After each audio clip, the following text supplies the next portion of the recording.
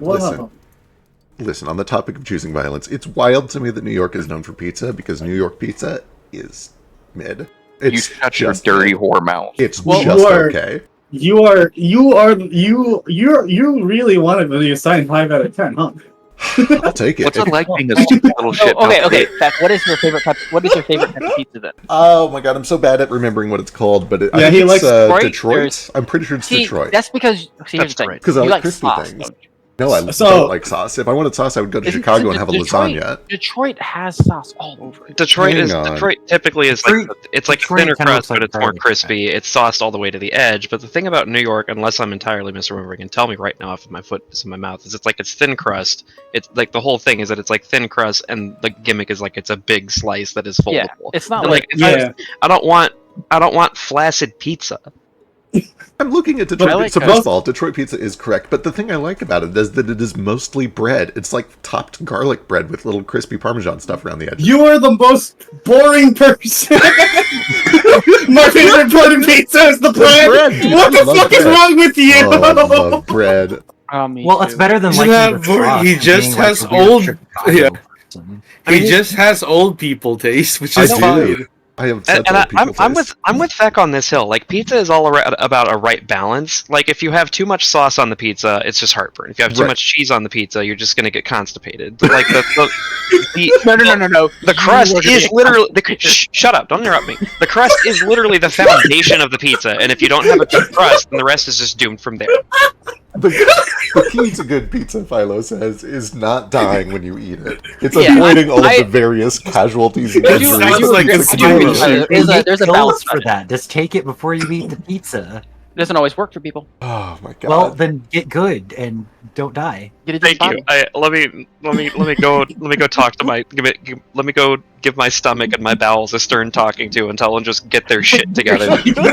Trust me, I get it. I have IBS. You just deal with it. Make your body bow to your will. Listen, Imodium doesn't always work for me. Okay. I keep that shit in my backpack, and sometimes it's just not enough. Well, I have the instance. Just the little pills that give you the lactase that you don't build. Anyway, hello, internet. Anyway, hi. Hi, welcome. How long have we been live?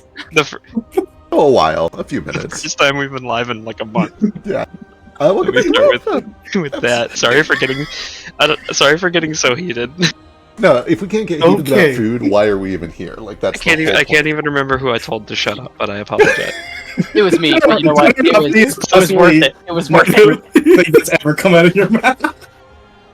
We have been gone for like a month straight. We had a whole bunch of travel plans. There are actually still some travel plans going on, so this is going to be kind of like a warm-up back into things, short session probably. When we left off, both groups had finished up their first missions in Avarice. There is possibly more to do here, but you guys are going to pull back, regroup, and have a group discussion before deciding what to do next. Before we can do that, though, there were a few scenes and conversations that we wanted to play out before the big group talk.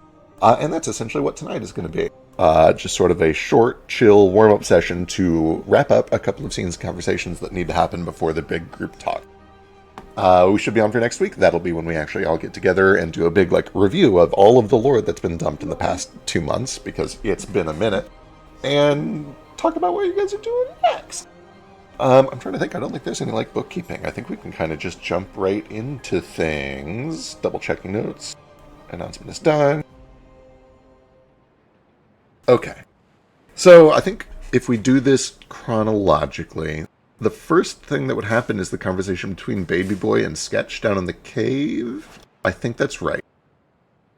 Maybe, unless you guys unless anybody would like to do their thing first, or if you have other thoughts. The only other thing was the other thing I mentioned to you about, which involves the little kitsune spirit thingy. Right. I don't necessarily want him to be around when I'm having this conversation, so I need to do my thing to him first. Understood. You guys went pretty quickly from the fight where you kidnapped that little thing into the cave. You only had a few minutes alone before Sketch caught up with you, so you would probably need to get a little alone time. Later. I'm doing it in front of Sketch. That's fine. Oh, okay. Here, both of those scenes happen in the cave anyway, so we'll just play it out. We'll see. You can decide how you want to do this. I think this conversation between Baby Boy and Sketch is going to happen. We're going to be staying in the grove overnight to protect it, because we said we would. That sounds about right. Everyone else stayed on the hill because they wanted to listen to Skeleton's bone. Bone, moan, moan, bone. Is it called rattling? Oh my god. Yes.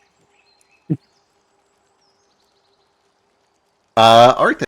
We pull back to Fetch, or sorry, not Fetch, Sketch, and Baby Boy.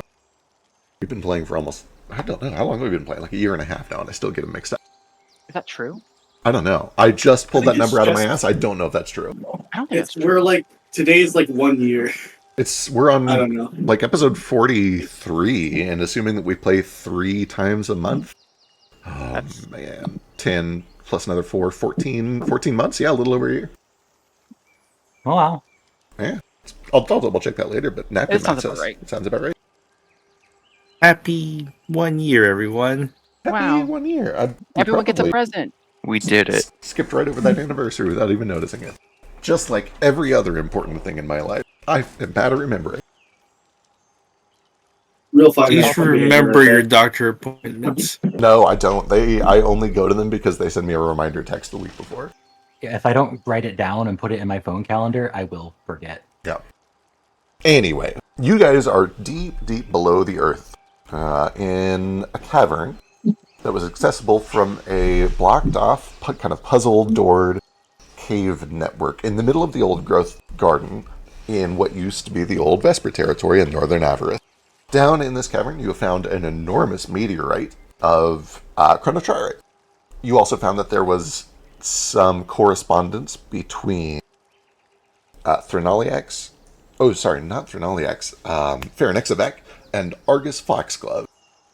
And we pick up basically right after you guys got done going through those letters back and forth between Argus and Pharonexivec. Ugh, he's Oh. so extra. Why does he talk so much? Like, just stop. I mean, if it's okay, can we have this conversation like after we Sure. came back? Yeah, you guys can Like, go I wherever think you it just because like we had like a little bit of time, we were doing stuff, and then text Yeah. appeared. I'd rather have it at night if that's okay. want. Understood. Yeah, you guys can come back in here. And I'll bet I can even make it nighttime. We'll find out.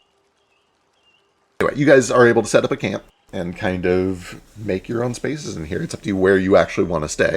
And whether you we're keep watches. watching it, probably like near the cave mouth, I guess. That makes So a lot of we sense. can keep track of anyone going into this cave specifically, and yeah, I do need to take care of this fox spirit first before we have a conversation. I don't want him overhearing anything. Okay, perfect. We can do that first. So he eventually comes to and kind of just follows you around because he doesn't have a whole lot of other good options. He's quiet He needs, most to of the make, he needs time. to make a will saving throw. Oh, you're just doing this immediately when he wakes up. Okay, perfect. Excellent. Let's do it. I can do it if he's unconscious too. It doesn't matter to me. Oh, shit. Okay, wonderful. Let's see. Where'd this little guy? There he is.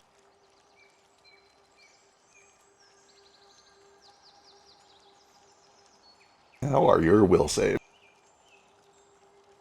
Oh, they're okay. They're okay. Hope he fails.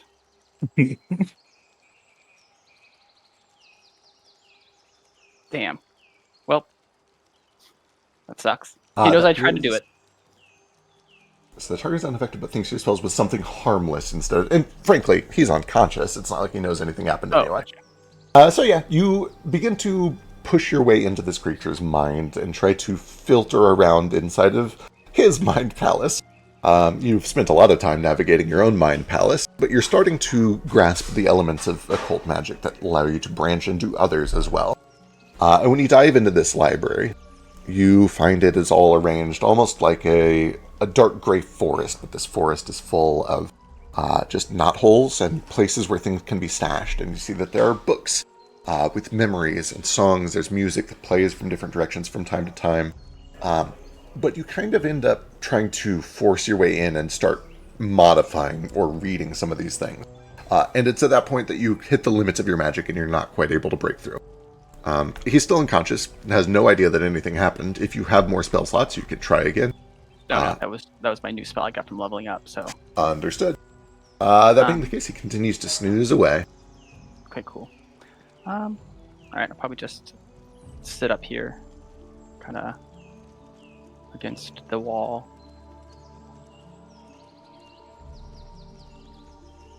And I'll sit like a normal person. Crazy talk for baby boy. And I'll probably actually just like throw a little blanket over the box we can't see, and I'll Too take cute. off my and I'll. Oh wait, take off- you throw it like all the way. You're like tarping a body. You're not tucking in Yeah, a small I just- creature. You're tarping a body so he doesn't see you. I got yeah. you. And I'll like pop up my head, kind of like shake my fur free. It probably has hella helmet hair. Sketch. You don't happen to have any alcohol on you, do you? Let me check my consumables. I have like month-old food that I probably shouldn't have in here anymore. Like scratches his nose. No alcohol. Why? That's okay. Well, I was hoping to have this conversation when we got back, but this seems opportune. He like pats next to him on the ground.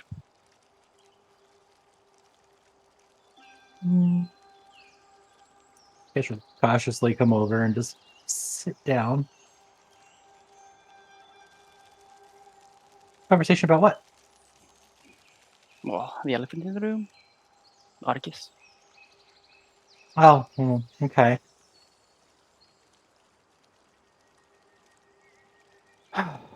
Well, I met Arcus about a little over 2 years ago. At least, from my perspective of time, I know time is a little bit really wonky for me. Okay, and He you was two just... he was charming, of course. I was quite excited to meet him actually. It's not often that I can meet someone, well, mortal and living and in a similar situation as me.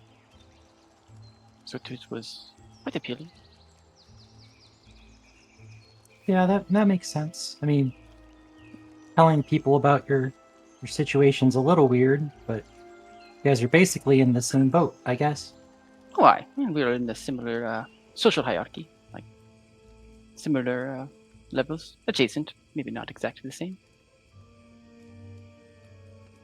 The master was happy that I found someone like him. We hit it off pretty well.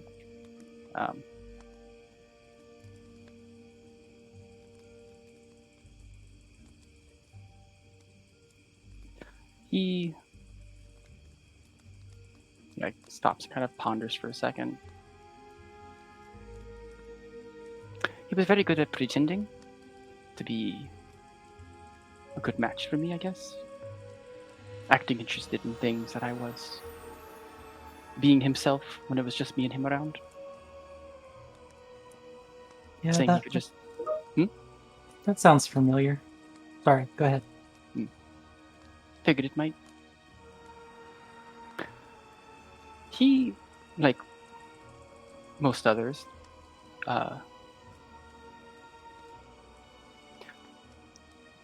was always interested in what I had to offer, what he could take from me. And I guess I just hoped that he would be able to see past that and just like me for me.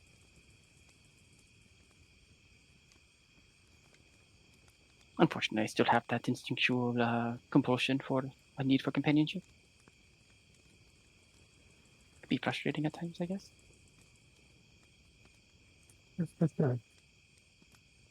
How did things end with you two?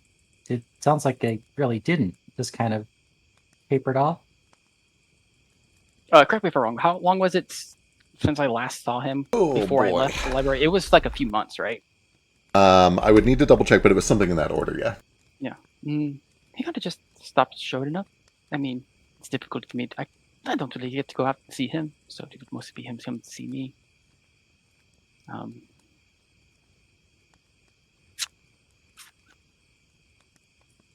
Yeah, he had the control there. That makes sense. Why? I was planning on breaking it off when I saw him, anyways. Though, he like pulls out like a little like 2-inch by 2-inch little like jewelry box that you probably saw. You saw him like crumple up and throw into the fire before. And I'm giving him this. Maybe a little bit out of spite. And he like hands it over to you. look it over and Yeah. When you open up the box, there's 2 little like wrist cuffs inside of it. They have like a little looks like a little fox footprint with a little foxglove growing out of it. And the back of one says,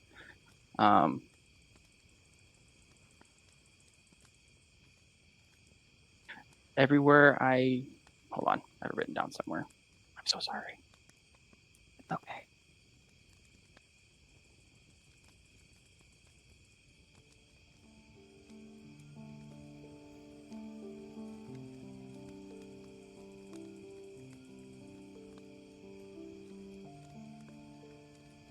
I don't know, so I'm just gonna make it up. And something along the lines of like, everywhere I grow, beauty follows. One day the whole world will be beautiful.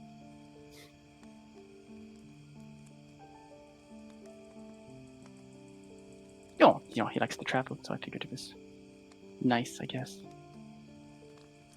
Yeah, it's sweet. It would have been nice. You were gonna break it off by giving him these, or were these made before that? Oh, I did I can. I guess I hoped that maybe if you saw him, he could like have a good reason. I guess I never really realized how horrible he really was. Not until I saw the vision in your smoke weed. I'm sorry you found out that way. That's a little rough. Oh, I'd rather find out that way. I guess so. I don't know. It was weird to find out that, he was technically with you the whole time, but I'm still sorry. It's nothing on you. But it sounds like you're a victim in this. Yeah, I guess so. I mean, yeah, you're right.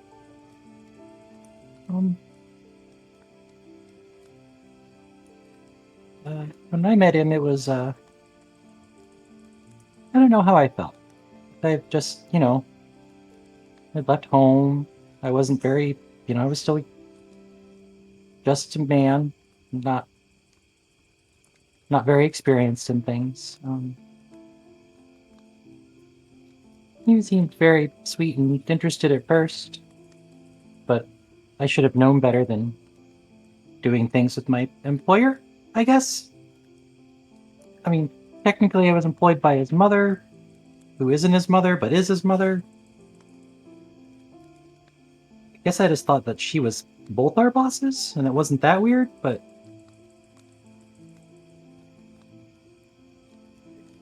I don't know. He was sweet to me too, and he's good at pretending he was interested in things other than just what I could give him, I guess.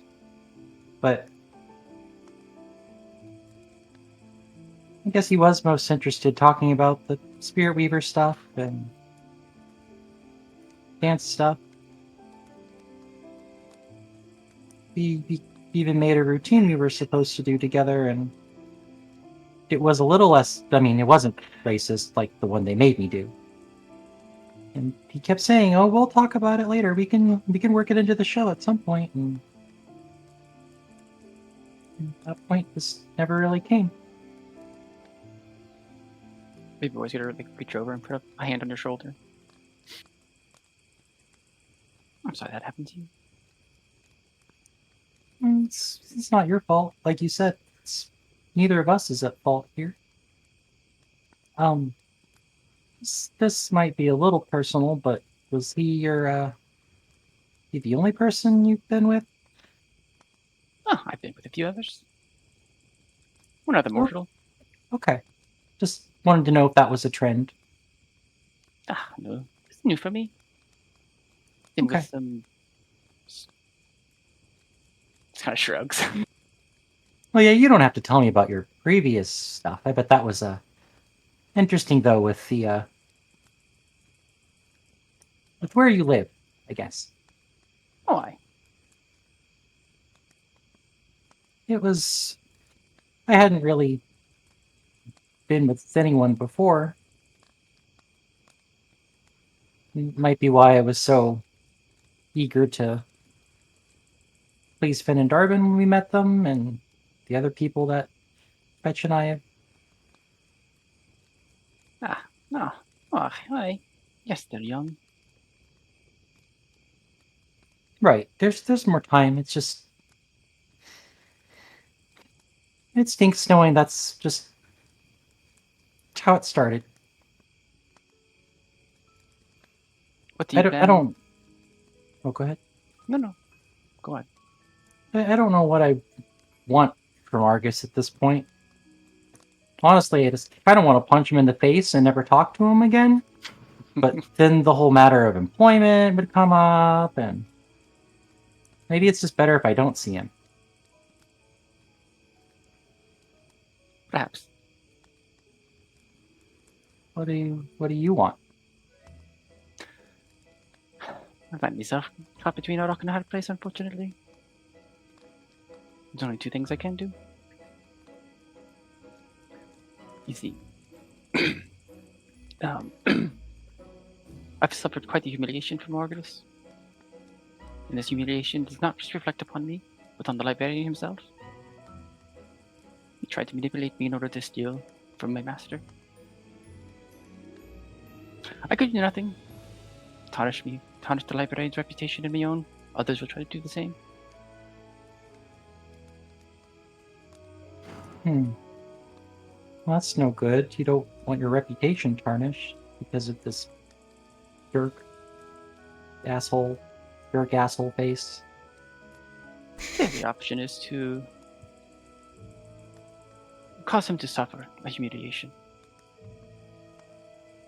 Make an example. What is it that text said?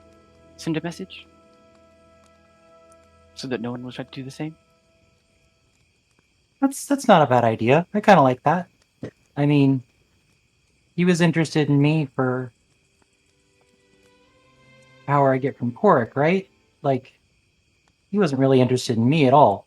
So maybe I shouldn't just let that stand. I mean, blood for the blood god. At this point, Pat, can I make a check to see if this fox thing is still asleep? Sure. Go and give me a perception. And then can I have Mayor second it? Sure.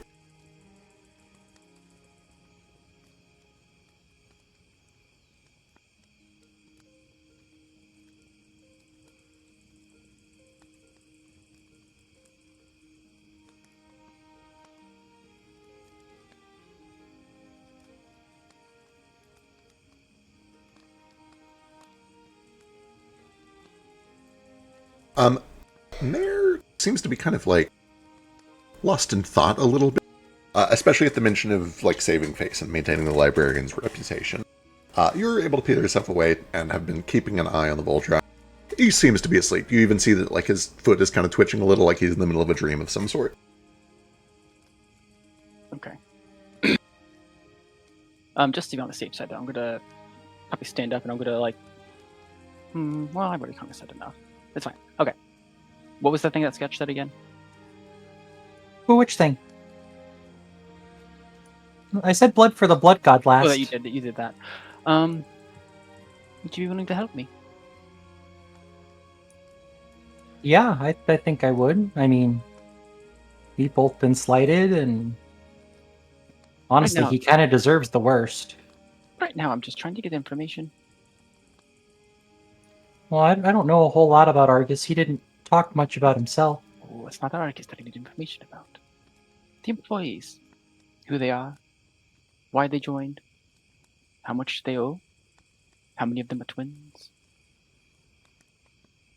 Okay, I know some of the people. I mean, the face paint lady was just there because she liked to. I don't even know if she owed them any money at that point.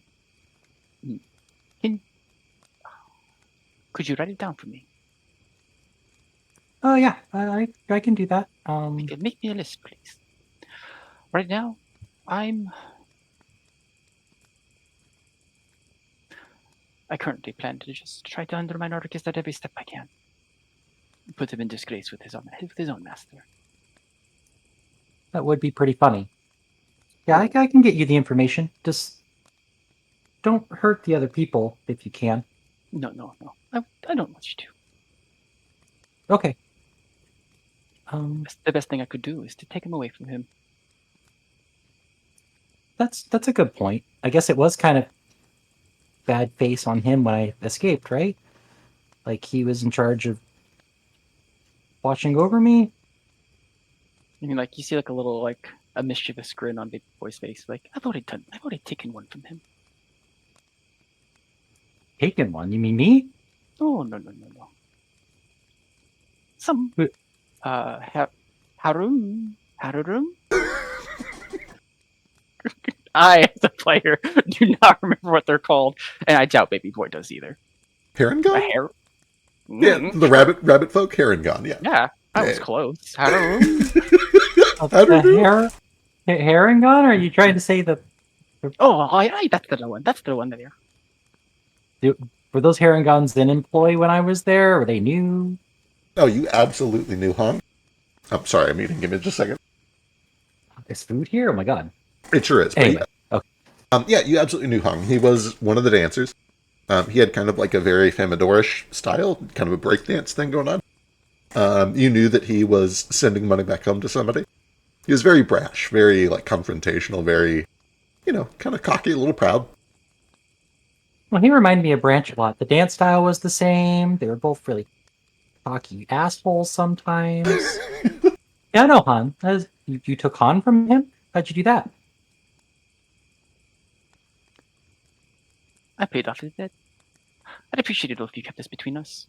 As you can see, I did not do this as myself, and I wish to keep this persona secret. Sure.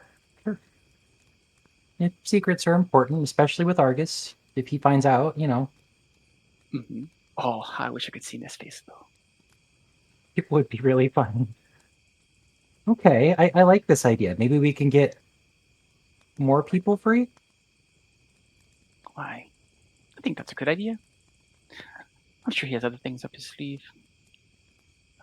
There's a few other places in that city that I want to explore, but perhaps we should wait until the circus has come to Thermidor to do so. If you go again, I'd like to go with you, if I can. I can disguise myself so he doesn't know it's me. Is that so? How so? Thought I had a disguise kit, but I could be lying to your face. I'll figure it out. I'm sure they make, paints and dyes. We were supposed to, keep my identity hidden at the beginning, and then we just kind of abandoned that idea. I don't know what happened there. I will also throw out real quick because of something that Baby Boy said. Baby Boy is for you to decide whether Baby Boy knows this or remembers this. Sketch certainly does. I just know that out of character it has been months and months. You know that the circus arrived in Famidor on Monday. Today is Sunday going into Monday. So they have been there about a week, and that means they're probably about to leave pretty soon. Oh, okay. I didn't think they had come in yet. Yeah, they are in Famidor as you guys speak and are probably wrapping things up. Gotcha. That's whatever. Oh, another thing then, Sketch is, do you know their route? The circuit that they go through? Yeah, I've got this paper here and it just has the route on it. Oh, yes. This is the type of information I need. His whereabouts, where he's going. Then we can get there ahead of him and find out what he's doing there. I doubt he's going to the cities just to perform a circus. Yeah, I bet there's some weird reason they're going to him in a circle like this, right? I guess it's just a convenient loop, but... Perhaps. But the idea of being such as Madame Monarch would need to have a circus to fund her operations is laughable at best. You think that the circus is just a cover or something? As I said, how many of the people there were twins? Well, Han was, I guess. Actually, I wouldn't know that. But you said Han's a twin, so I believe that. I was. I don't know if I said Han was a twin. I kind of assumed he was, but I don't think I actually made a check about it. Did I know of any other twins in the circus? Go ahead and give me, and I'll let you do this however you like. You can either give me diplomacy if you want to just see how well you socialized with your coworkers, Or perception if you were, like, kind of snoopy, kind of investigating about it. I want to help him. This is a retroactive check for how I much have. he knew of... Oh, okay, you got a thing for it. I have a spell for it. That's the actual purpose of the spell. Recall knowledge check. Oh. Then yeah, I'm absolutely. gonna touch you on the forehead, and this one's probably a little weird because you haven't actually got getting like super secret eldritch knowledge, but like you're getting like maybe clearer visions, maybe like in like X-Men when like Xavier just like walks through people's memories. You probably get like more of that when you see your memories. Well, that was cool. Let me see how well I remember. No, go ahead. Let me roll to see how much help you get. DC is 15. Okay, his perception's gonna be way better, so I'm gonna go with that. Perfect. If that's a failure, let me know, and I can re-roll. That is a failure. Just a regular failure. Oh my lord. That's a crit, which bumps it up to either 30 or 31. Are you a master in occultism? I am not. I put my master in intimidation. Okay, 30 still is incredibly good. Sketch, you picked up on a lot of details. You were totally new, essentially, to the civilized world when you joined the circus. There was a lot to learn, and you learned as quickly as you can. You'd always been sort of a good study, and especially good at learning about people. And you did absolutely pick up on a kind of funny coincidence at the time. Although now, with the additional context of the things that you've learned since then, what is probably more than just a coincidence. You, of course, are a twin. You know that Hong was sending money back to his twin sister, who apparently had some sort of a medical bill that was eating away at their, family fund. He was the survivor of one of the monster attacks in Eden. Lost their parents, and so he was essentially the breadwinner taking care of his twin sister back home in Octima. You also know that Castagnaccio and Pugliese were twins, awakened squirrels. And there were a couple of others, but those three at least are the ones that you were kind of close with, the three that you knew pretty well. Okay, that's at least 3 pairs, because there was Han and his twin sister, who was sending money back home for. There was me, and then Castagnaccio and Pugliese. Pugsy. Pugsy. They were twins too. I didn't really think much of it because they were squirrels, but it's at least 3. It's a little weird, huh? Not I mean, not weird now that we know, but I just thought it was a funny coincidence. I don't know how he knew I was a twin right away. What to say? This brings up another master then. I would like to remove these twins from his employment. But this also means that we must remove other possible twins from becoming in his employment. And for that I have a plan. Yeah? How are you gonna do that? Like, I'll put them in my employment. Do you have money to do that? I have...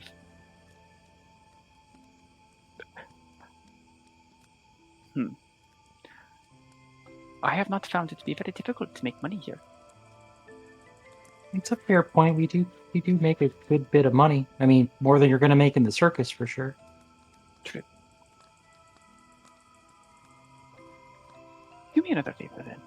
As we are around camp with Finn and... Darvin. With the B. Keep your eye out. It's strange to have people give away so much money to want something that they don't tell you exactly what they want. I say as a person who's about to do that myself. But yeah, biting my tongue. He does say that out loud. He can't just say and dismiss it. I think Baby Boy, more than any other person in this party, has used money to curry favor with non-adventuring people. You are the person who has bought the most favor with money. I've only done it the one time, I think. That's true. I'm also counting the plans that you've sent me for when you get back. Oh, yeah. Yeah, I'm gonna be so poor. I don't even know what poor even means. I guess so. They seem nice enough, but I guess Vargas did too. Any point exactly. Be cautious. sketch. Okay. I mean, I'll do my best to watch your back. I'm pretty close with them, so maybe I can get some information? I'm not sure. For now, passive is best. Right. Okay, I can do that, especially if it helps us get back at Argus. I'm on board. Aye. How are you feeling after our talk? Any better? A little better. I wasn't sure what I wanted to deal with Argus, but now we have sort of a plan. Oh, aye. And by no means are you bound to this. I appreciate your help, but you don't need to feel the need to do anything you're uncomfortable with. The fact that you're okay with me not helping makes me want to help more. So I'll help how I can. I appreciate it.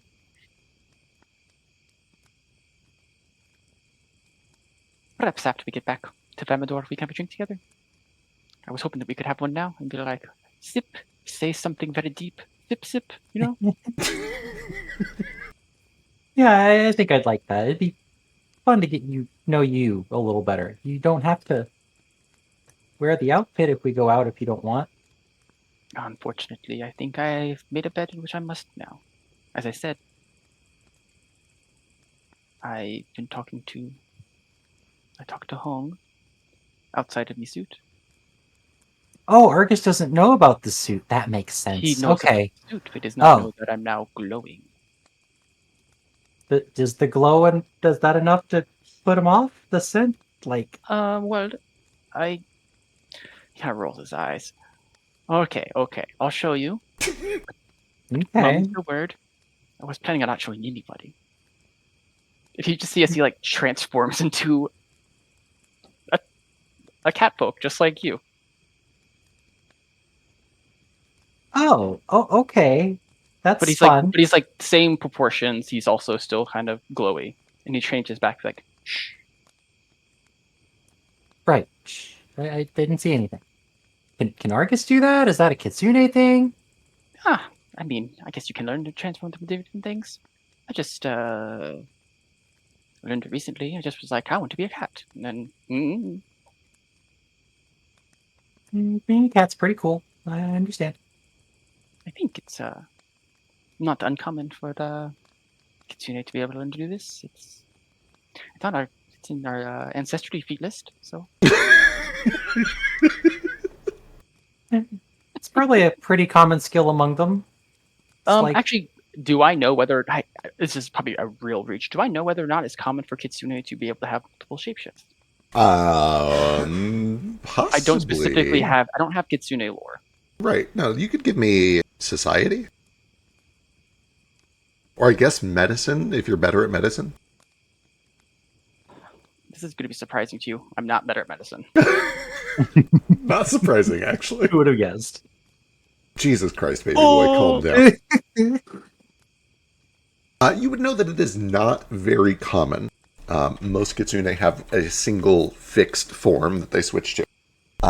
Once you get into kitsune who specifically become mages or adventurers or really start to push the boundaries of what their physical body is capable of doing, then it becomes a little bit more common. Some people specialize in it. Some of them become very good at taking on different shapes.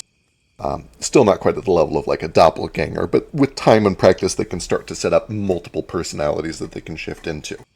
But that is something that's typically only found among like the adventuring type, the mages, people who do weird things. The common, the common class. Hundreds of years old kitsune ex-boyfriends. For sure, possibly. It's most likely that he probably can. Though you can't change everything. Color, eye color. So it'll always have heterochromia. It'll always be that dirty brown. It's a bit of a giveaway. So, okay, I'll just be suspicious of other heterochromia people. Just like you. Yeah, just like me. Imagine if you were Arcus this whole time. That would have been weird. There's probably some alternate future where that happened, but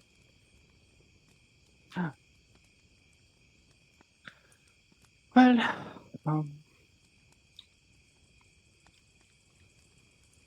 I do feel better though. Thanks, baby boy. Same. I'm a little ashamed to say that I'm quite upset about this, and I'm trying to handle this as rationally as possible. Right. I feel my temper will get the best of me at some point, though. I think I feel better now, but I can't say I'll feel the same when I see him next.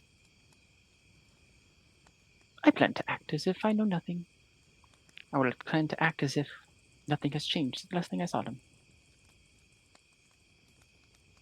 I admire your tenacity to your plan, I guess. I'm not going to be able to hold it in, probably. Oh, that's okay.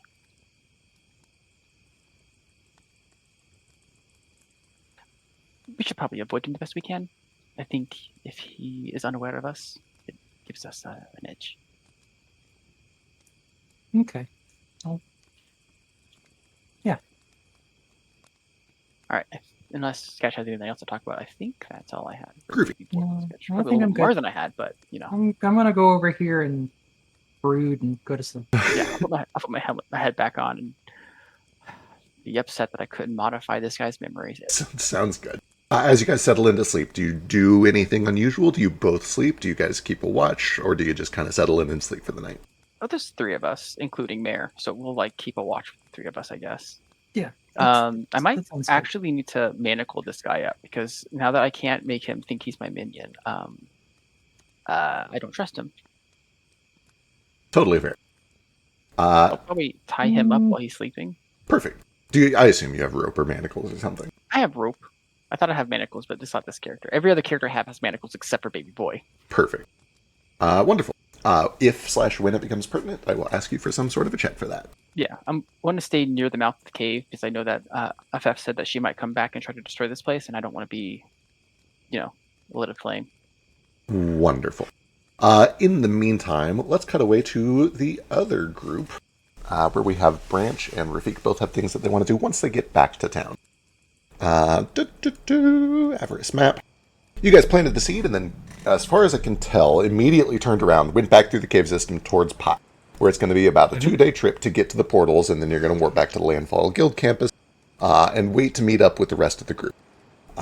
To expedite some things, Jane has been in contact with Ruko and Foster through dream messages, and with a little hand-waving and a little bit of meta shenanigans, you've essentially worked out that you're all going to regroup back in Landfall, talk things over, and then decide what to do next, which might include going to Pharynexabax's Keep, or it might end up being some other things. But for the sake of convenience, you're headed back to regroup with everybody, and you know that you'll be there in a couple of days. I think both of you have things that you wanted to do once you actually reached town, so we're going to fast forward a couple days. However, there are a couple of notes that I want to mention just so that you guys know about them in case they change your behavior. The big one is that Jane brings Drifter out so that Drifter can recharge on Monday night when everybody normally has the dreams.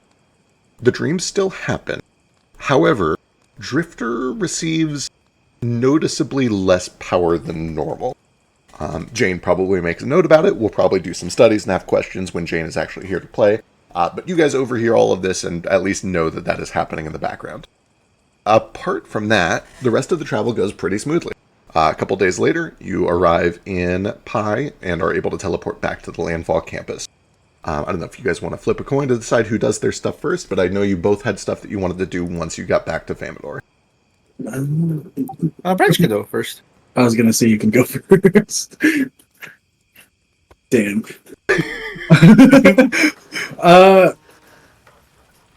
The other group isn't back yet, right? Not yet. You'll have about a day or two before they get here. They had a longer way to travel. And I know that you had multiple plans, so if you want to do some of them now, and then we can break it up and come back and do others once they get back here. Because I know you have a thing with Foster. Well, mostly sketch, but Foster was the winner. So you said earlier, is the circus still in town right now? Yeah, so when you guys get back, you find that there is the circus. It is set up kind of over here in the middle of the Farmers District. They're clearly wrapping things up. They are still open for the day, but a lot of the big shows are closed.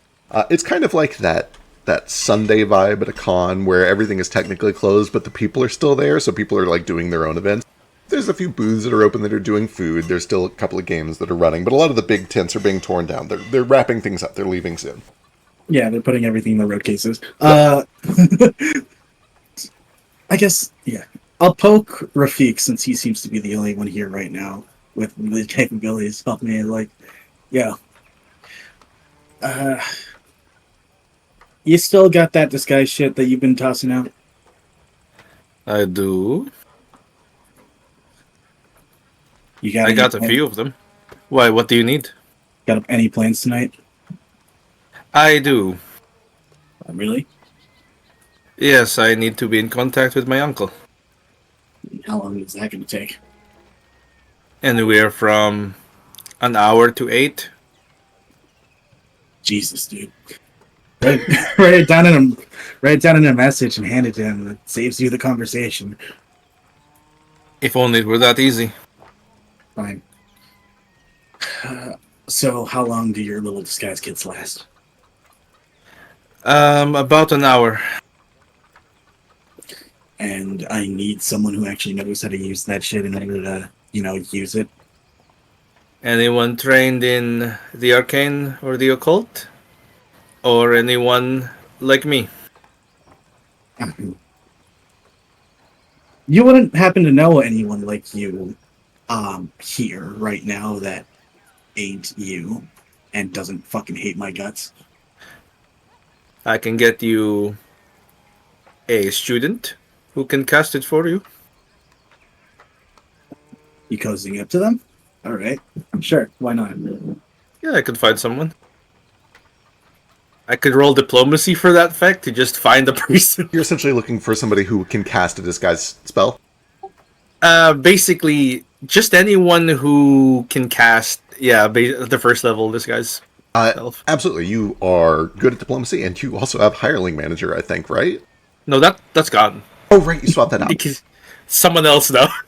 Fair. Either way, you've invested a lot of your roleplay into getting good with some of the low-level guild members here. You can give me a diplomacy check to look around and see. Yeah, this is. Them. I have to pretend to not know anyone, so it's very weird if I talk to someone and they're like, "Who the fuck are you? Why do you know me?"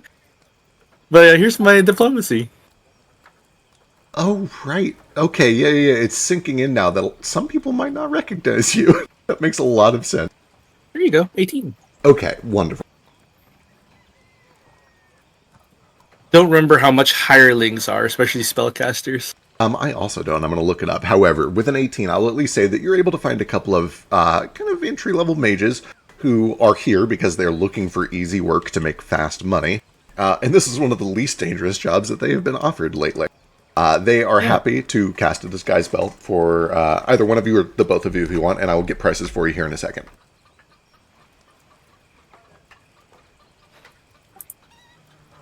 Yeah, the price. I imagine if we provide the spells, then they don't need to cast their own magic.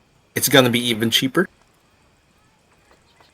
How do you mean? Like if I give him an illusory disguise scroll. Oh, you literally just want somebody else to use the scroll for you? Yeah. Oh my god, yeah, that's so cheap. Like, they'll do that for a silver piece. Why not? Yeah, like, it's cheap. I will give you one illusory disguise in case you run out.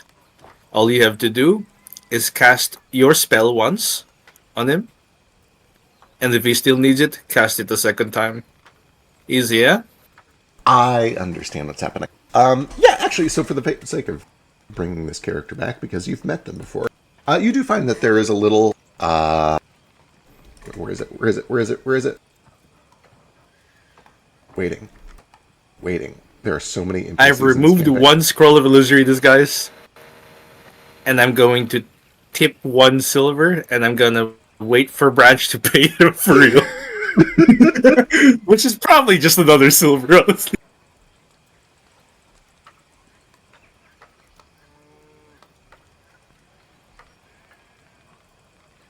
Here we go. Gilmore is here. You guys have set up the portal back and forth to to Blimadil. And that includes the little group of Raccoon, Sebastian, and Gilmore. And Gilmore is happy to cast the spell for you, especially I love since Gilmore there is so much. transaction involved.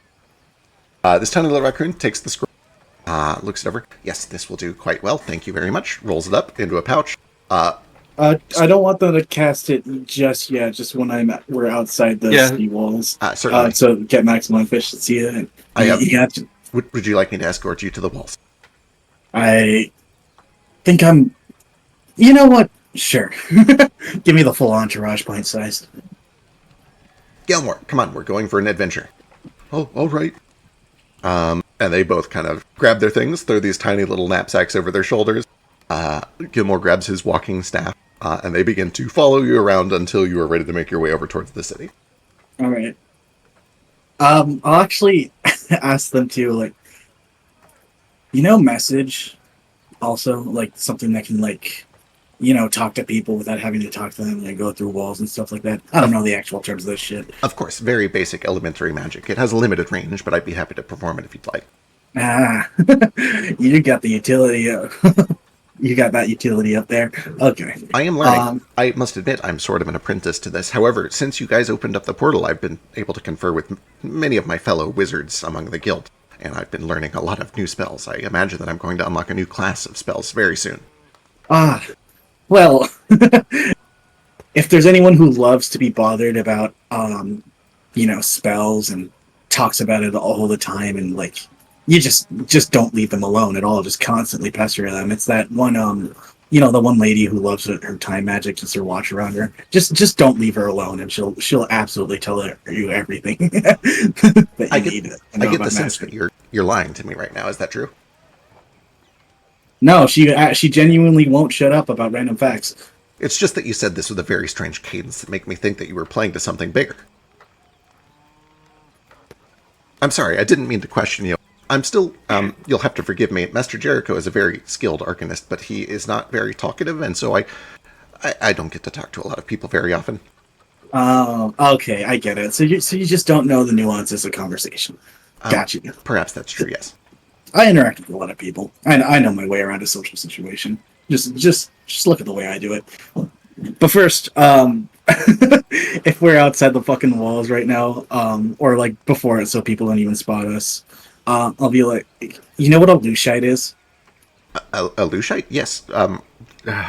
Actually, I should do a roll about this. I might not know. Let me see. I forgot that Gilmore is not very politically active, or religious for that matter.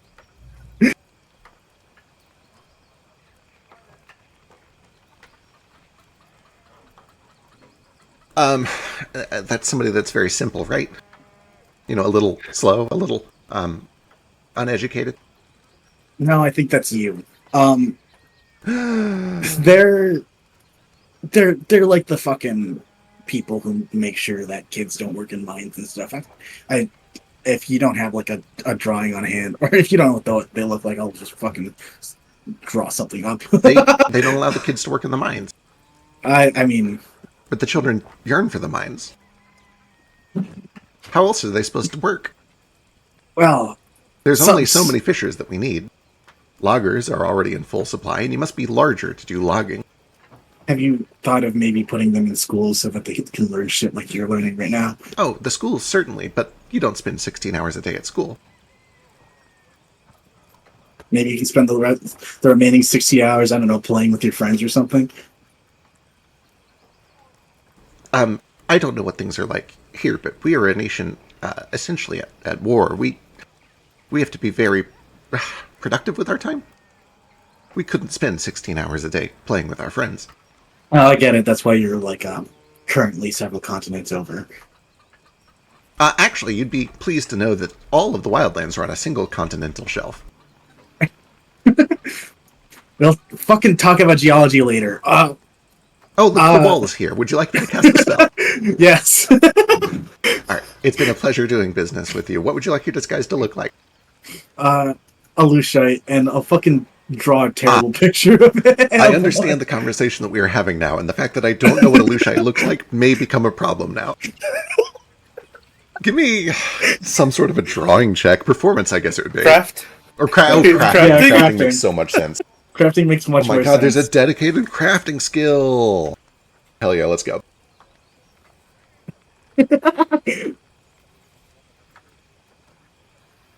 Oh, That's pretty good. That's That's So very good at art. All right, Ah. I understand. Yes, I see. Okay, well, give me a moment to study this, and good. He waves up his big old wizard staff. He straightens up the pointy starred wizard hat on his head. He opens up his book, flips through a few pages, and finds the right one, and then casts a disguise self spell on you. And you now, do you change your race at all? You still look like Branch, just a Lushite, or do you change your appearance? I'll change my appearance to a fucking just an elf. elf. Generic Walmart great value brand elf. That makes so much sense. Perfect. Wonderful. All right. Little sparkles kind of fly out from the staff. You begin to glow. Your body turns white, and then it begins to shape like a Pokemon evolving into its second tier. And your second tier, unfortunately, is an elf. An elf cleric. An elf Who's cleric. that Pokemon? Ah, It's Branch. God, I can never get used to having fucking ears with these things. Is this mean Anyway. that your next form is named Log? Why not Saul? Because the fucking Spanish word for branch is Sucre Saul. Whatever. Anyway, yeah. So, as he finishes this typical traditional garb for Lushites, you do see that it is essentially mostly yellow and black with like horizontal stripes that are slightly canted and angled, essentially like a construction sign, and then little bits of orange trim along the edges. Well, how's it look? I look like a narc right now? Someone will just step up on your business without your consent? You certainly, there are two things that I can say about your appearance. The first is that you are hard to miss. You are very bright. You are conspicuously bright. And the second is that it looks like you belong anywhere that you go. Yeah. You know, these fucking costumes could get you backstage at any fucking venue you want. Just act like you need to be there. You ain't got to pay the fee either. I'll remember that the next time that I need to do breaking and entering at a venue. Attaboy. And I'll lift up his like little pointy wizard hat and put 2 gold on his head, then put the hat back down. Sebastian kind of looks over. Usually Dirge does the breaking and entering. Dirge? Yeah, our sister, Dirge. She's the sneaky type. Well, you could learn a thing or two for her. You want to hang out at the wall until I come back in case I run out of this? Oh, I need I'm certainly another not going back through the jungle alone. That was very scary. You guys seemed quite nonchalant about it, actually, but I've heard terrible things about these jungles, and I've been warned repeatedly to not go outside of the walls alone. You'll get torn apart if you're not careful. Yeah, I prefer to avoid It was that. honestly pretty dangerous and honestly really risky and pretty stupid for me to bring 2 very small, very like edible creatures to all the monsters around here. Your delayed candor is appreciated. We'll wait right here. You can come inside the walls if you want. People love raccoons. Yes, that's probably a good idea. We'll join you. All right.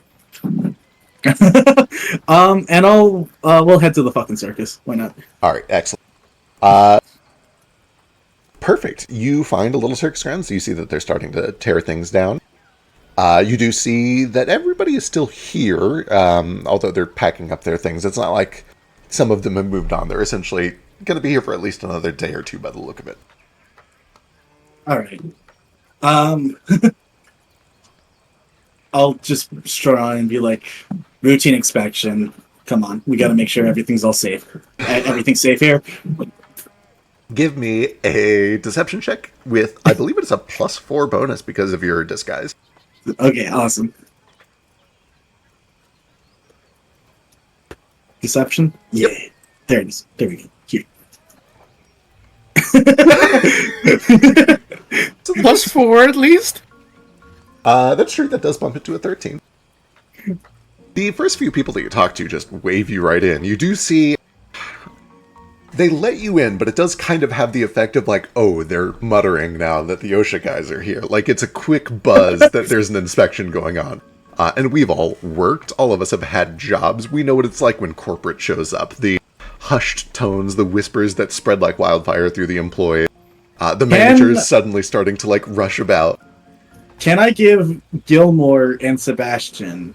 I'm gonna rip like some pieces of paper out of my ledger, and have them pretend they're holding like little notepads and recording everything as a little to have like two little cute fucking creatures doing this for me to look a little more official and hopefully boost morale because I'm having two little raccoons do it. I'm amenable to the concept, but because you've already dragged us into one dangerous situation without telling us how dangerous it was until we got there, I must ask, is what you're doing upfront, is it legal? Are we going to get in trouble? Is this dangerous in any way?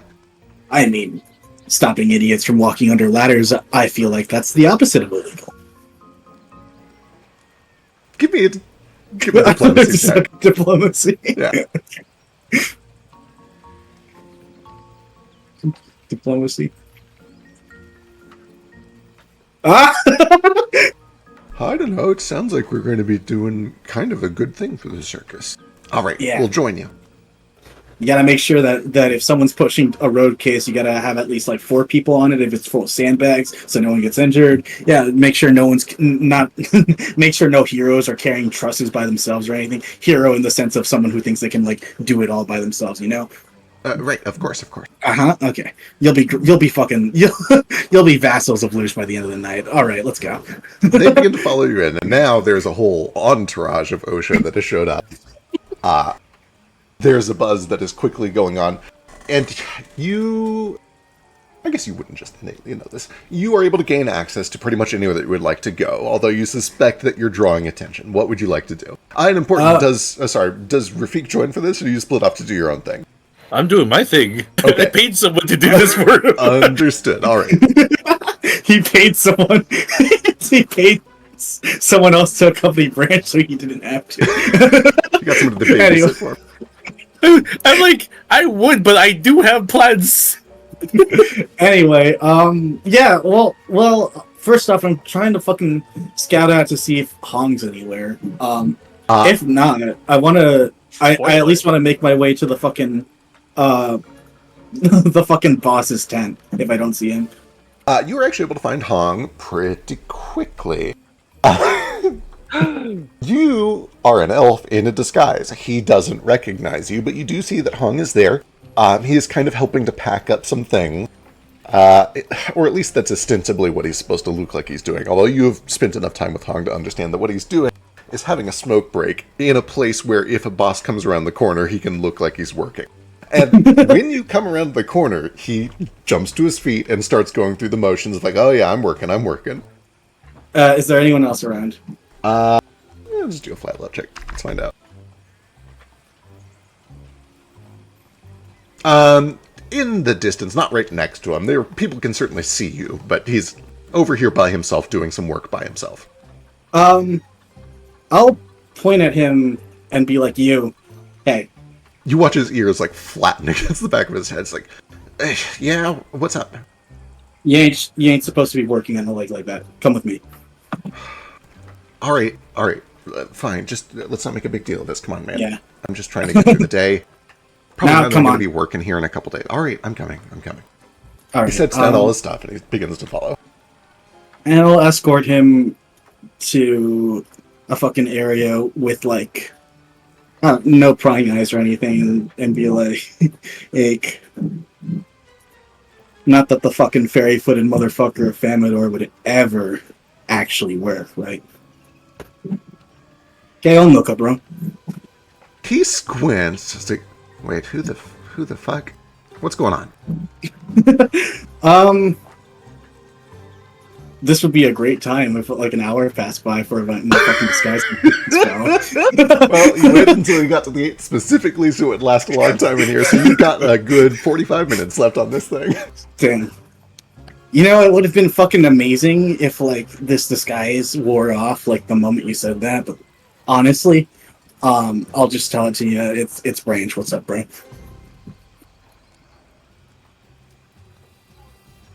No fucking way. Really? You look good? Is this a new phase for you? Do you have a new name? Should I be supportive? I'll pull out the fucking wanted poster.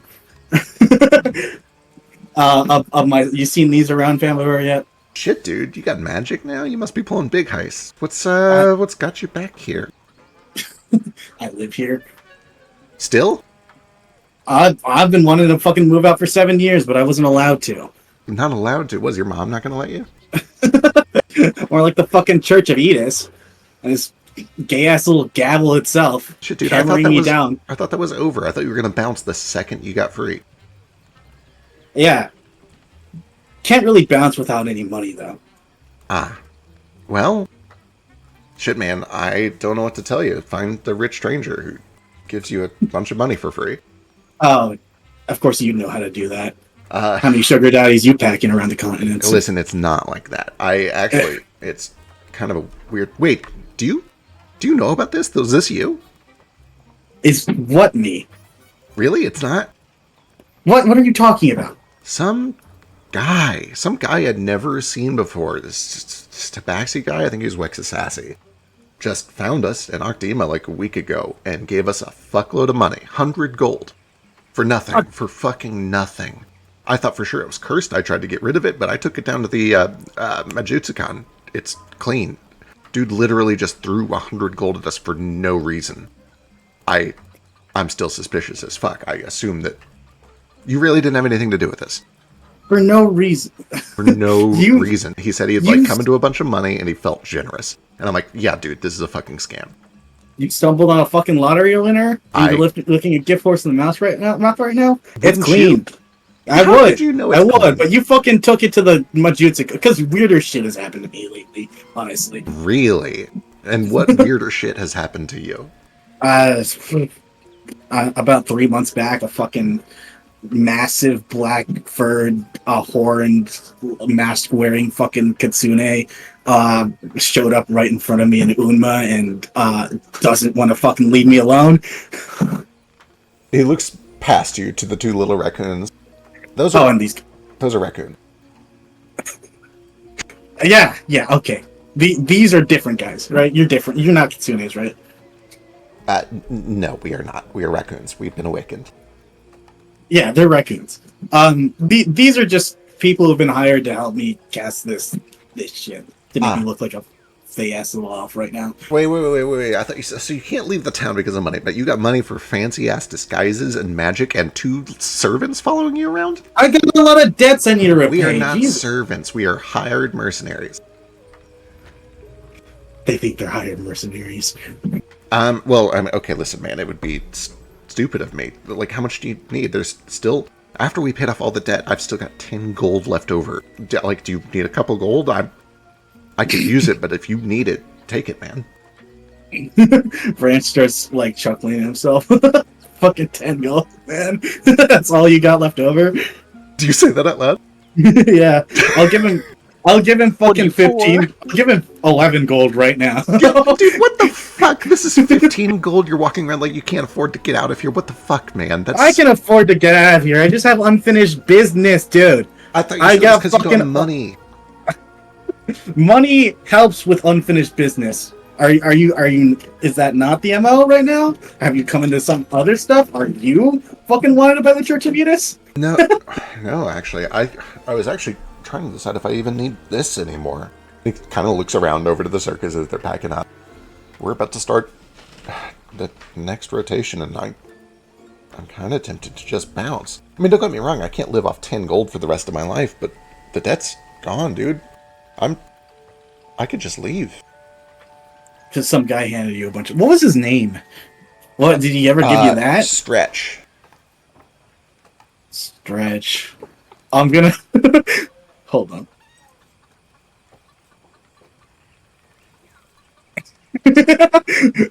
The fucking investigator intuition and branch fucking triggers. He stares off into the distance slightly, and you can see the fucking equations aligning in his head if you look hard enough. Right. Like those appear in his head. The meme.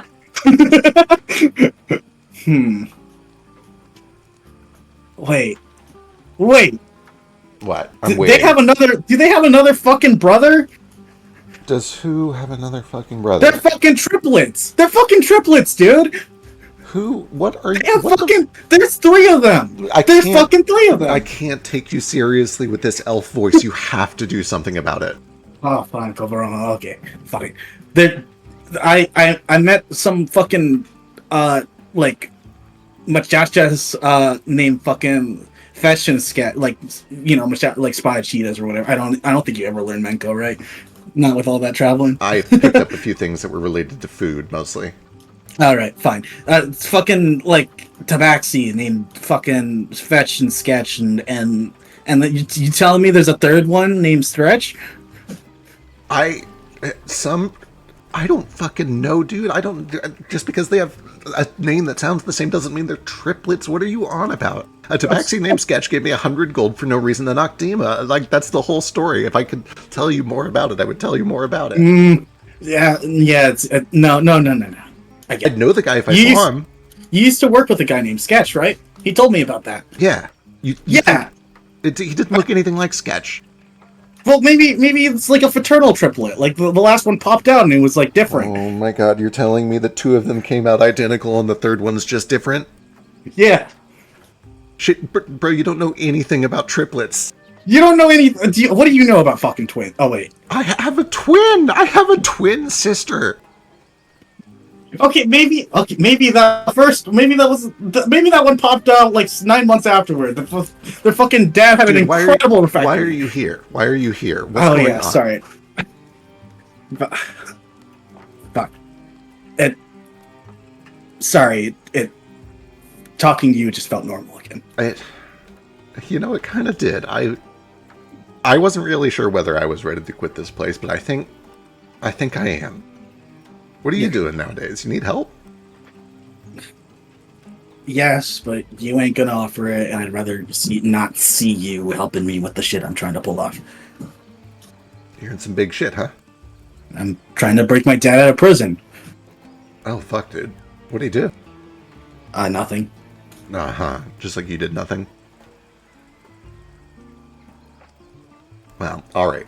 Whatever he did, I'm sure it was very noble and for a good cause. Whatever. Foundry just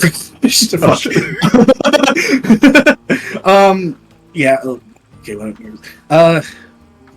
He's in a place in the middle of the ocean called a town or whatever. Again, there's no way you'd ever know any of this shit. But yeah. But I'm just here to see you, and if you didn't run into your fucking sugar daddy, I would have paid your way out myself. Bro, you just told me you were having money problems. Which one is it? You got to come clean with me. I've got enough money to be wealthy, but I ain't got enough money to do everything that I want to do right now. But I know I can get that money if I keep doing shit for the people I'm doing shit for. You get me? Crime? It's not it's complicated. It's fucking complicated. Oh my god, you're with the guild. Are you serious? 100 gold a job? Are you gonna fucking turn it down just because you don't like those assholes? Dude, they got half the city killed. I know. And I tried punching their fucking show boy Finn, but he's a bit too strong for me right now. I think we could both take him if we tried. 100 gold a job? 100 gold a job. It's really fucking good. What are you doing? You're dangerous. Yeah, I was gonna dangerous say. Shit. You come close to dying yet? Close, but I can brag about this. I ain't been knocked down yet, unlike everyone else I've been traveling with. You doing a lot of dirty work? You kill anything?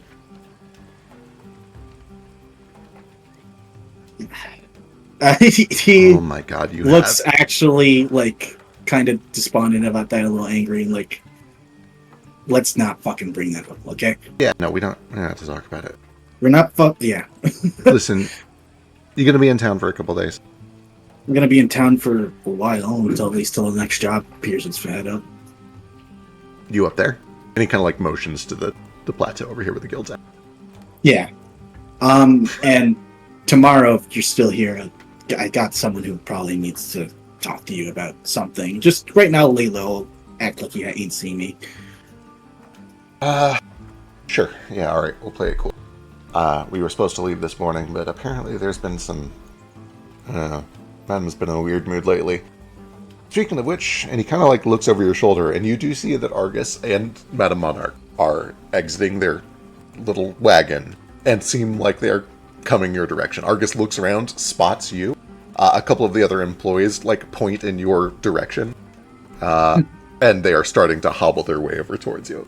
I'm gonna like grab Hong and stand him up and be like, I can get you a few days off right now, and just like cross my arms and look like a fucking OSHA fucking dick bag to Madame Monarch and Argus as much as I can.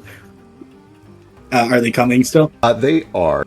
They start to walk, and Argus kind of leads the way. And Argus says, it's a pleasure to meet you. We weren't expecting an inspection, but we are always happy to see the Lushites. How can we help you? Where's your med bay? Med bay is right over this way. Come with me, please. This is you got a steward too that's recording all this? We have a couple of encounters, yes. And what's your plan in case one of your people gets injured? We have extensive healing at our medical tent, and in the event of something that we can't handle locally, we have the contact information of all of the nearby healing temple. Well, and I'll pat Hong's shoulder like twice. Send him to fucking Family Finest right now. I'll see you're hearing it. Look at this. Look at his fucking ankle. And I kind of like nudge Hong to like try and like play up that he's hurting right now. Sure, let's see how this goes.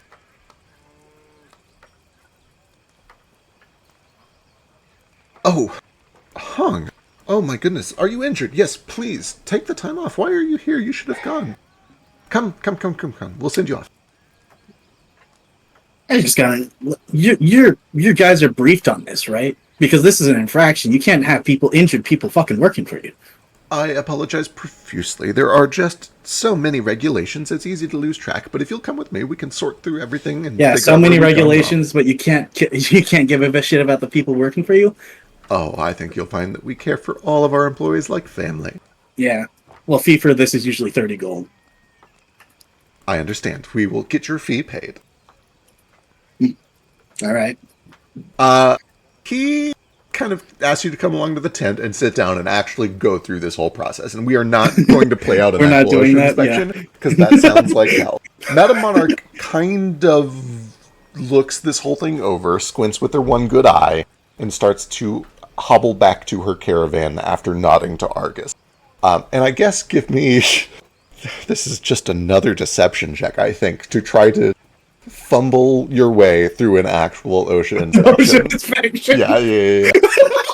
And, like, possibly even fish for a fee here, but you're going to have to do really well. What an amazing high fantasy character I really like that everything that Branch has tried to do is essentially just, like, pretending to be an inspector of some sort, like a tax officer or an OSHA guy.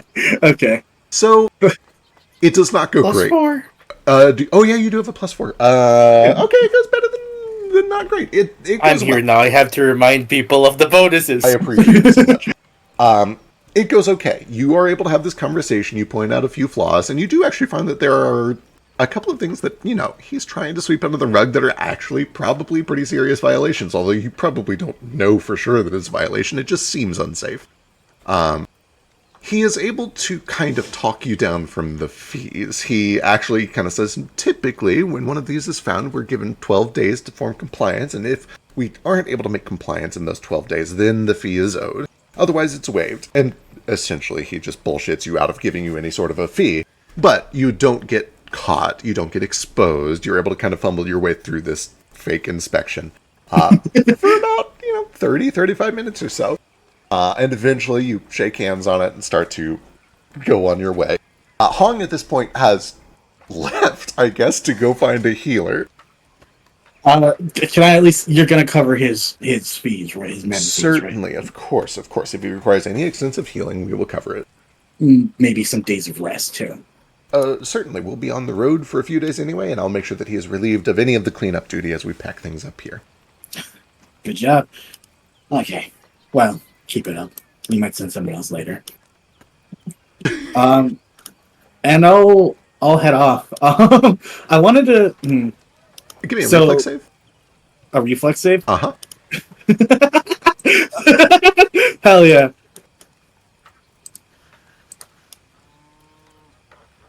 Oh, As you make your way out of the circus, and you're starting to head out onto the street, back towards kind of like the wall in the farmer's district, or wherever it is that you're heading, but not in the circus, just a little outside of the circus. You see that there are a couple of kids that are playing with like these rubber bouncy balls, and one of them just kind of like hits a corner at an odd angle and flings under your foot right as you're about to step. And you don't like eat shit or break an ankle, but you absolutely like roll your ankle a little bit, and it's a little inglorious. I'll limp my way out of there, acting like nothing's wrong, and try and like get out of fucking line of sight of the circus. And, like, the fuck. Half tempted to like go to those kids and tell them to stop playing in the street, but you know what? I'll let them have it. sorry, mister. Can we have our ball? Sure. I'll like throw it to them, but with a bit too much force. Yeah, one of the kids like, You don't want to write up these street children for playing outside of their jurisdiction. It's it that Drax throws a ball at a girl's face moment. You're just a Galaxy 3. catch it and kind of like shake their hands, like, ow, asshole. Anyway, as all of that is going on, what is Rafik up to? First thing first, I think Rafik comes back and picks up the rest of the armor he's commissioned to replace the old one. Perfect, wonderful. Yep, you do find that Basically that new set is ready to completing, basically completing his new identity fully. go. Yeah, He's you been look like wearing a around brand like a generic piece the entire time, aside from the mask. And I think I should probably describe how he looks Absolutely. now. I think it's come up in text, but I don't know if you've mentioned it on the stream Yeah, before. so probably for people who do listen and don't read the text because you're working or doing something, thank you. Easy. Or yeah. Or you've forgotten because it's been a while. Standing at 6 feet 2 inches or 188 centimeters for my European friends, Amazing. Rafik appears to be a tall, somewhat gangly figure, clad in fully blackened steel plates, leathers, and wrapped in a billowing white cloak.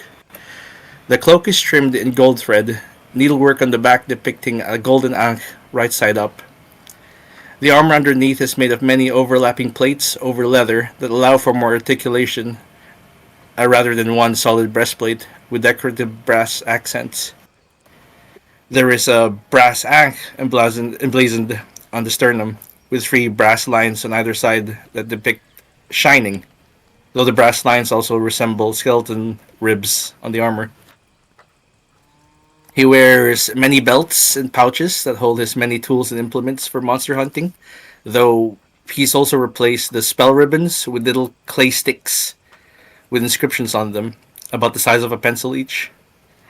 They're actually miniature canopic jars that hold preserved reagents. He wears a lute on one shoulder, which is the weapon he was using earlier that shifts into different weapons. It's a battle lute, but also an instrument. And on the other shoulder is a large wooden club carved into a falcon-like totem hung over the like the other side. If you've seen like those totem poles, it's kind of like that in the form of a club, Yeah. but it's a falcon. Hell yeah, love it. And despite his gangly stature and thick armor, his movements are fluid and surprisingly light, like someone used to getting into trouble and getting out of it just as quickly. And finally, in lieu of a protective full helmet, he wears a mask depicting the playful, smiling visage of a jackal. Its eyes narrowed into cheeky slits, with points of emerald lights hidden within. A white, shoulder-length mane flares out from the back of his mask, cascading behind his head.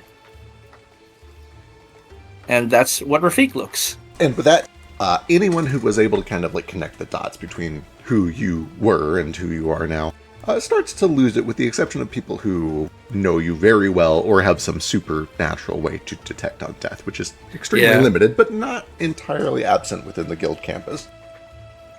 The cloak would kind of hide it every now and then, but whenever it's pulled back, he's really skinny and gangly.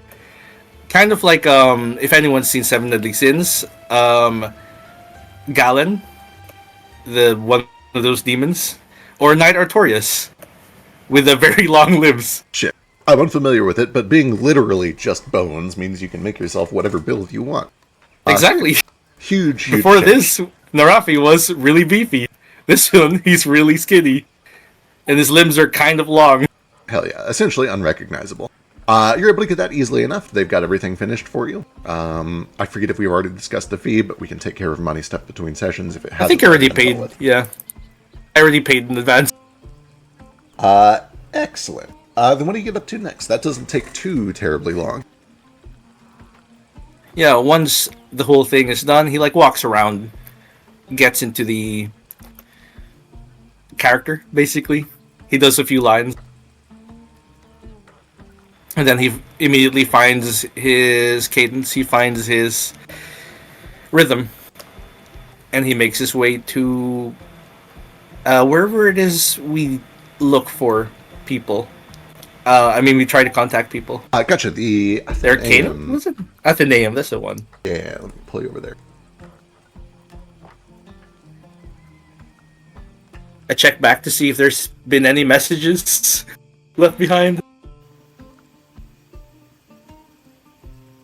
You do find it. I've not put them on here, but there are actually people that are starting to staff this place. Double checking. I don't know if I have figured out who that is yet. However, with that said, there are a couple of people who are staffing, including keeping a log of messages that kind of come in. And there are none here addressed to you on record. I love that we have so many Fosters. They're multiplying. Where are these surrounding Jane? Is this a casting? Is this a casting couch thing? Jesus Christ. Jane. However, it is currently not occupied. If you wanted to perform a ritual, the room is free. Yeah, how much are these rituals again? Double checking. I have limited funds. Knowledge. Landfall rituals. Show. Athenaeum.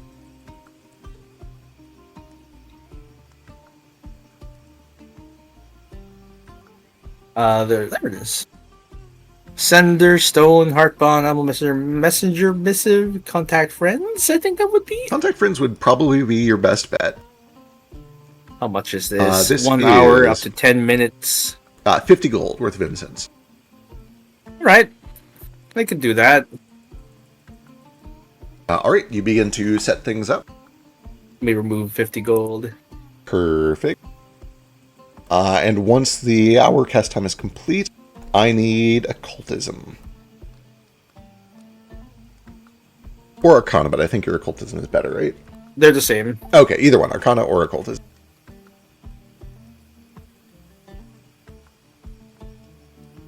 Also, are the DCs lower because of the without level thing? They are. Let me double check what those are now. Ritual rules.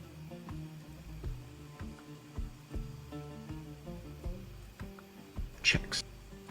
Primary check. Very hard for the appropriate level to twice this. This would be a level 6, very hard to see. We're level 7.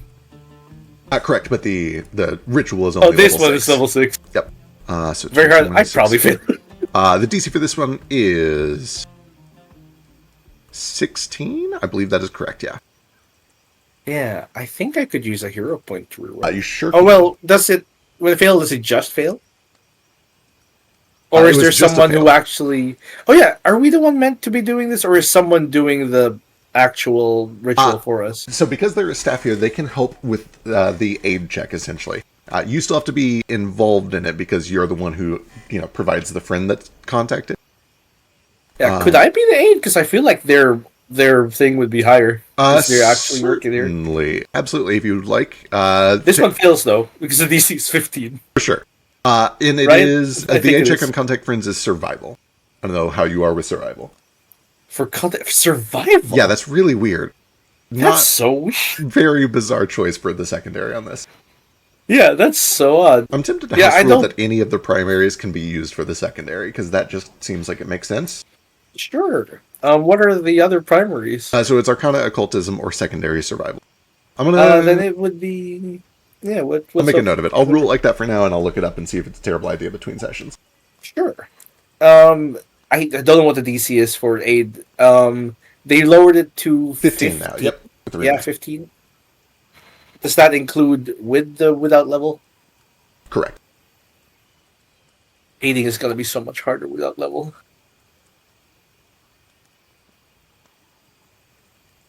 But yeah, I think this just failed. Either It way. does. If you want to use your hero point, you can retry. Sure. The hero point.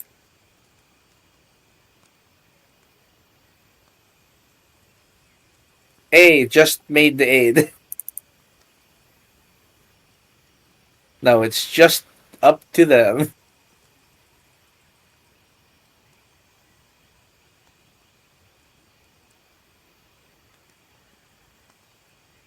Plus 8. Here we go. Plus your plus 1. So 1d20 plus 9. You can roll it if you want. Give me a d20 plus 9. Sure. Gosh, they're so much better at this player. They probably real the time.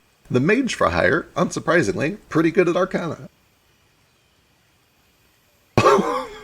God. Thank you guys. Over here being like, my inner Narafi is like, if I had hired them, they would have been better at this. True. Yeah, unfortunately, the first ritual does fail. The mage kind of looks at you. I'm very sorry. I don't seem to be able to make a connection. If you have the resources, we can certainly try again. Right, do we get a refund? I don't know how this works. I'm afraid the components are consumed either way. Right. Well, I can do this a few more times. I have another hour. I'll remove another 50. Right. If this weren't so urgent, I would be spending thousands of dollars trying to connect each time. So occultism or arcana? Correct, yes. Also, let me see if they have any spells that help with this. Do they have... Oh, shit! Oh! Turn to use the number you said instead of rolling and the spell hits. Here we go. Before we do that, they have this, and it's a focus spell, so they should do it and see how it goes. Oh yeah, they have 10 minutes each time. Until the end of your next turn, though. Hey, 15. Okay, so they're not 3, I think it was. Plus 9. So their nat 2 becomes a nat 15 plus 9 for 24. That is a success. 2 off from a critical success. So no need to respend your money. Gosh. Thank goodness. Contact friends. I'll put it back. Goes off. Let's see what happens on a success. Reminders 1 friend instead of 3. Ask each friend a single question. If more than one friend is present, you can ask each one a different question. Okay, excellent. You feel your mind drawn at the end of this ritual to a desert, to kind of just an open, rolling series of dunes. The sun is low on the horizon. There's a pink sky that stretches across, fading into orange on the opposite end. And you see that kind of just standing there with his arms behind his back is your uncle. You are contacted your uncle, correct? Yeah. To double check that before I do this. Wonderful. Pull him out.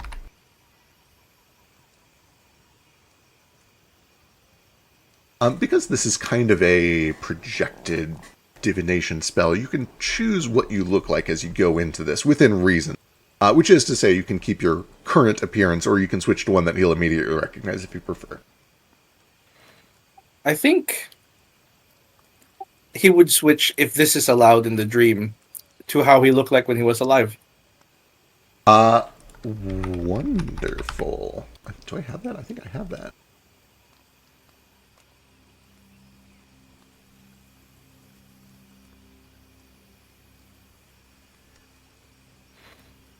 For other people's description, in life, Athen looked like, regular lion, kind of shortish mane, but it's prematurely white, his mane and his fur.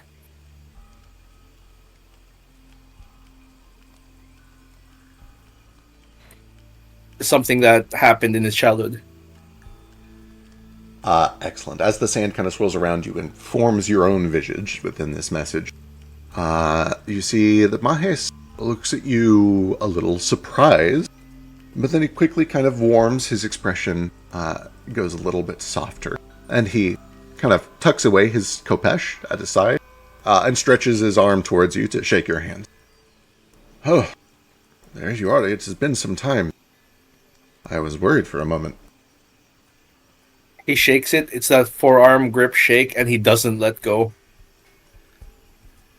And so, how does this spell work? Do we get to just talk? Checking out. You, once you're there, you can ask each friend a single question. So essentially, you get one question here.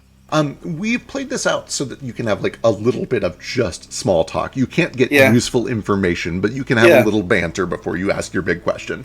You're aware that time is ticking. There's a limited amount of energy within this place. Yeah, it's like 10 minutes, I believe. Yeah, something in that ballpark. Yep. I can't give him useful information. I'm just saying things didn't go well. Narafi died again. I am very sorry to hear that. I know that you were looking forward to taking on a longer adventure, although I'm sure that he will be honored to have gone anywhere at all.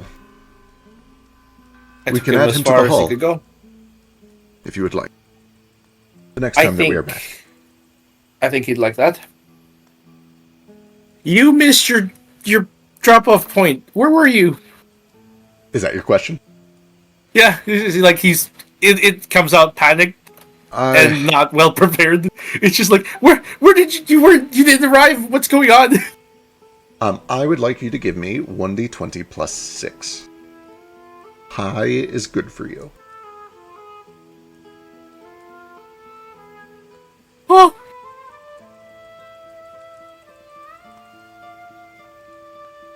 Oh, what do I call you now? To you, I will always be Athen. But I go by Rafik. Athen Rafik, my old friend. I fear that things are not well for me and for the others. I have gone to sleep, so to speak, many nights, and woken up somewhere different. I have heard voices in the wind over the desert. I have seen green flames in my peripheral. I tried to heed your call. I tried to travel, and when I tried, I could not. I am concerned that I may be bound to this desert. I wake up in a new place every so often, every few days. And I have been trying to find some way to get in touch with you, to no avail, to Johari, with no avail. It is fortuitous that you have contacted me, because I have been unable to contact you. I would tell you to come and find me, but I don't even know where that would be, except that it is probably in the desert somewhere. I worry that I may be too far gone. If this is the last coherent thought that I'm able to give you, I want you to understand that I do not fault you for destroying what needs to be destroyed. It was my honor to serve you when I was my own.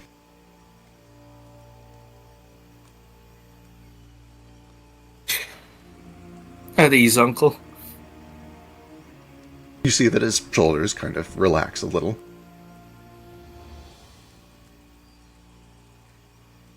Thank you for your service. And for being there.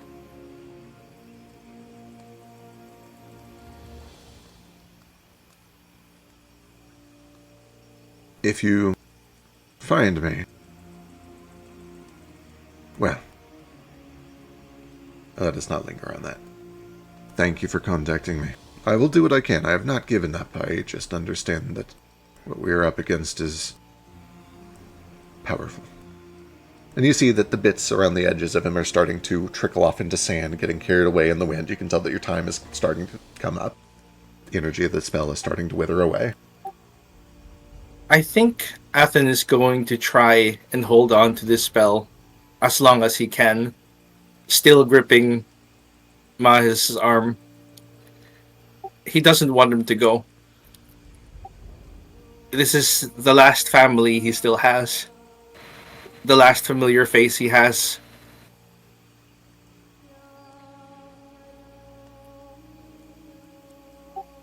Take off your helmet.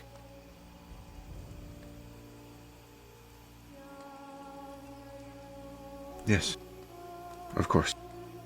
And you see he reaches up and he kind of grabs under the lip or under the chin of this Leonin mask. And he begins to unveil it. The mane kind of slips back. The black cloth folds over his shoulders. And you see a face that looks not unlike yours. This Leonin face, these little burning green orbs of light in the sockets. This blank expression that is very stoic, very lacking in expression. The still face of a skull, a Leonin skull. You know, it is not my real face. It is not the one that I remember.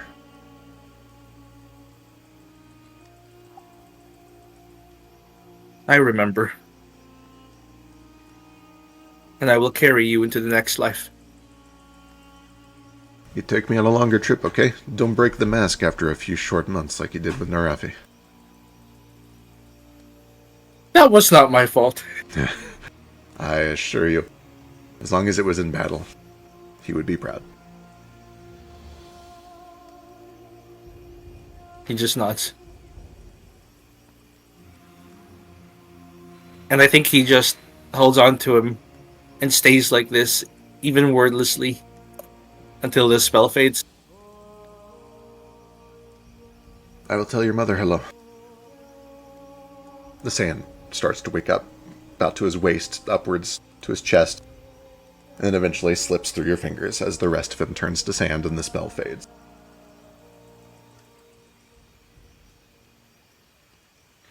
And he's back in the Athenaeum. The attendant kind of looks at you. Oh, that was a close one. I foresaw that going more poorly, but I was able to reel it in at the last minute. Did you get everything done? I did. Thank you.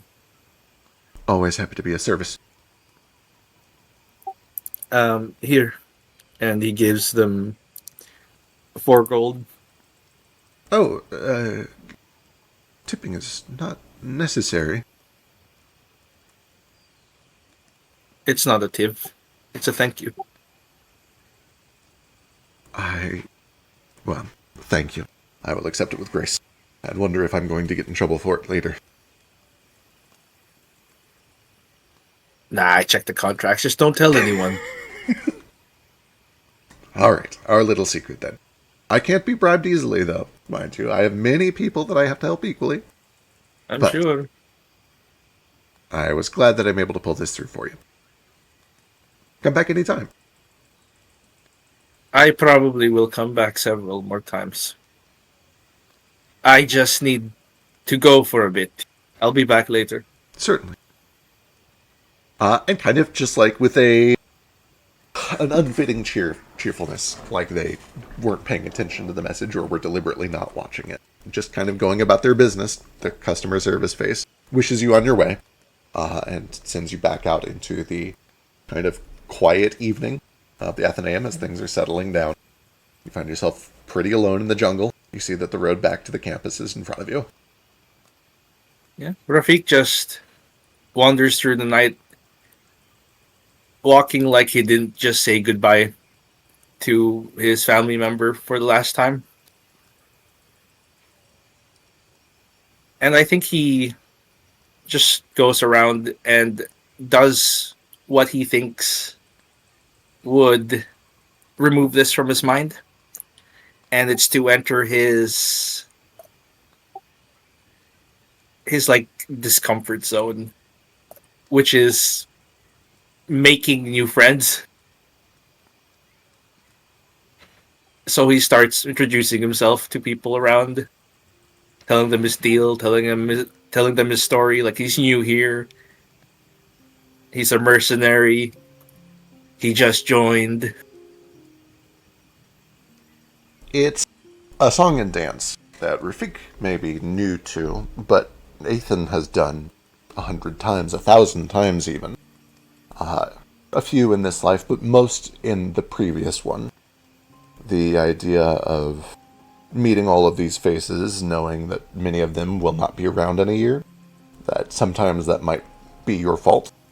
Sometimes it might be things that you could have prevented. Sometimes it will be choices that you made deliberately, not sure of what the consequences would be. And they don't know that. They are mostly fresh-faced. They are here because they have some degree of skill, and they are ready to be paid for their skill. They're ready to see what adventuring is all about. And they're happy to share a drink with you. They're happy to tell you about their aspirations, tell you about what they're good at. You find mages who are eager to show you all the cantrips they've just learned. You find fighters who are happy to spar with you. You find cooks that are happy to show you their meals. And you're able to very easily kind of put yourself into this routine where you can push everything else back to the back of your mind for a few hours, a few more hours, until the sun sets and the crowd gets thinner and thinner. And there eventually comes a point that hits you all at once, like the past few hours were just a blur or a montage, and you wake up suddenly, realizing that it's just you and Bill sitting in the big meeting table up at the bar that has been set up at the old campfire place. You and one other skeleton who don't need sleep and can't have it even if you wanted to. And while he finds some sort of peace in the quiet solitude, studying at that table alone each night, I don't know if that's how you feel when all of the people are suddenly gone and it's just you. I think it's a very familiar feeling.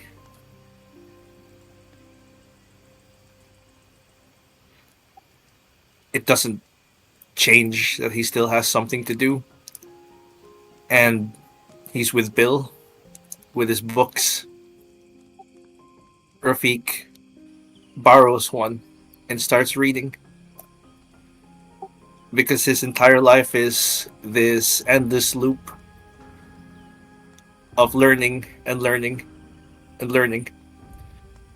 He learned when his father forced him to.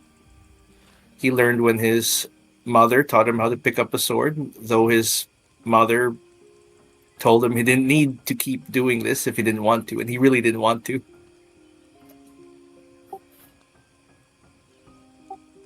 And when he ran away from home to start a campaign against the Desolate King,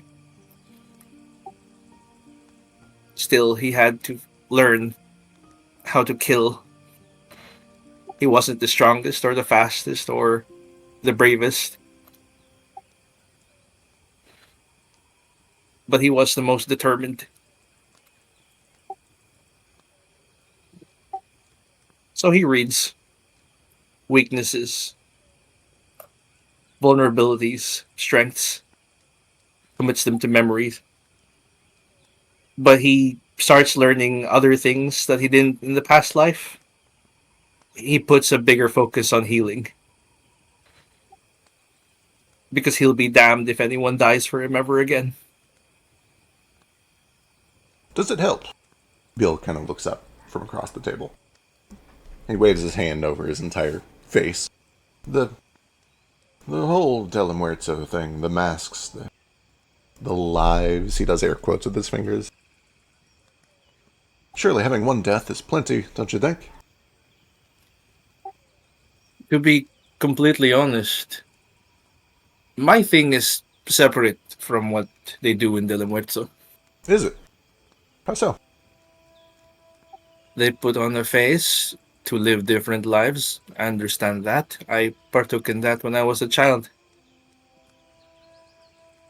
I wear this face because mine is not strong enough.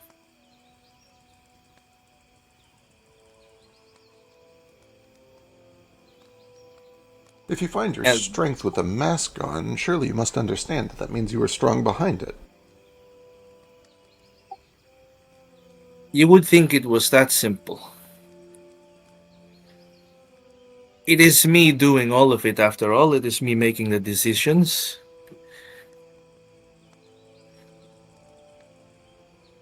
In the end, it's my body and my mind, but there is a disconnect with the mask. Because when I tell myself I am someone braver, when I'm not me, then I'm braver. Sort of a shift in culpability, almost.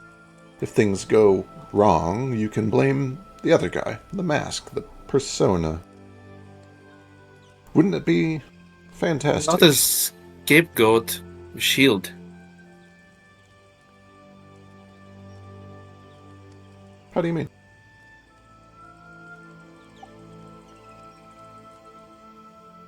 It's hard to explain. I don't study matters of the brain or thought.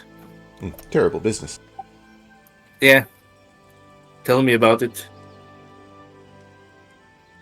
Do I even have that anymore? I don't have a brain. A brain? No, certainly not. But you are conscious because of magic. You have a mind made of magic. As far as I can tell, it's essentially the same thing. Well, when I was a boy, my father had many expectations from me.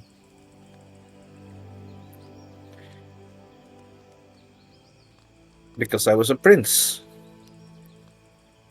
Forgive me for a moment, I have to know, is this the mask talking? Or are you, the real you, actually a prince? A bit of both. I've kind of tied their backstories together to make it a little easier. This mask is just me, but braver. Sorry, I didn't mean to interrupt. I'm fascinated. No, it's okay. I get that it's confusing. It is for me sometimes because I don't fully understand how it works. I just know that it does. Been arisen for a few years now, and I sometimes struggle to remember my own reality, just myself. I can't imagine also keeping track of the masks, what they know, what they don't know, who they are, what's them, what's me. Maybe that's why I remember everything so vividly. I remember so much more than the other Risen do.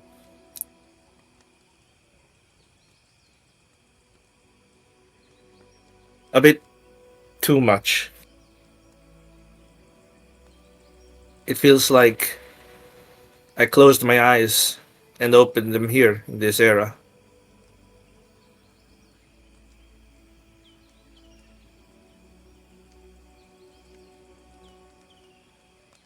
Fascinating. I didn't mean to disturb you. I'm still trying to piece together what makes me me, if you know what I mean. Not from a philosophical sense, but from a very analytical one. Undeath is new to me. I studied necromancy most of my life, and most of my undeath as well, and it's just such a tenuous thing. I was curious if the mask helped with the memories. And it sounds like they might. I might have to give it a try sometime. You know, it might. This could be a whole new form of study. You could call it maskology. You could maybe just call it acting. Oh. Can't be one of those theater people. What's wrong with theater people? Everything. Have you met them? Yeah. God, I've been to Telemuerto once for just a short time. I thought I was going to go crazy. Yeah, to each their own, I suppose. How do you keep from going insane? I can't move past this. They have no schools. Did you know that? None at all. They have a couple of libraries, but it's mostly fiction. They have a building that looks like a school, but it's only for one of the games that's going on. Apparently a lot of them like to pretend they're in school still, and they go through all of the cliques and the drama, and I just don't understand. I don't understand. It's escapism. I escape into learning. I escape by diving deeper into reality. People want escapism because they don't understand the world that they've been born into. It's so vast and complex. There's so much to see. And some people want to escape something they have no control of. To get some control. That's why people get drunk, why they get into drugs, why they go into their vices, or when they play games, or act out a character. Or they go out and try to become a hero. Fight a war. You just named 6 things where you have less control than having a normal life. It seems that you're Was still trying their to choice. take control by giving it away, then. Perhaps that's what life is. Oh, now we're A getting balance. philosophical. I hate these skeleton conversations. Terrible business. You know what? I'm sorry. I should have left you alone. I don't want to get the wrong impression. This is all fascinating. It's just once we dive into the philosophy, I lose it. It's not something you can measure. Oh, then I'm at a loss. What good are the things we can't measure? Right.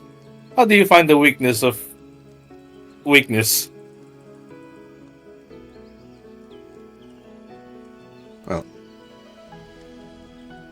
that one's a I'd little like dry. to cut it out of me, You'd like to cut the weakness out of you. if I could.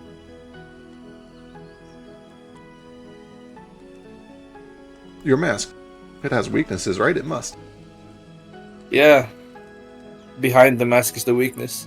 Ah, that's not what I mean, though. You've put on a mask with a persona. Surely they must have faults, or you wouldn't become them. What good is a character with no faults? Could be a hero.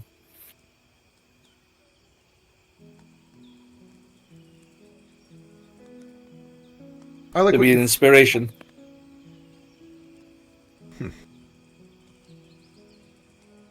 This may be presumptuous, but I think that there would be value in showing that defaulted and afraid can be heroic, can be heroes, can be inspiring. Everyone already knows that they're faulted and afraid. People need an ideal to look toward. People need to see someone and say, I want to become like that one day. I want to work past what my problems are. I want to work past my faults. So many people, they look at themselves and they are told, you're okay just the way you are. You're perfect. You can be anything. That's not true. People need to understand that if they want something, they have to work for it. It doesn't just come to them.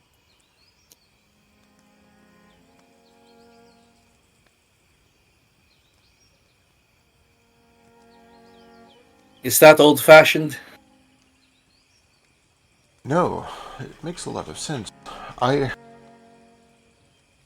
admit I'm fascinated. It seems that the lesson that you're trying to show is that one must work hard, but the way that you get there is by putting on a mask. You skip the work. What if you took the mask off and became that person? What if you took the mask off and did that work? What if you took the mask off and confessed to your faults, your shortcomings, and you moved past them instead of covering them up? I tried that. I And tried to be me. what happened? People died. So you have faults.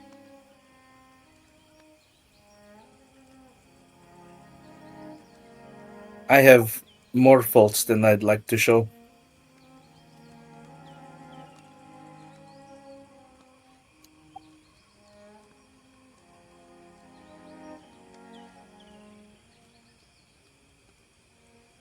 I've never been one for leadership. It's not my aspiration, nor do I think it is my strength. But you seem to have it, or at least you did. The old I didn't you. want it. I never asked for it. But it needed to be done. Being a leader, that was another mask. I see.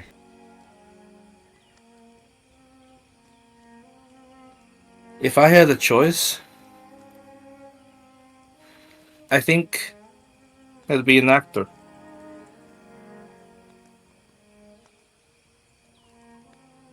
No life or death situation there, just people clapping or booing. I can handle that.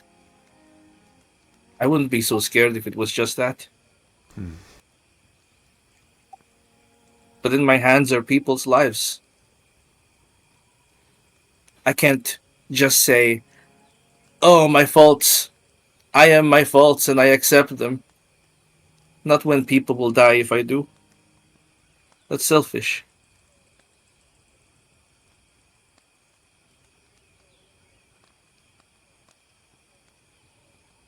He nods. He kind of under his breath. Theater types.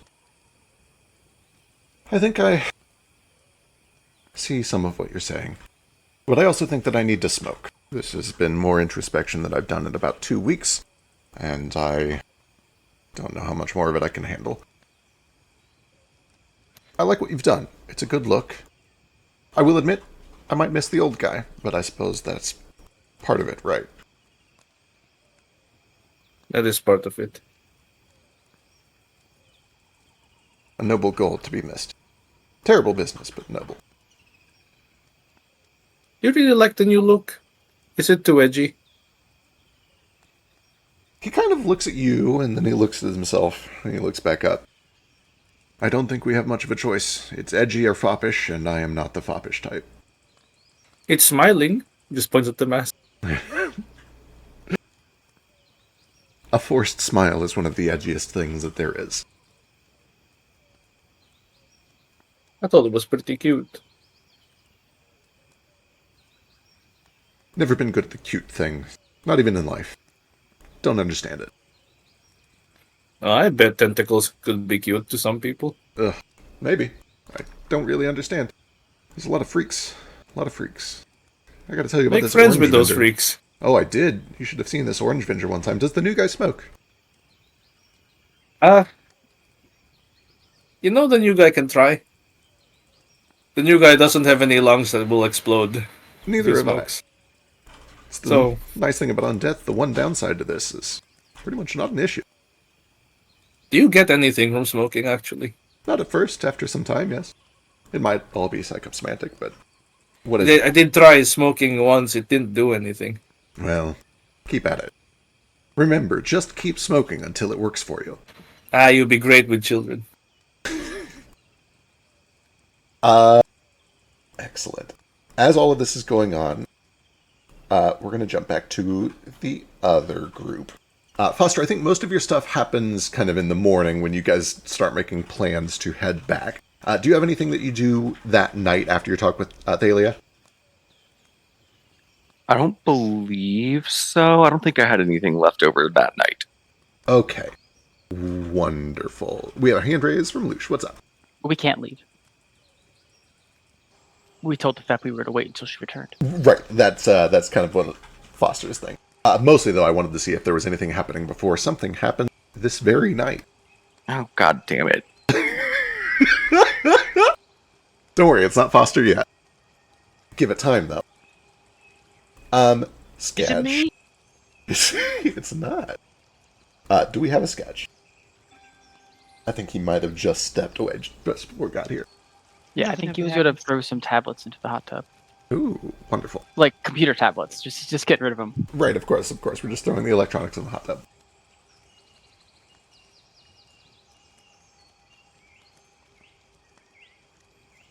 I think he's heading back. Sketch, let me know when you're back.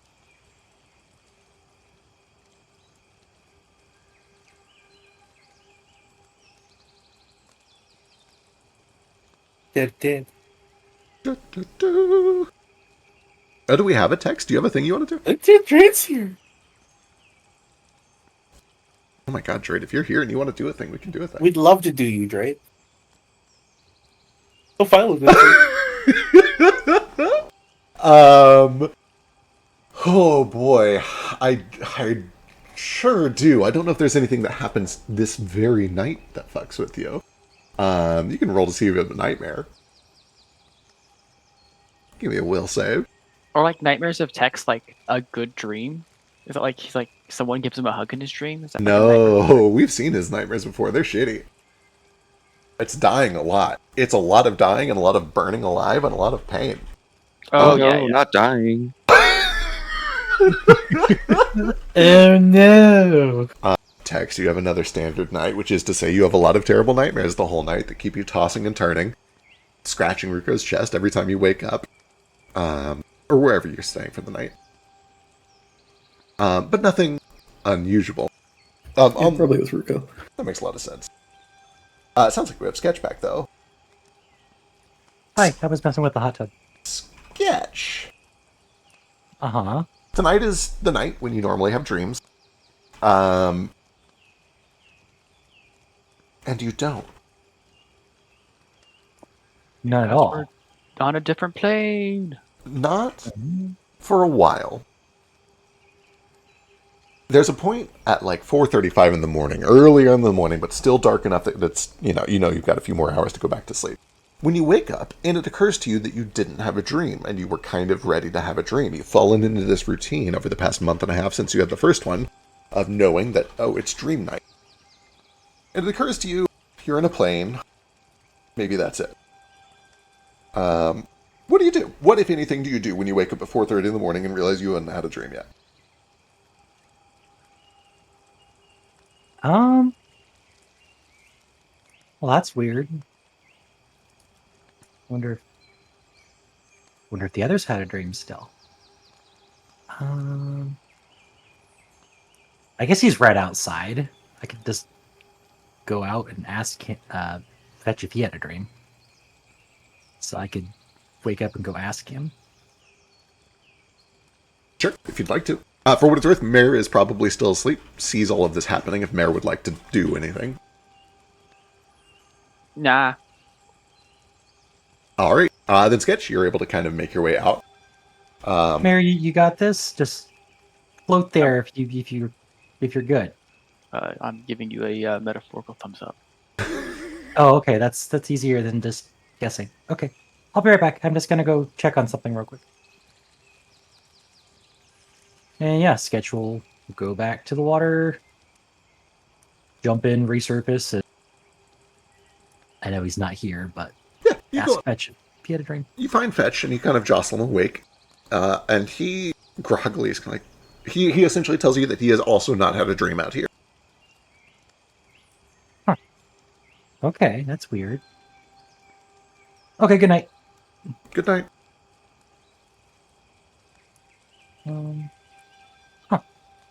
Wonder why. Do you come back into the garden? Yeah, I'm not gonna leave you there alone for. Yeah. When you come Too back, long. Baby Boy's like giggling to himself, and you can like hear Mayor like trying like whispering to him. Oh boy, if I hear you giggling, I'm gonna have to sneak up and try to eavesdrop. But I guess you probably aren't talking out loud. Oh, Mayor is. Mayor, you can like hear him mumbling. Okay, then I'm definitely sneaking up to try to get close enough to hear you guys. Let's see. If that's the case, I might not approach from this angle. Go out and around. Kind of take the long way so that you can try to eavesdrop a little bit. Go and give me a stealth check. I'm gonna hero point that. Alright, sure.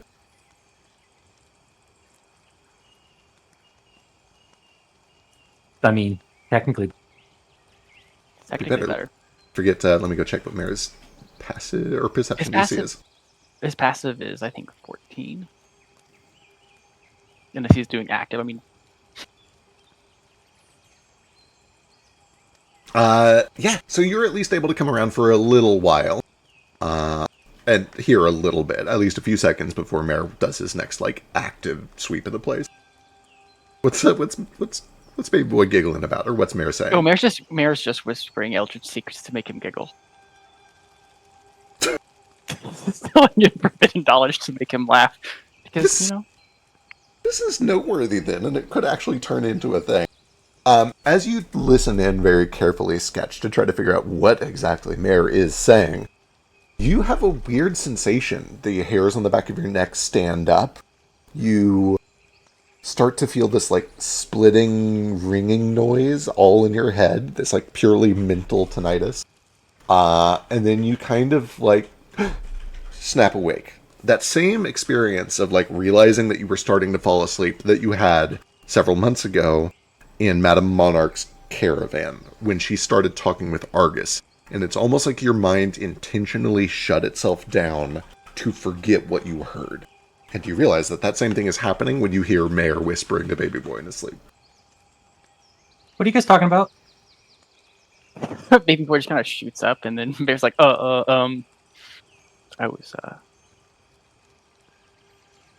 we were continuing our discussion from before.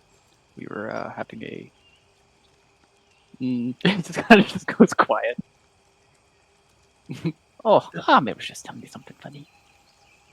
Okay. We were having a academic argument. Okay. Did you hear I think anything? not really. It sounded like the same stuff that Argus and Madame Monarch were talking about. I couldn't really, you know, understand it, and my brain just kind of, I don't know. I got dizzy. I kind Oh, of you got the felt fuzzies. sleepy. It's called Yeah, the fuzzies. the fuzzies. Called the fuzzies. So it's normal. There's the fuzzies, the giggles. There's the squiggles. No, that's not right. Giggles, squiggles, mutters. It all manifests differently. Okay, that's just a weird Deldritch thing. Oh, it's what happens when you hear something you're not supposed to know. I get the giggles. Huh. But you said that you heard something similar before. No? Yeah. When we snuck into Madame Monarch's tent a while back, they were talking about something, and it made me feel the same way. I mean, it probably wasn't the same exact sentence, but Do you mind if I take a look? sure. Maybe you'll understand it. Although my brain couldn't understand it, so I'm not sure how that works. Could I, use this spell to have him kind of do the opposite of what I usually do with this? Have him kind of share that knowledge with me. Or with Mare, who could probably handle it better. Trying to fish memories and information out of somebody's head is definitely a bigger thing. I'll let you stretch this a little bit, though, if you'd like. You can give me an occultism check to see if you can stretch it at all. Yes. I'm a fan of stretching spells. You can crit fish. Crit fishing is fun. I'm going to use my cognitive crossover. All right. Can I hero point it? I really want this info. Those are both fortune effects, I believe. Let me double check. I don't think it is. Might be right. Here's the General skill, because you failed secret check. Immediately reattempt the tricking check using the other chosen skill. You're right, it is not a fortune effect. Yeah, you can reroll your arcane security.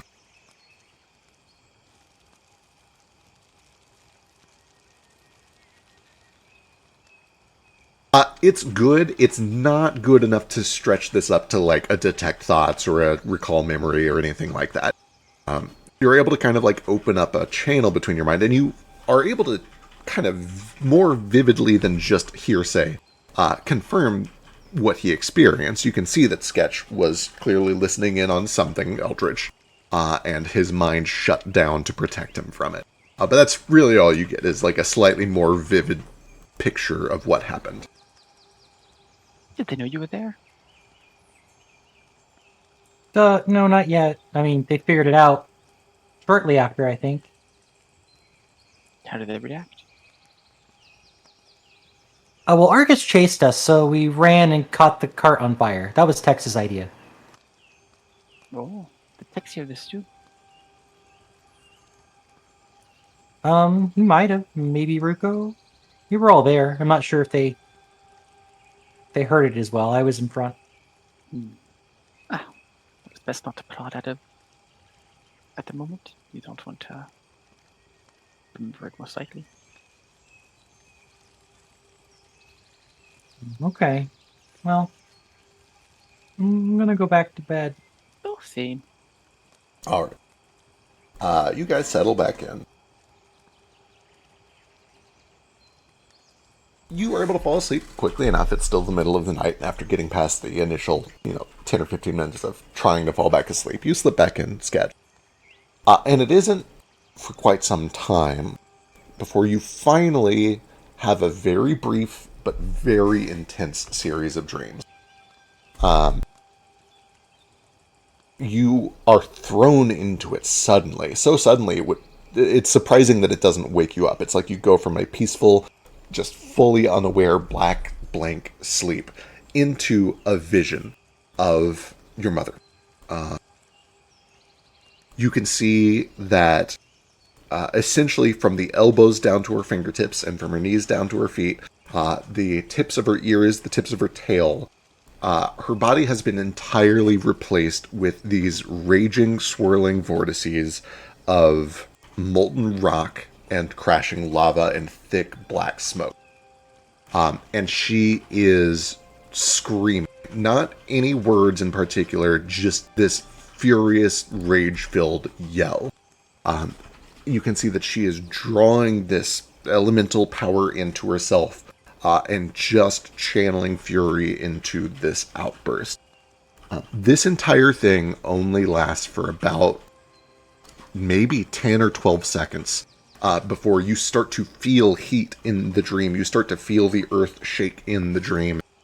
Fissures form all around you as lava sprays up from jets all across the ground. You hear rocks that are just slamming against each other, pouring down all around you like it's raining boulders. You start to feel this choking sensation as this nauseous gas fills your nostrils and then your lungs. You feel like you're burning from the inside out. And then you wake suddenly. When you wake, you cough, and when you cough, you see that there is actual black smoke that pours out of your mouth. You still feel this horrible kind of sulfuric burn inside your nostrils. And you see that the little elemental that has followed you around is on your chest, curled up like a cat, but awake, fully aware, like a cat waiting for you to wake up so you can give it breakfast. His eyes are locked on yours, and they are burning orange like hot coals. You can see that the edges of his leaves are burnt and kind of embered. There are little bits of orange around the fringes of it. And he is just... There's black smoke that is billowing off around the sides. And you can see that he is inhaling. He's drawing the smoke that you exhaled into himself, into itself. And then you wake up and you kind of spend, 10 or 15 seconds coughing and getting your bearings.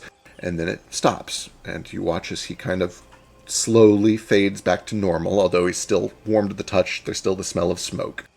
And he just kind of looks up at you, this blank expression, like wondering what all of this was, just looking at you.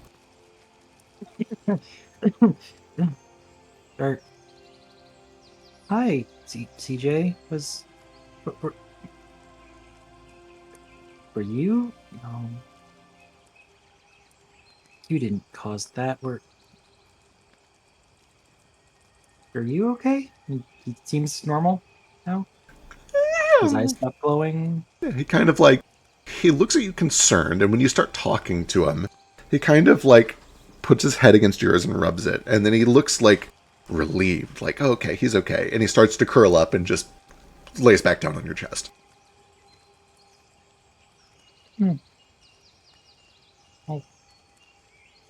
Are his leaves still smoldered, or did they turn back to normal? You can see that they're going back to normal. It's not an instant process, but it looks like they're kind of revitalizing. The black charred bits are starting to fill back out to green again.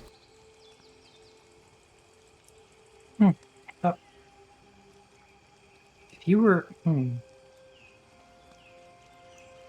going to grab him and go back to the portal to see if Fetch is okay. He doesn't have a little guy to suck up the smoke. Oh, man. I should have got him for this. We're going to save this a little bit for when he's actually present. However, when you go out, the short version of the story is that he experienced a very similar dream. And when you go out, it's almost kind of comical. You see that all of his fur is standing on end like a poof ball, like static electricity. He is crackling to the touch. You got the other elements. Interesting.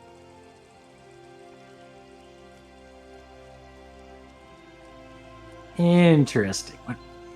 What does this mean? I don't... And we can kind of play all of that out once everybody is all together. However, unless you do anything immediately right that very night, and I assume we would probably need Biscuit to do anything else. Right. Time eventually passes, everybody starts to wake up.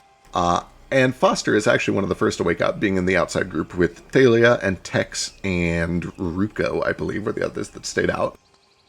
All of you guys wake up to the smell of breakfast. And it doesn't occur to you until you have started to rustle awake, Foster first, that all of you guys are still sleeping and that breakfast is still being cooked. And let me pull up this map.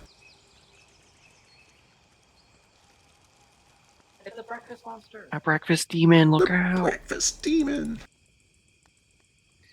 Breakfast elemental. My favorite kind of elemental. He's a bacon elemental, look out.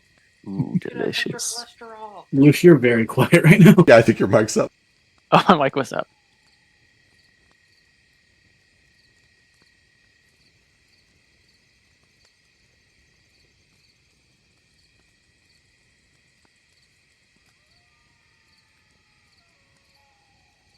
When you look over, you see that there's a little fire that's been set up near wherever you guys have set up tents out here. And at that fire is kind of a familiar figure, although certainly unexpected here, of a blue-scale dragonborn woman who's kind of sitting cross-legged in front of a fire. There's a kettle going. She's got some bacon that is cooking up there. And you also see that there's like a big silver pot next to the fire. And she's occasionally like chopping up some fruits and berries and putting them into that pot. Oh, sorry. I hope I didn't wake you. No, you're okay. It's still Wake me. very early, and this might take some time to finish up if you need to catch a little more sleep. What are you making? Oh, I'm so glad you asked. This is just bacon. It's good old-fashioned bacon. But this, and she kind of like tilts this large silver pot. And you can see that at the bottom of the pot, it's just a bunch of chopped up berries, and there's some strawberries, some blueberries, just various sweet fruits. There's little apple slices. This is going to be sort of a, well, you'll see. It's a little trick. Actually, you want to help me do it? It's almost ready. I can help. All right. Do I have awesome. any idea what she's making? Oh boy. Almost Probably certainly not. You could give me a... God, there really should be like a science. Give me a crafting check. Ooh, crafty, you say? Yeah, this is pretty hard. I can't think of a reason that Foster would know this, but maybe he would. No, they're Yeah. not. Entirely. She hands you over a little canister about the size of like a soda can that is very cold to the touch. It's a metal canister. Says, all right, careful not to spill this on yourself. It's not going to hurt you, but you know, it's about the same as cooking with fire, just the opposite direction. Twist the cap off, and when you're ready, just pour it all in there. Okay. I'll take the cap off and I'll pour it in. When you twist the cap off, you see that there is this mist that starts to roll off the sides and down across your hands. It's cold to the touch. And when you pour it in, you see smoke billowing off, although you don't see any liquid. It looks like you're just pouring cold smoke over this thing. And you watch as frost begins to rapidly form over all of the chopped up berries. And she grabs a big wooden spoon and a masher and just starts to kind of mash it all together, essentially forming like a frozen fruit and berry sorbet of some sort. And she starts to rattle the big silver pot, and then eventually kind of cautiously tips it to the side and pours out what is left of this cold smoke. And then she reaches in with a spoon, and she hands it over to you. Here you go. Can you taste? I can taste at least fried chicken, so... Oh man, well, I don't know if this can beat fried chicken. I don't know if anything can beat fried chicken, but it is pretty good. Looks pretty tasty. Yeah, I'll taste it. Yeah. It is essentially a flash frozen fruit and berry sorbet of some sort. It's very rich. You can tell that she's not like an incredible cook. It probably could use a little bit of salt to bring out some of the flavors. But it's good. It's fresh. It's cold. It's very cold. Ooh, that's really good. I'll wake you up in the morning for sure. Yeah. Sorry, I didn't mean to disturb you guys so early. I was hungry. It's been a long journey, and I had to get here very quick. I just came back from Argumentivex's keep. We heard a theft showed up, and she mentioned that she had spoken to all of you, that you had helped her.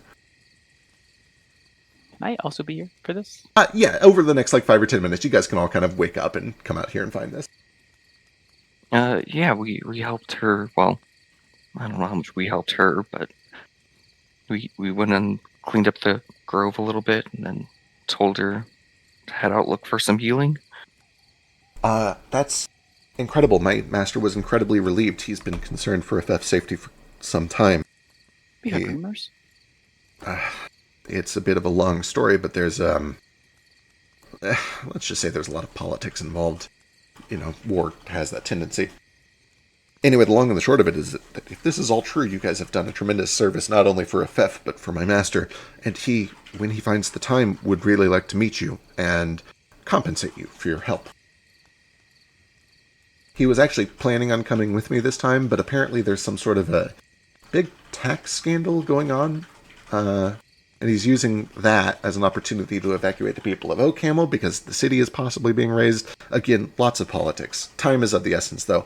If you're going to be here for a little while, or if you know we're going to be in a few days, he'd like to meet and talk to all of you, though, and not to phrase this like it's a bribe, but he wants to pay you. Do we know if anyone is going to be able to protect the grove? Yes. I was told by FF that might be a concern. I am not... A dragon? Oh. Well, it would be rude to ask, and even ruder to say. I didn't ask, I just... You're welcome to speculate as much as you'd like. The point of this, however, is that I can at least keep the place protected. I can water the plants as best as I can. I'm not a horticulturalist, but chemistry is adjacent to botany, right? How different could it really be? Are you strong enough to protect it? Oh, yes, of course. Yeah, I think I can do that. Because you're a dragon. She gives you a look. A playful.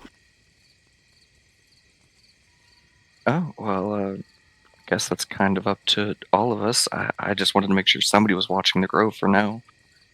So, where are we off to? Is she lying? You can, give me a perception check to try to get a vibe check. I'll have Mira second it. Sure. Damn. You are confident that she is a dragon. Oh, I meant not about that. Is she lying about being here on what's-his-face's behalf to protect the grove? Baby boy doesn't really get a good read. It's so hard to really know for sure, but Mare seems like she's probably on the up. Nothing really strikes you one way or the other. You can believe whatever you would believe with those rolls. Definitely a dragon, though. That part I know. Anyway, I guess that's kind of one of the reasons that I'm here is to figure out where you guys are going to be. If you're going to be here for a little while longer, or if there's somewhere that my master can meet you in a couple of days. Well, are we going back to Landfall now, or meeting Jane over at that keep? I think the plan was... Meta, I think the plan was to meet Jane after this, right? Yeah. So it was like a meta contrivance because we had a big break and a lot of dreams back and forth between the two of you. Okay, and we're not going back to Landfall. We're going to meet everyone else there. It sounds like you guys are all going to Pi, using the portal at Pi to go back to Landfall just for sake of convenience, having a big group talk, and then figuring out what you guys are doing, which very well might be coming back to head over to Farinexevac. But the point of the story is that in a couple days you'll probably be in Pi or in Landfall, which is accessible through Pi. However, that portal is still on the hush-hush, so she probably wouldn't know about it unless you choose to tell her about it. Why are we keeping quiet about these portals? I don't know if that would have come up in the dreams, but Jane has at least let you guys know that it is done on the download for now. You essentially have 30 days before anybody knows about these portals. All the portals? The portal set up in Pi. Gotcha. Okay, I thought you meant all the portals. Oh, no. I imagine a couple days will be in Landfall. Okay. Wait. If not, maybe Pi? Maybe you could find us there? Certainly. I'll tell you what. We have a couple of court mages that should be able to get in touch with you. We'll play it by ear. I just wanted to make sure that you guys were all still here and taken care of. If there's anything that I can do for you immediately to show you our gratitude, I'm sure that a proper gift will be coming soon. Show us you be adventurous dragon. Baby boy. Sure, Fetch has an idea, but he's not awake yet. Oh, he's a very heavy sleeper. I figured that out. Are there dragons that breathe fruit sorbet? Like as a weapon? No, certainly not. Well, maybe. I don't know. The Feywild is kind of a weird place. I wouldn't be surprised. I've never been myself. Hmm. Do you know if your master would be able to help with that? Well, perhaps. He'll be able to explain it better than I can. My study is mostly in the chemical sciences, not in the magical sciences. But it's my understanding that he was able to confirm that F was suffering from 2 separate charms of some sort. Compulsions, one of which you lifted. The other one is still present, though, and my master is a talented necromancer. That is his area of expertise. He's been able to deduce that there is some sort of a necromantic holdover. FF is a bit of a weird case. FF is alive, but also not alive, undead, intertwined with plant. It's a very long story. The moral of the story is that you guys freed her from whatever was controlling the plant half of her mind, and the undead half of her mind is still enthralled by something pretty powerful that he's looking into. You think I might be the Desolate King? He did mention that name. It's certainly possible. Certainly seems like it. Well, that's good. At least someone's looking into it.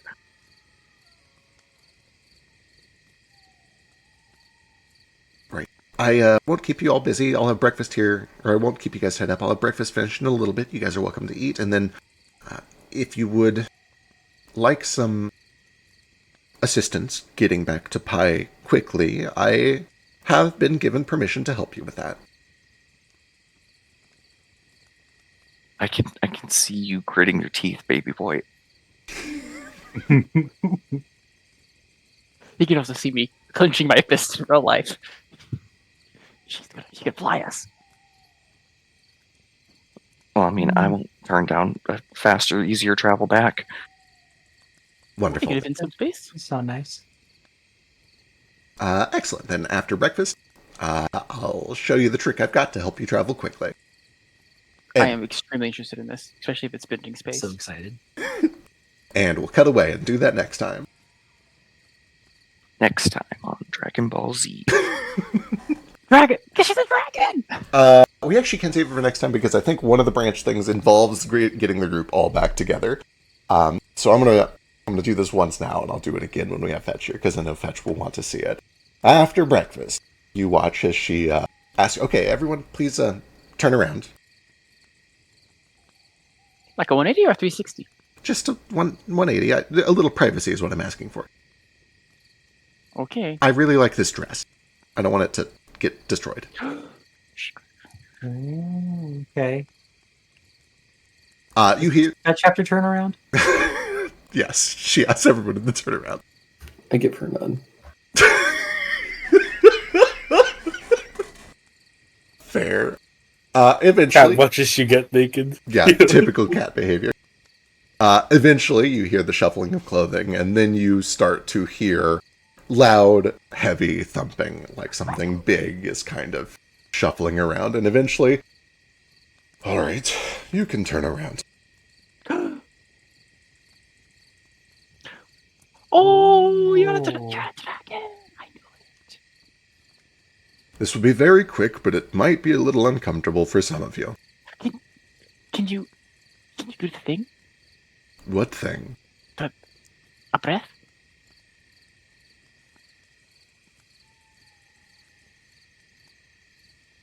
Oh, sorry. It must be rude. I'm so sorry. Never mind.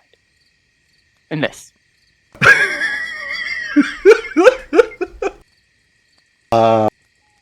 She grins a little, says, "Oh, we only save that for when it's very important. Dire emergencies only. It's an exerting effort, and we are going to be traveling through dangerous territory. If I need to defend ourselves from other dragons, I should have it handy." I'm just kidding. Look at this. And she raises up her head and kind of rears back, opens her mouth, and you see that there is kind of a crackling blue light that begins to form around the sides of her jaws. And she just gently exhales, and you watch as arcs of electricity kind of crash across the ground in a line in front of her.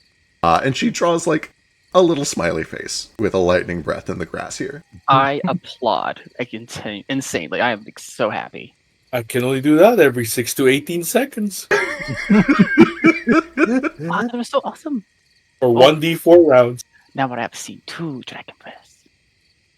That is really cool. That also explains the whole seeing the electric energy on us thing. Yes, I really do want to talk to you more about that. It seems much stronger today. Whatever is happening is...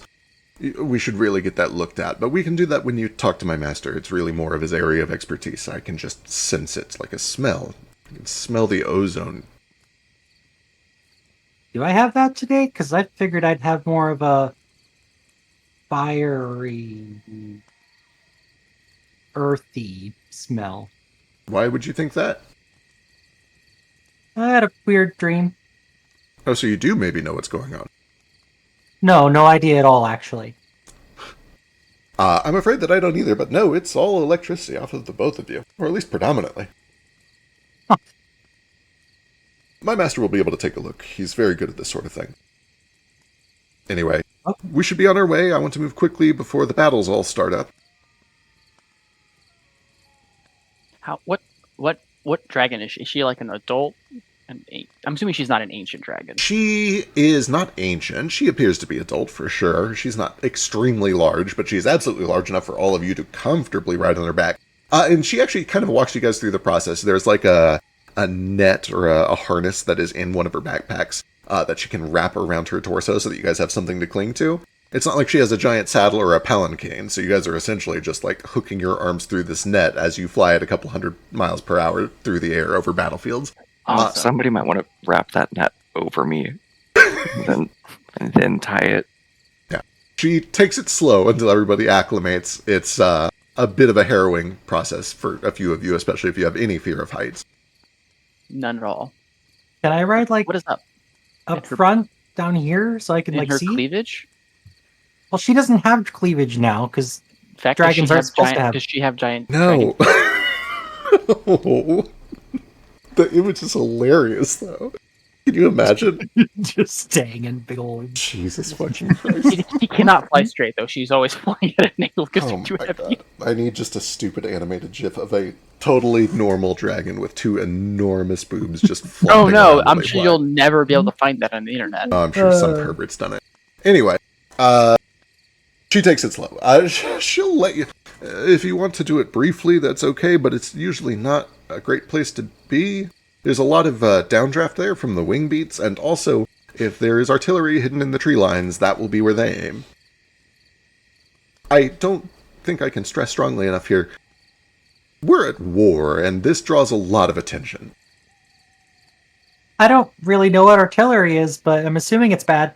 It's very bad. It hurts quite a lot. The last time that I got hit, I was out for about a month. Is it like a big gun? Yes, it's kind of Oh, like then a I big don't gun. want to. Just not right in there. Then I'll be up here. That's fine. Wonderful. With a montage and a hand wave, you guys are eventually able to get back to Pi. And fast forwarding a bit, you're able to regroup with the party, make your way back to landfall. Let me double check. I think we've got through most of the important things. I know that people do need to go a little early tonight because we have big plans tomorrow and we got company and travel and stuff going on. Branch, let's see. I don't need to do that last thing. That's just kind of a bonus one. But, Wonderful. And that can also if be a thing sketches that around- happens like after the group talk, if we need to. Yeah, this section's gonna be like a campfire talk, right? Yeah, it sounds like next session we're essentially going to do a big group campfire talk, just a real-time discussion without like side missions or small group things, just a conversation where everybody can talk. And then after that, if there are still private conversations that need to happen, we'll have another session like this where we break up into smaller groups. With that said, yes, Branch. Eventually, the next morning, everybody shows up, and if you want to snatch Foster or Sketch and do a thing real quick, we can go ahead and do that. Probably Sketch. Excellent. I'll see that they've come back and be like, it took you long enough, and like point at Sketch and be like, "What's you okay, muchachas? You got your fucking spots in check? No wounds. You can walk. Good. Come with me." Shouldn't I be a muchacho? I don't really know much about that language, but It's it's the like a dendric word is like spots, you know. La macha is spot, and then I'm making it cute by saying muchachas. All right. Okay. Yeah. I was curious too. I didn't want to call out because I know you know more about this than I do, but I was like, wait a second. I wanted to because I was curious. Anyway, don't call your brother that. You just call him dipshit usually. But Aw, that means you think I'm cute and you think he's stupid. Anyway, you want to. Yeah, come with me. Something come up. This is important. You know magic, right? Yeah, you know magic. Come on. Sure. Okay. Yes. And I'll. If he comes willingly, I'll just bring you in the city. Give me just a second. I haven't had my feet on the ground for a few hours, and it's a little disorienting. What have you been doing? Don't worry about it. Sure. Okay, where are we going? Why are we going? Oh, I need to show you. I need you to talk to one of your old coworkers, and I need someone who knows the message spell. Well, I don't know the message spell, so. Could you discreetly contact someone with magic? I don't have that kind of magic. No, you throw rocks at a window. Yes. You're perfect. Okay, come on, let's go. And there's still the fucking disguise soft scrolls that Rafik or whatever he called himself now gave us, right? And I'll ask him to use it on me, probably. Hey. Well, I need one too. Is anyone looking for you in the city? Well, if we're talking to one of my old coworkers, that means that Circus is there, and yes, they're explicitly looking for me. I was curious. Oh yeah, forgot about that.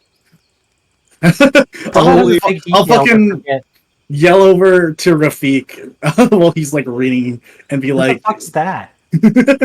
Oh, it's him. It's the guy who looks like Narafi but isn't anymore. Well, that's confusing. I'll have to unpack that Looks later. nothing like Narafi. That looks totally different now. Looks totally okay. The fucking gangly motherfucker who's in bandages. That guy over there. We met him. Anyway, No bandages even. No bandage. Okay, I guess I missed all that. Sorry. Gangly motherfucker. It's armor plates and leather. He still smells like an anxious corpse, so I know that's him.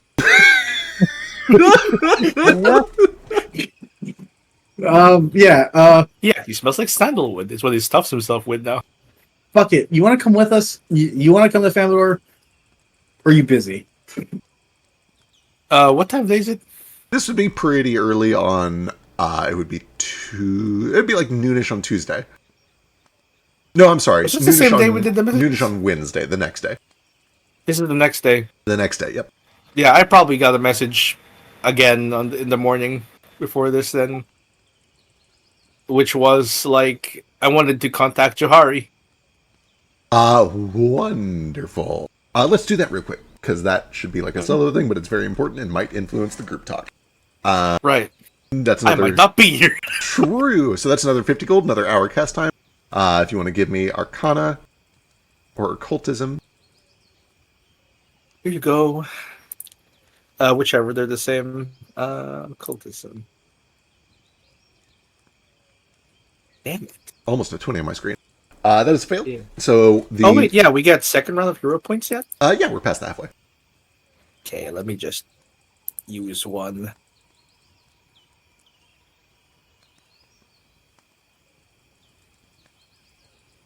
Nope, it's just dead. Yeah, still fair.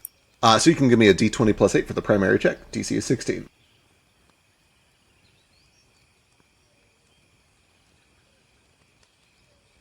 Wow. Yo, that's a crit. So potentially you can pick 3 people. Boy. We're going to go with... probably check up with Uncle again, see if he's still sane. Then Johari. and then I want to check up on the Desolate King.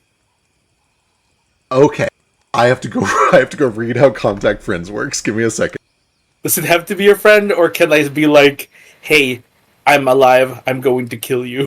We're gonna I'm going to end you, I'm gonna break you. We're gonna find out. The spell is called Contact Friends. It's true, it's true. Let's see. You meditate for a quiet moment where your mind seeks out others whom you have befriended, as well as any friends of the secondary casters. Has he ever befriended the Desolate Yeah. King? I've never been friends with him. Boy. I mean, they Happens when tried to you kill him. unfriend somebody. Boy, Yeah, how do you... oh boy. We've definitely been unfriended. My father and I have always had a professional relationship. Or one or more friends from your past. Again, not a friend. These friends aren't Wait, compelled has to it answer been, you honestly has or it been answer all. confirmed that he's your dad? But those who are your friends are likely to help you if they can, which kind of implies to me that the people you contact might not necessarily be your friends. Oh, God. Okay, here we go. Critical success. You contact up to 3 close friends of yourself or any of the secondary casters. I don't know if you're a close friend with the Desolate King. Probably not. Yeah. I don't think I have close friends. Aww. It is deeply thematic and deeply sad that you can't think of a third person to contact right now. Yeah. They're all dead. Yeah. Someone in the group? That. Your old mask? He's only friends with half of us. He doesn't know who the other half are anymore. Or we don't know who he is true. anymore. Yeah, like, they don't know Rafi, and, like, the only other person... He just probably sends a message to, like, to Branch. That's sad. I'm sorry. For what's worth. When Branch is your only friend. It's a Branch. Close friend. Yeah, as you're just back eating breakfast, you get sucked into a Zoom call. Gross. Oh, did they go? I thought it was one after the others. No, they all show up. So essentially, it probably doesn't get Branch then. Okay, you do have a third if you want to try to reach out to somebody. No, that's wasted. He has no friends. Oh, incredible, amazing. No, I don't get to be in the Rafi Zoom call. Mostly because he doesn't want to pull Branch into a call where there's like a bunch of information he doesn't want Branch into. You know what? So I've been doing this for a lot of other people, and I'm going to make sure that I stay consistent. You can try to stretch this spell if you would like. If you want to give me another occultism check, if you double crit, if you can confirm this crit, I'll let you pull in the Desolate King. Double crit. Double crit. You have hero points too. You want me to don't know? I've just used mine, so. And is that you? Actually, before you roll, I'm not going to tell you for sure what happens. Just roll and let's see what happens. Something what else do you came want to me mind. to roll? Still occult, whatever check you made, Arcana or occultism. Okay, occult. If you just confirm this crit and see what happens. No. Understood. All right. It would be rad if we told him this kick and like just fucking die right here. He's like, oh, it's you. Mind controls you immediately. Oh, that would be sad. All right. You find yourself pulled once more into this sandy dune. This time you watch as the sand coalesces to form mice. And before either of you even says anything, he realizes what's going on, and you can just visibly see in his face, even behind the mask, just in his body language, the way that his shoulders drop suddenly, the way that he inhales sharply, not even needing real breath, the relief that was not his last time seeing you. And immediately he grabs the mask, throws it off, and just runs up to you, tosses the mask aside, and throws his arms around you and hugs you. I knew that there would be at least one more. However, the sand continues to spin up behind him, and another shape begins to form. You watch as it forms the long, slithering tail of a snake-like naga. You can see that it begins to coalesce into a pale white and yellow dress. You see that there's a headdress made of purple that begins to form around the back of her head and over her crown as Johar emerges from the dune.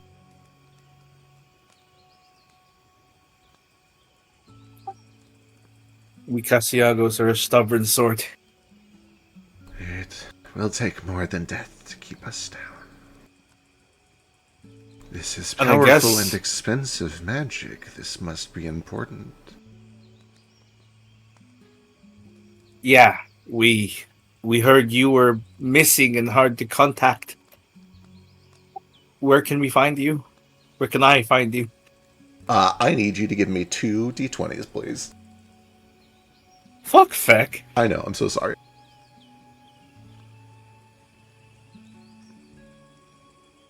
A 5 and a 13. The first roll is 5, the second roll is 13. I am afraid I do not know. I woke up in a totally new place today. It's sandy, it's hot. I'm still in the desert somewhere, but I couldn't say where. I think that I am a couple of days south of Delimhuerzo. It is unclear. I do not remember much of the past few months. I have felt myself slipping. There is a call from the desert. I feel that I am being drawn towards something, but I have not found it yet.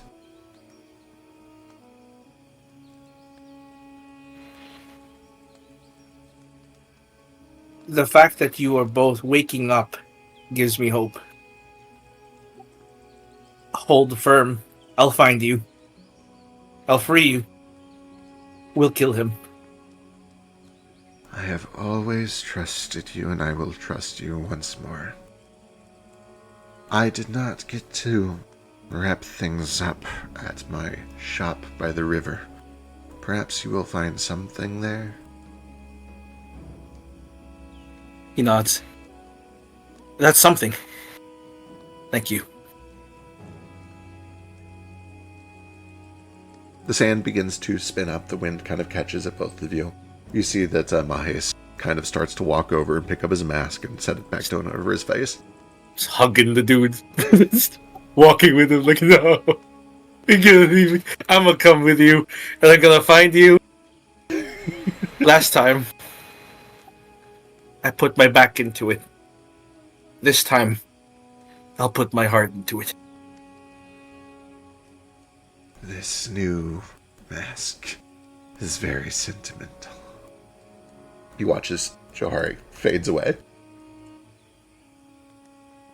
Mahes nods and fades away.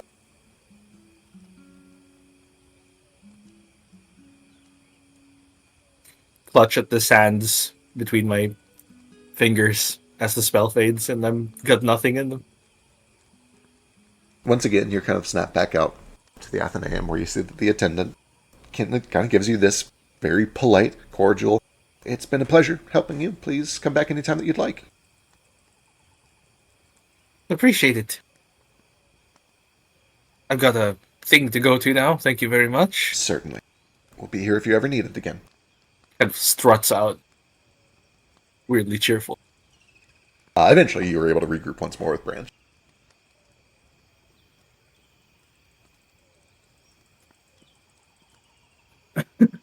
Yeah, He looks up as Branch calls him. Yeah, you want to head into Family Lore now? Sketch is coming with us. I don't know if you don't like him or anything. We're just letting you know right now. He's coming with us. Why would I not? I don't know him. I don't know all your interpersonal relationships. We've not met before. This is hi. I'm Sketch. Good to meet you. He walks over lankily and just like, Rafik. And he Rafik. offers his handshake. In the back, Branch fucking hits his forehead for getting this is a different fucking person now. Yeah, you haven't met. No, never mind. He's coming with us. You can learn more about each other on the trip. You got more of those fucking scrolls, right? Which ones? The disguise self. I don't think I have ever used any of the scrolls from you. Have I? Well, I used one yesterday. I have several. They're not cheap. Yeah, I know. Yeah. How much do I owe you? Like 8. Gold? Silver? Yeah, gold. I'll give him 9 gold. Oh, thank you. Well then, here's another scroll. You busy at all? You want to come with us? Like, What are we doing? Where are we going? I'm just walking in the city. I need Sketch to talk to someone, and I also need someone to get someone else discreetly. And message, right? I think it's hard to keep track with all of you. No, who the fuck knows this message spell around here? You're thinking of Jane. Fuck! I imagine Branch yells that really loudly across the entire camp. Fuck it, let's go. I think it might be Baby Boy, actually. I don't know. I never met these people aside from Jane. We met once. No, not this one. Oh, I guess so. I mean, I never met you. Yes, new person Rafik. Okay, come on. You and Sketch can get to know each other on the trip. I love that Branch knows what's going on and has not explained to Sketch who this new person is. I don't know if Rafik wants to be too. I'll let him do it at his own I've pace. introduced myself. It's fine.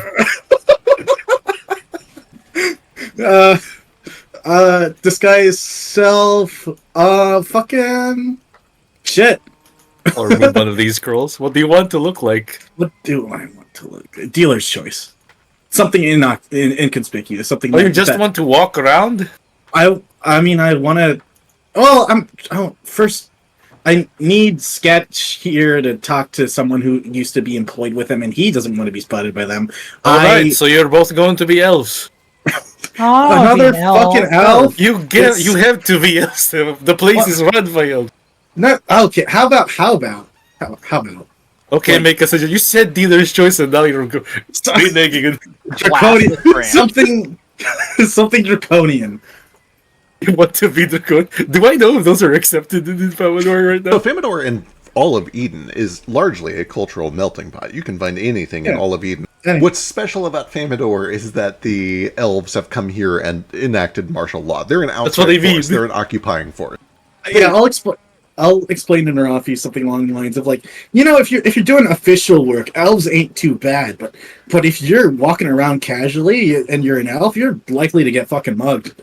Probably deservedly so. How many elves have gotten mugged? Oh, I've mugged quite a few myself. Jesus Christ. Like yesterday? Not yesterday, like 7 years ago before I lost the arm. But yeah, not after the martial law, I'll assure you that. Why do you think they put it there in the first place? Anyway, I don't think because the fucking thing exploded. Anyway, fucking elves are too flashy. Elves are too noticeable. Human then. Sure. Fine.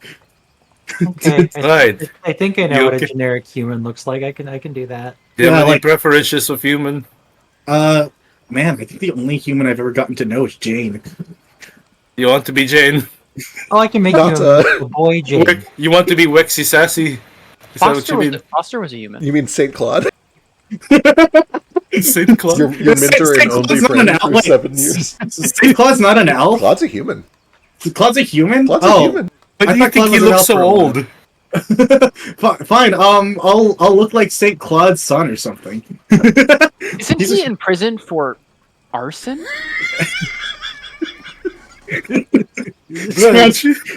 How are you so bad at this? Scratch that. My conscience is telling me otherwise.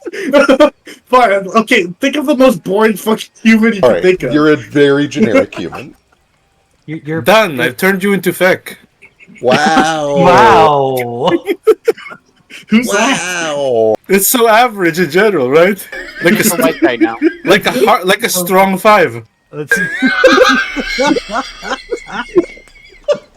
This is the conversation we were having before the stream started. Waking up and getting out of my bed this morning to get roasted on the internet. To get some color on you. Wake up and just stayed in bed. Jesus Christ. Now Sidro's dying. I love that when he really gets into the hyena cackle, it clips the video. He's gone. He'll be back in a couple minutes. I'm kidding, Feck, you're beautiful. Keep playing. Okay. I look like a 5 out of 10 human male. What does Sketch look like? We all know what it looks like. What do you do? What do you do now that you look like a human male? No, it's okay. Sketch. What do you have preference? Do you have preference? I could be whatever Kaz is. That's pretty hot. You want to be from Menko? Oh, no, Oh, from... wait, do I have to do a voice for that? You don't. You've been hanging around for me long enough. I can teach you some words. Oh, I don't have time for that. I just want to talk like normal. You can talk like normal, you just don't have to talk well in What? public until you actually meet the person. Why don't Right. you just be a different breed of tabaxi? Because that's boring. How about You're gonna use this magic to look like someone else and you're not gonna pick something cool? Here is the list of acceptable current races in Okay. in Fulma. I think Dole's still on here, right? Is Noel on here? If it's on here, I'm picking it. Yeah. Okay. Yeah. Right? No, you want to be what Kaz is? All right. Be shorter, though. Yeah. Although he's pretty short for a Noel, isn't he? No. No? Okay, that'll be shorter I think then. we're thinking of Yeah. all of the other Knolls that Other we've Knolls that we've ever played, that are yeah. small for a Knoll. Yeah. Right. You're very Ardwolf flavored. No. Ooh, cute. Kaz is like a full proper Knoll. He's a tall dude. Yeah. You told you. I think he's the tallest person in the party besides Baby Boy. I think we're the same height. I think Yeah. they're the same height. Close to the same. Your horns don't count. No, I think I think we're both 6'6". I Yeah, can have Philo, stripes if I'm an Ardwolf. That'd be cool. Philo was the short Knoll. Right. Okay. Yeah.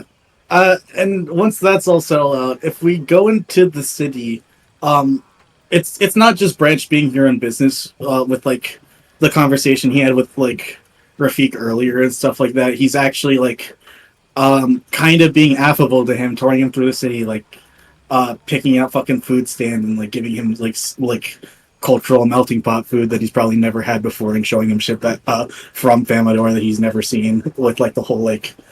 The food does look nice. Oh, it's great. It looks real nice. Oh, right. Come on, try it. Do you mean right? I've been hearing Foster knows how to taste shit now. You Yeah, can't- that's Foster. We all have different senses. Then but try it. At least really hard to try it. And I'm like waving some fucking. But this mask can't open its mouth like the Rafi's could. Why do you guys keep talking about Narafi like he's He was a friend. He was. was? Did something happen to Narafi? You did not hear. No, I've been gone for weeks. Narafi is no longer with us. Oh, that's unfortunate. He was nice. I kind of thought your reaction would have been a bit more like. You know what? Never mind. I guess this. I mean, I didn't know him for that long, and also, like, I didn't see his dead corpse in front of me. Yeah, that was pretty traumatic. Yeah, I bet that was. That sounds awful. I'm sorry. Anyway, You could say goodbye to him in the graves back in the what's the place called? The cemetery? Pakalalua's shrine? The feck, what's that place called? Puckakalua. Pakkalua's Puckalua. Yeah, Or just Church the of Guild Pakkalua. Graveyard. The guild graveyard, yeah. His helmet is there on his sword. I'll have to go say goodbye at some point. I think he'd appreciate that. So are you also a skeleton? Should I not eat bread in front of you? Is that weird? Why would you not eat bread? what? Well, the giants make bread out of bones. So, like, it's He looks like, alarmed a little, like, I did not know that. Sketch, this is the stupidest thing that's ever come out of your mouth. No, it's true. Ask Foster. Foster knows. I'll look to the fucking undead expert that we have right next to both of us, and like, is this true? I told him, well, let me fucking do a check on this. Listen, there's some new information that I'm not privy to. So, do giants bones. Okay. Somebody has finally rolled well about this. I'm so excited. Not all giants. Hashtag not all giants. This story grew popular because there were several clans of giants along the northwestern cape of Jodalak who would absolutely raid graveyards, dig up all of the bones, and grind it up into bone meal, which they used to tend their crops. This was like just a thing they did while they were raiding. They were essentially raiders. These, they never turned the bones directly into bread, but they used them in agriculture, and so the rumor spread that they would use them to make bread. Even so, this process was not, it was frowned upon, right? They're bandits, they're raiders. The criminals would do this sometimes, yes. Oh, man. Oh, okay, so it's only the bad giants. Gigi's fine. Okay. I can tell Foster he doesn't have to worry about Gigi anymore. That's okay. So he tells you this information by pulling out his lute and singing a song about it. Do we do this in like the Famador Square or like on a square in Famador or something? While walking? You tell me. Yeah, while walking, he's just telling the story of like how giants, like the bad ones, the raiders, would steal bones. Are you playing music as you do? Yeah, well, we're walking out. Yeah. You absolutely get like a little group, mostly, kids and people that are just playing and killing time or whatever. But there's like a group of teens and kids that eventually start listening and kind of like pointing and laughing as you are traveling through the street like a traveling performer. I'll find the nearest like container on my person and start like panhandling. Before Narafi. Yeah, dude. Honestly, I mean, this is literally how you made a living for a very long time. Yeah. Sure. You know what? On 24 Performance, telling a captivating story about the giant bandits who dug up graveyards and eventually got caught. In rhyme. In rhyme. Sure. Yeah, you make... I mean, the downside to panhandling on the poor streets of Amador is that you make, like, a silver and a half combined. You're not making huge money, but people are at least, like, dropping a copper piece in there. They're enjoying it. They're smiling. They're laughing. They're following along. Just a big bow after. If you want to add a silver and a half, you can absolutely add a silver and a half. It's probably spending. I'll just give both of them to Narafi and be like, you made fucking 3 days worth of work right there. Damn. His name's Rafik, not Narafi. It's kind of rude to call him by the wrong name. Sorry, Rafik. Thank you, Sketch. He keeps dead naming me. I don't know why. Hey. You say 1 silver and 5 copper. Yeah. Thank you. $75. Well, that's that took me back a little. Honestly, that's the shit I used to do when I used to have 2 arms, and not must have been good at it. I like good enough to make 1 or 2 silver like every 3 days, probably. Unlike you, Mr. fucking Big Shot over here. Your first performance and they already love you. He was rhyming. Can you rhyme? That you don't strike me as the rhyming kind. That's not. I ain't a little bundle of sticks, all right. I got my own fucking show. I got my own fucking. It's probably the cloak. He says he kind of twirls it a little. Fine. Yeah. It does look good. Yeah. Thank you. Anyway, I gotta get one last person to join us before we go see another friend. And hopefully by now we've fucking walked like nearby like the Church of Ave. Ava's the Cyrillian one, right? Yes, Ava is the exploded temple of the patron deity of elves. Where's Belle working? Belle is at a guard station on the docks. Is the last place you saw her. Hopefully we've walked towards that by now. And okay, is that where you guys are going? All right. And then I wanted to go see Hung after that. Just so importantly, you have an entourage following you. What do you do? I tell Narafi, or fucking. Sorry, this other character. I was having trouble with my name too. Oh, I'm gonna get it wrong for sure. Yeah. Yeah. I tell Rafik, hey, the docks are a great place to play. A lot of people love live music by the water. Can you be as distracting as possible while I get someone? Sure, I guess. Oh, perfect. Okay, excellent. Awesome. And Sketch can either help Nafik or come with me. He's his own person. He's his own independent man. Well, I'll stay with Rafik. His rhymes were pretty nice. I like that. All right. He's throwing down some shit. I'll let you round out your existing performance check for a while. If it becomes pertinent, I might ask for a new one. But for now, we'll just ride that one out. Yeah. Sure, yeah. All right, Branch, what do you get to do as he kind of like keeps the crowd at bay and makes a bit of a distraction over there? I'll go find Yeah, I'll go find Belle. And is there any difficulty doing that? She's probably just working. You've done this a couple times. I assume that you kind of figured out a system for how you get her attention without drawing a lot of attention to yourself. I'll walk in and be like, since I'm still fucking disguised, I'll be like, are you Belcherso, man? Yes, that's me. May I ask? There's a person, a patient in one of the churches that's requested your presence. The healing churches that's requested your presence. Injured and says that you're one of the only people they know here. And then I'll like go in and like whisper, in Manko, take the day off. Okay, Hong's here. At first she's like, oh, I'll grab a healer. I'm not a healer. But then you kind of lean in and she's like, oh, shit. All right. Give me 10. Perfect.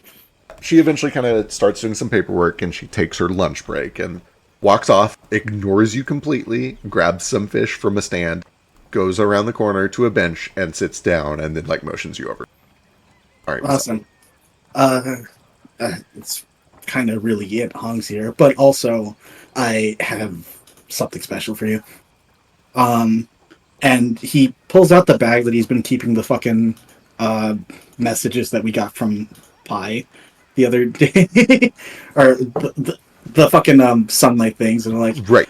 Do not open this bag right now. This needs to be opened in the fucking shadows. But these are like, you say you're working for people who are trying to take down Cyril, and I think you might get a lot of use out of them. Double checking.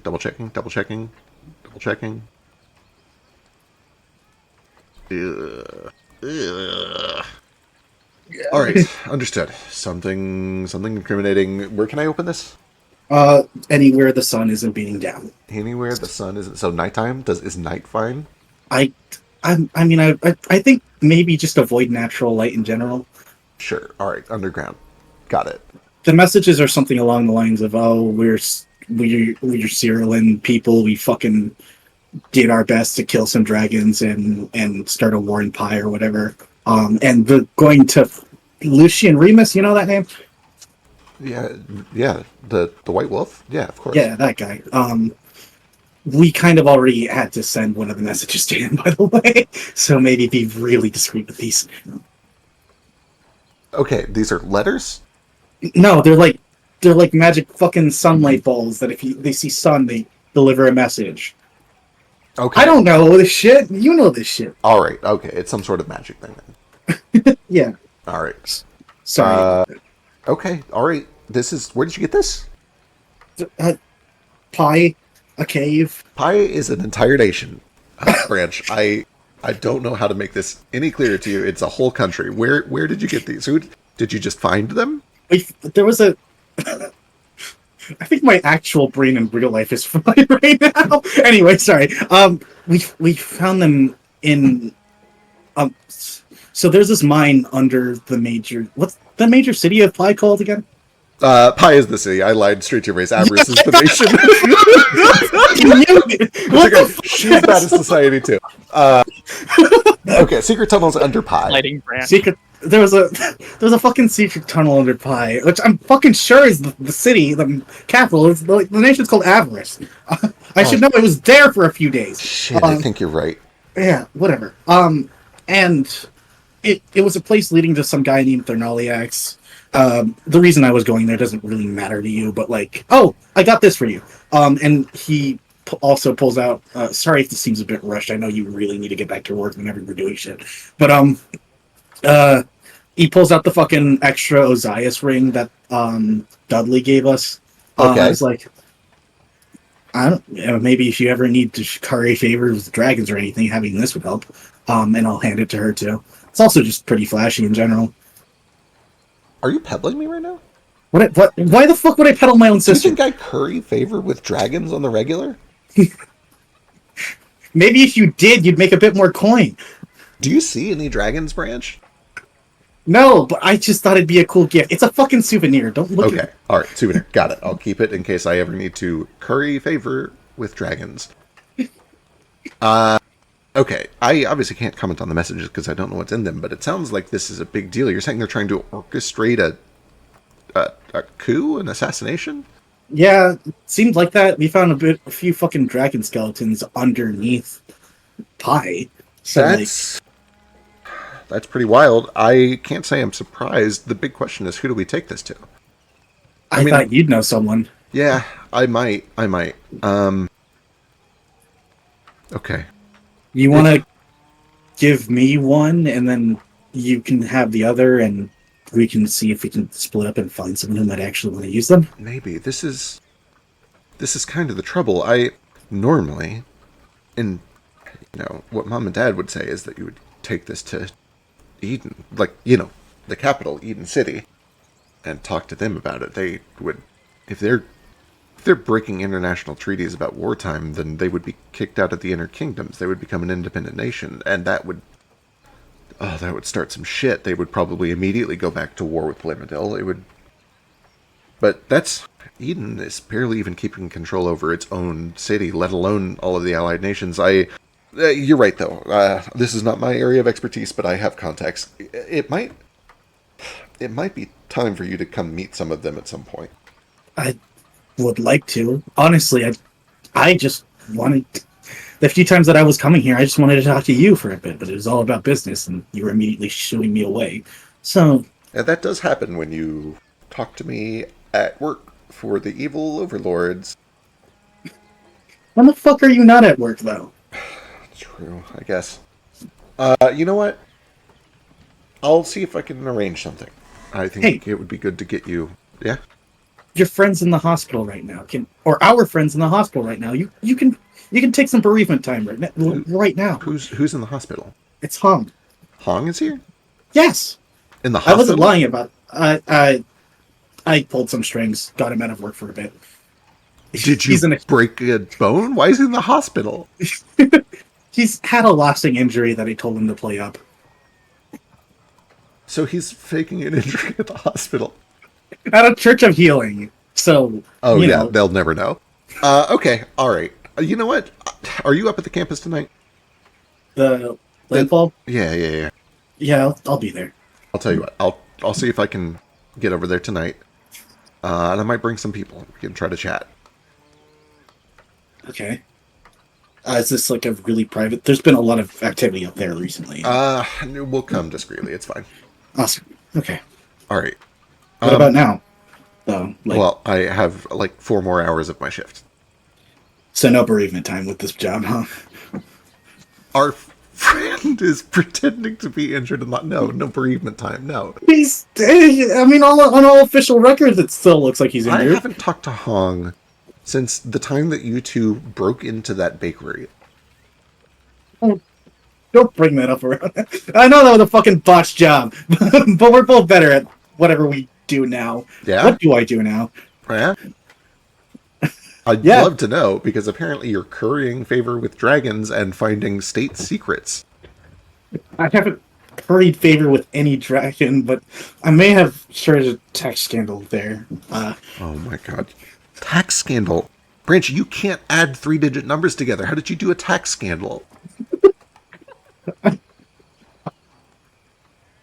I'll have you know, on a scale of 1 to 20, my intelligence is like a... Sister burn. This one's only 2 digits. Do the number. Alright. I'll hold on to this. I'll show it to my people. They'll know what to do with it, hopefully. We'll figure out what's inside, and we'll try to see if there's somewhere we can take it. This could be useful.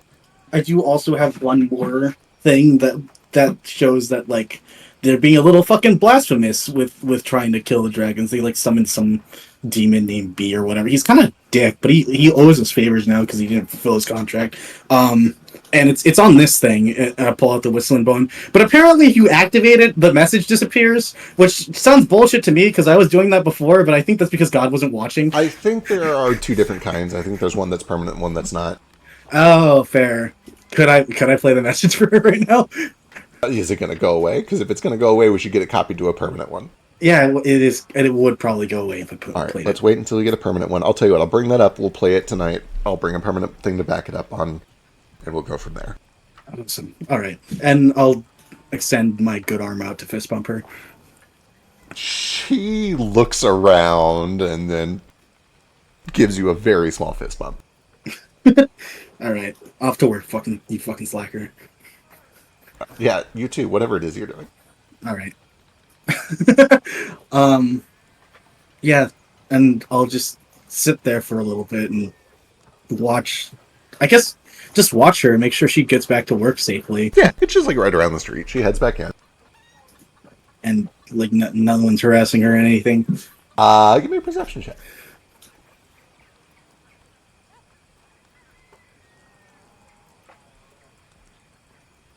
Yeah, seems like everything went smoothly as far as you can tell.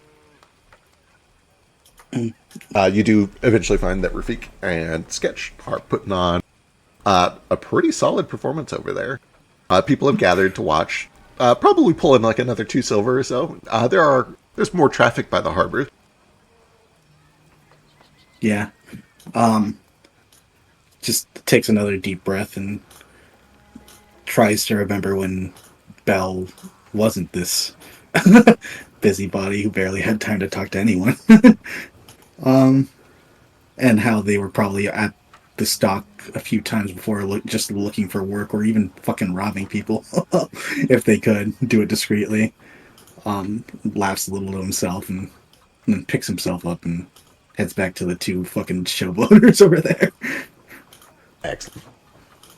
You guys are all able to regroup. Is there anything else you'd like to do here in town after you meet up? Or if you have any questions for me? Pulled in another 3 days worth of gold. Was I just shit at this? I think you might have just been shit at it, yeah. Fine. I guess it wasn't the career path for me in the first place. It would be worth noting, and this is actually something that Branch would know, not only from his past, but from his time as Nejusite. Busking is technically illegal, so the trick is getting as much money as fast as you can, and then scramming before the guards show up and pick it up. When Branch goes away, he doesn't ask for money. He's just doing this for the joy of it. Excellent. If they give it, there's no hat or anything. They just toss it on the ground near you. On the ground near you. I'll pick it up. Hey, if you drop that money, with that sound. yeah, hey, look at that! Someone dropped a bunch of coins. I guess to be littering if I didn't pick them up though. Yeah, it would be littering. You should probably pick it up. They're with Athen having no money problems in their life. All right, show's over, folks. Come on, these 2 have got to go. And I'll fucking push them comedically out of the way and grab both of them to come on, we got someone to see Sketch. Right. I probably name dropped a Church of Healing that they probably sent home to, right? And don't forget those bear facts. Don't make bread out of bones, guys. You are aware of the temple that he was being sent to. It was kind of right on the edge of the upper town. It would be, I need to double check. I think it's Babuna. Anyway, you head to a healing temple. The one that he was sent to. Awesome. Okay. And I'll yeah. We can go there first, but on the way back I want to stop by the Avanella Temple. That's where you got those disguise kits a while back, right? Yeah, and a blowjob too, but we don't need to talk about that. You're the one who brought it up. You brought it up, yeah. Sure, whatever. No, not whatever. You literally just brought it up out of nowhere. Yeah, I just wanted to know. Hey, Branch, how's your sex life? Did you get any blowjobs at any good temples lately? Although I guess I can start asking you that now that I know. I mean, I asked if anyone was to know the spots that you could, if you really wanted to, you could ask me. What, are you looking for some? You looking for some godly sloppy topic or something? No, I'm fine. All right. Also, don't ever call it sloppy toppy. That's how do you get blowjobs talking like that? Anyway, let's go find Hong. That's where we're here, right? What a beautiful language.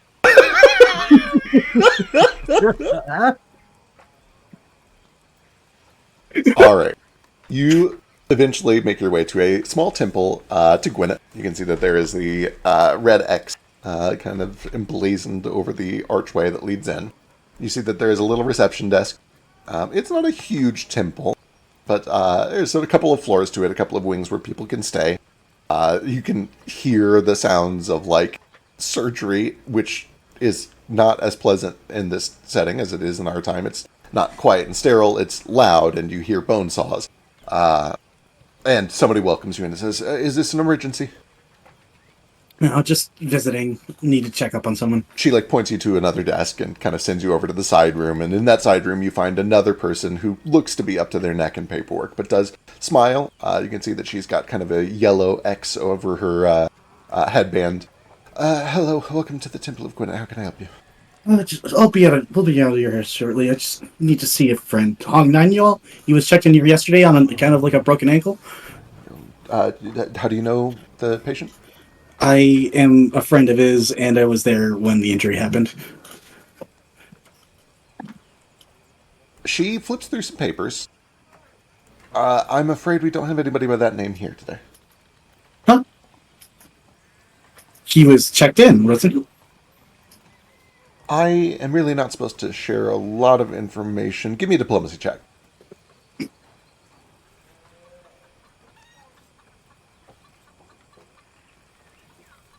Where's the... Oh, there it is. It's the hand. Okay.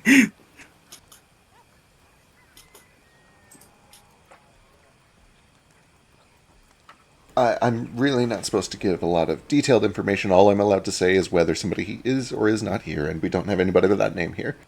And he's not here. Can I roll insight or something? Sure, you can give me perception if you want to just like get a vibe. Yeah.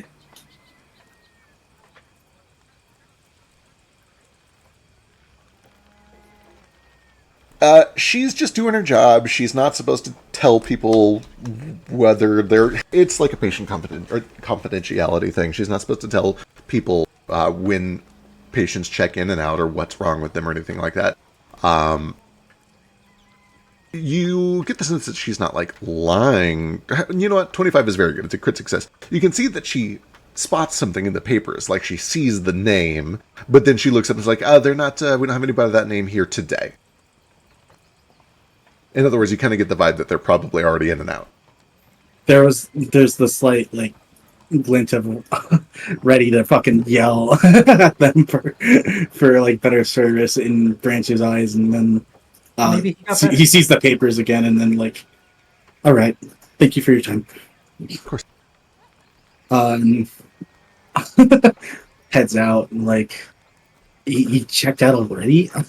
Fucking know this guy. He'd be here. He'd be here fucking breaking like this undue break-in. Like he's not gonna check out on his own.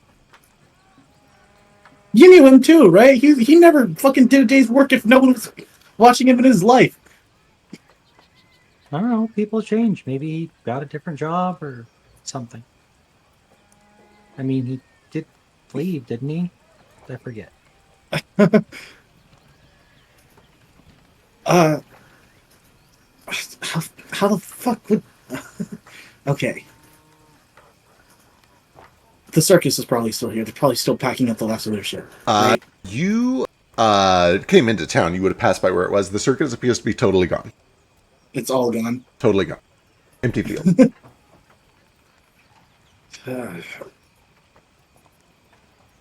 If he's with the circus still, it makes sense he'd be gone, right? You said it was dangerous for him to stay with them, right? I mean, yeah, that doesn't mean he's not going to do it.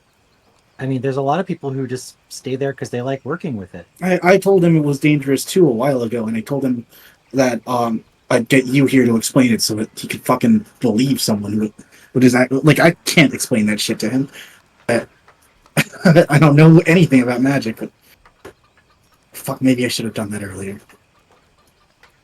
Maybe. I'm not sure. They're pretty convincing. So, I mean, you kind of came out with a crazy accusation. He might not believe you. Yeah, crazy accusation that his boss is like the devil or something. which doesn't exist in this world.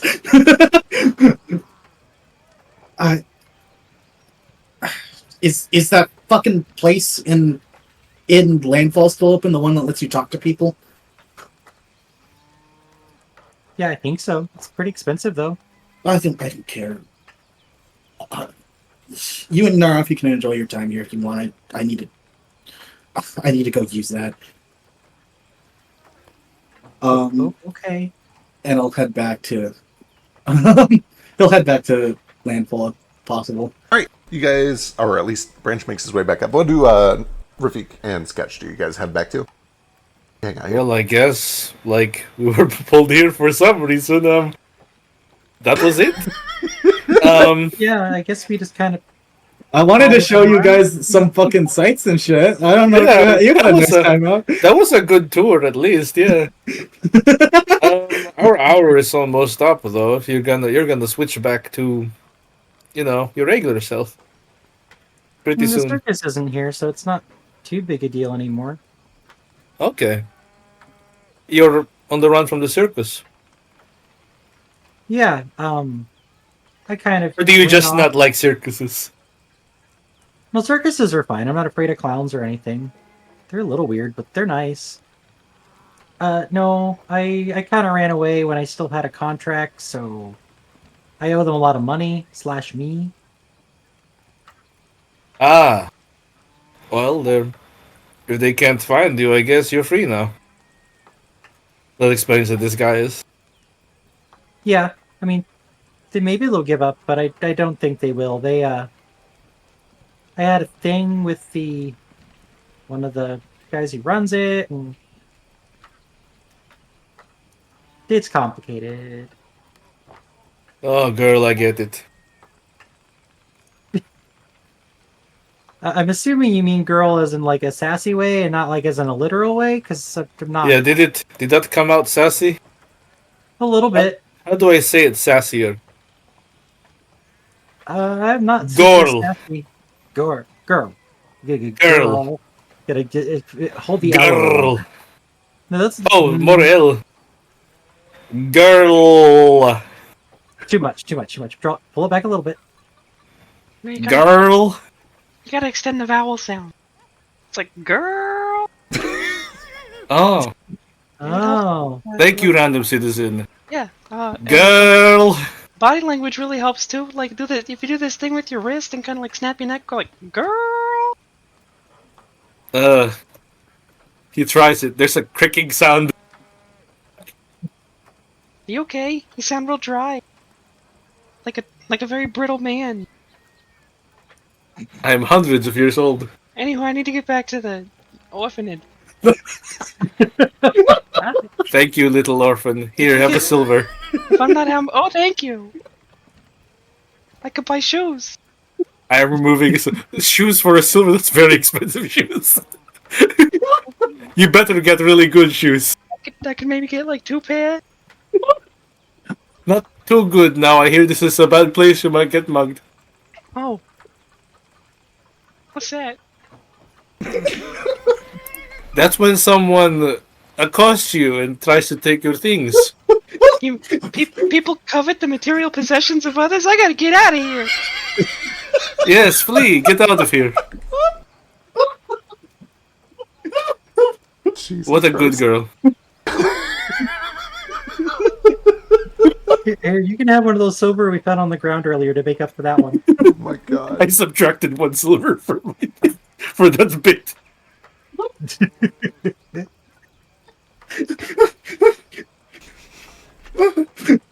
Oh. Jesus Christ. You Sorry, guys, I'll I'm mute gonna myself. no, you're great. That was wonderful. You guys eventually, or what you got? I just want to grab one of those disguise kits from Vanello. the Yes. one with all the paints and dyes. Hell, yeah, easy enough. They have a whole bunch there for the standard price, and they're happy to serve you. You actually, I don't know if you. Oh wait, you're disguised. I forgot. It probably wears off by the time I get there. We're almost up by the hour. Fair. That being the case, they probably give you a lot of compliments about your paint. Thank you. Uh, It's not the traditional color that we use, but I like it. what's the traditional color? Blood.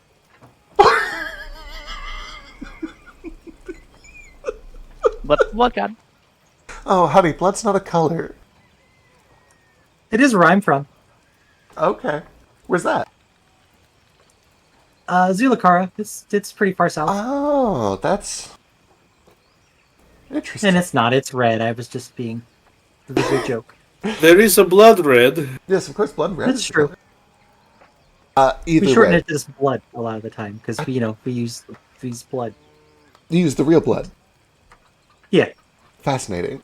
Does that not turn brown when Sometimes. it dries? it does. Yeah, sometimes you gotta add bug pigment to it. Bug pigment, huh?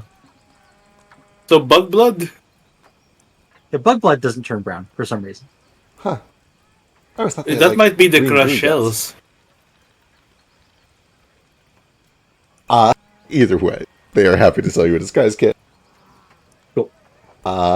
Perfect. Any other business here in town, or are you heading back up? Wonderful. That being the case, Branch, you guys all eventually arrive back. I assume that you then immediately take off to head to the Athenaeum?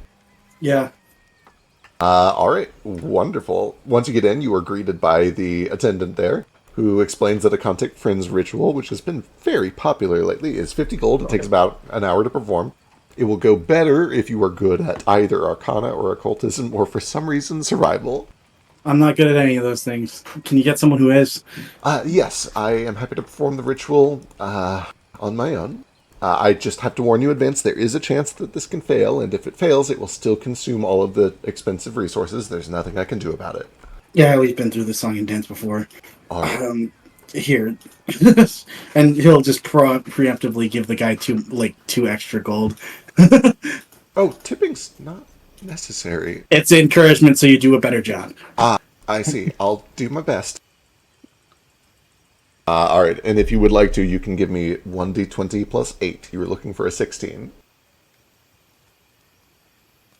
This person has made 6, personal gold. Yeah, in 6 2 days. personal gold in tips. I might have a feature that helps me with actually helping their stuff. Hold on, where is it? It's called Keen Follower or something. Can I not read? What's happening? Am I having a stroke? We can't do numbers though. Yeah, here it is. This might help them if I can assist them at all. Follow the expert is something where essentially if you're trying to mimic somebody else's steps. So if you're following somebody being stealthy, this lets you do it even better. It's not quite for helping people. It's when you're following their lead. You know what? Never mind. Okay, maybe that's a useless feat. Yeah. Okay. I'll D20, just a normal D20. Yep, d20 plus 9. Or sorry, plus 8. Well, an hour goes by. Long, boring, tedious. This person is repeatedly just scrying arcane glyphs across the surface. It's a very... For something that is so magical, so literally magic being cast in front of your eyes, it's so boring, it's so repetitive. It's just drawing glyphs over and over in the air, at one after the other, until finally, after an hour, he completes the circle, waves his hand, and there is a flash of light, and it all just fizzles. It's I'm very sorry, it appears that the ritual has failed. We can try again if you have more reagents, and another hour. Who the fuck are they hiring nowadays? He mumbles under his breath. Fuck it, fine. Here's 50 more. Can I step in? Yes, sorry, you've had your hand raised for after that scene. Yeah. I was planning on using this as well. Could I just do it for him? Yeah. I have my cognitive thing. I get potentially 2 rolls. That makes a lot of sense. So we'll say that after this first one, Baby Boy appears, and you know that Baby Boy is very good at this sort of thing, if you'd like. Oh, hi, Branch. I haven't seen you in such a long time. What you doing? What the hell are you doing here? Oh, I was here earlier. I was using this. I can't understand a single word you're saying. I was using this earlier. Sure. Okay, fine. Yeah. Oh, which means you know how to work it, right? I forgot. They do have the thing. I forgot to do it again. Let's see how this goes. Pew. What do they have? They have Diviner's Sight. Dinner side? Diviner's Sight. Nope, just as bad. Okay, carry on. Everything went exactly as it did. I'll do it for you if you want. Fine. But when it happens, like cover your ears and shut your eyes. I'll be watching whether or not you're actually doing it. Oh, okay, I can do that. I Sure. will start squiggling some squiggles everywhere. All right, DC is 16. Need an occultism primary check. Do you want the guy to help you? If you want. Otherwise, I'm going to do the arcane. I'm going to do my cognitive, whatever. If it doesn't work. Perfect. Let's see how he does on the help. That is a successful help, so you get a +1 to this. You're still 1 short of the DC. Crossover. Oh no, guys. Yeah, Damn. an hour passes, and unfortunately, the ritual fails. Damn. Does anyone here know how to properly do magic? Says the only person in the party who cannot do any magic. Points at Jane. I just don't want you to talk to this guy. You can ask Jane. So it has been 2 hours now at this point. I'll say it's about 8 o'clock. The last bits of daylight are starting to kind of settle on the horizon. They don't close. You can stay here as long as you want, but the attendant looks like they're kind of wrapping up. I can do it Sorry. again if you like. You've got 50 more gold to spend? Is it 15 or 50? 50, 50. 50.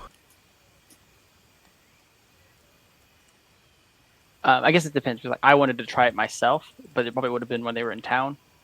Yeah, if we want to roll back a bit real quick and do yours, we can absolutely do that first. So I'm sure that mine's not even going to work, so it's probably just a waste of gold. The first thing I want to do is I do want to talk to the dragon lady. And I do want to tell her real quick before she leaves. That, Perfect. you might want to make sure that whenever you're in your dragon form, that you act a little bit more cautious. You're far too unconcerned with your safety when you're acting as a mortal. In That'll give you away. my humanoid form. Oh yeah, you're like in a dangerous war zone. You're just like, oh, I'm just here. Nothing's fine. Or everything's fine. You should act a little bit more, I don't know, scared if you want to be more blend in. I appreciate the advice. We have a way of doing things in Avarice, but I am curious what makes you say so. I clocked you as a dragon the moment I saw you. Oh, between you and I think most people do. I have never been much for subversion. Back in the olden days, it was unseemly to hide who you were, and perhaps we're a little old-fashioned, but my master feels the same. But it is the custom now. It is the way that we do things, and as times change, so must we. Still, though, I think it's kind of an open secret. Oh, okay. Well, if you're not concerned with it, then I guess it's no big deal. In some ways, the reason that so many hide their identity is unseemly. It's for deception. It is for unsavory backstabbing and the like. Even on the battlefield, hiding one's assets it's an ugly way to do war. We like to do things a little more honestly, or at least we used to, and then as a nation we kind of have corroded over time. Anyway, the point of all of this is, it's okay that you knew, but I appreciate that you're looking out for my safety. Of course. Also, thank you again for doing that breath. It made me so excited. I'm glad that you liked it. Okay, bye. And I'm gonna go. Then I'll go to the place and I'll do it my own. I'm gonna try to contact the librarian because I haven't tried that yet. Here's the thing. What if it works? Here I am trying to do something really complicated. What if it's just the easy stuff? What if he's just like next door chilling? What if it works? What if it works? What a great question. There's kind of a moment in a lot of tabletop RPGs where the players start to get the ability to magically contact all the people that they haven't seen in a long time, and that's where shit starts happening. So let's roll some dice. Let's see what happens. 50 gold, an hour of casting, and then get the Arcana or Occultism. And I'm going to go read this ritual one more time. Yeah, I think this is the one I want to do, because I know that one of them, 27, I know that one of them is like on the plane, and the other one was like ascending, but I don't have access to it, so I don't know. Whichever one isn't locked to the plane is the one I want to try doing, but I don't know which ones there are. Not me. I don't see any planetary or planar restrictions in contact friends. I think It says planar on it. Does it? Oh, can you pull it up for me real quick? Because I don't know where it's at. Yes.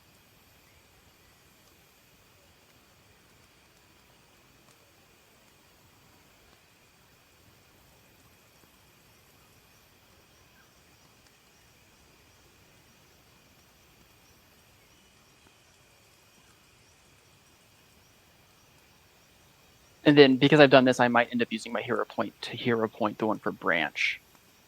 I just didn't want to spend a resource if I have been using it. Yeah, I don't see anything here or on Aeon Purity about a range or plane restriction. And that's a critical success. Where's the thing at? Oh, it's just contact. I thought there was like a list of all the spells, wasn't there? A list of all rituals? Yeah, here. Oh, I see all of the rituals at this place. I gotcha. Yeah, I don't know where it's at in all of the documents. So. Gotcha. That is under all the journals, player knowledge, but I can also just do this.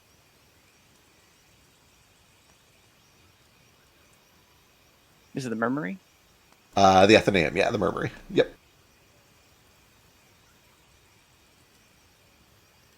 Oh, it's the sending ritual. Range planetary. Or planetary? Okay, yeah. Wait, does this mean I get to choose 3 people? Yeah, so essentially you can try to get in touch with... I had friends. I guess Suma might as well. Oh, man, fascinating. Okay. And,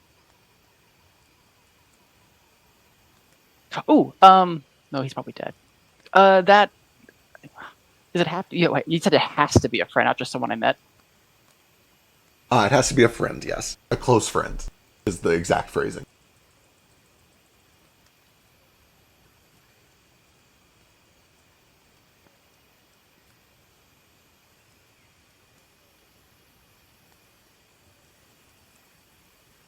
Does it have to be... Do they have to consider me to be a friend? Importantly, do they have to consider me to be a friend? What a good question. I assume that when you are close friends with somebody, it means you both consider each other to be friends. As long as it's okay if the friendship is a little one-sided, as long as they don't, despise you. And they can see everything that's around me too, right? Correct. All of you guys are going to be dumped in a mystical headspace together. So this will be, I think, just me, and I probably would have just told the attendant to go away, if that's okay. Understood. Let's do the first 2, and then I'll.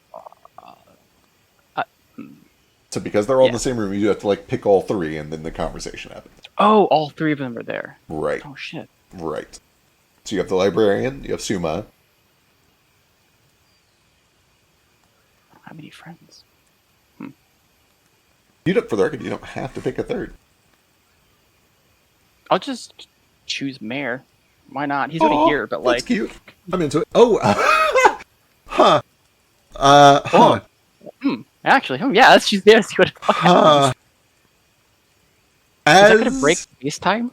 You step into this magical headspace, this world of your own construction, this tiny demiplane, this pocket plane, this world made for just this ritual.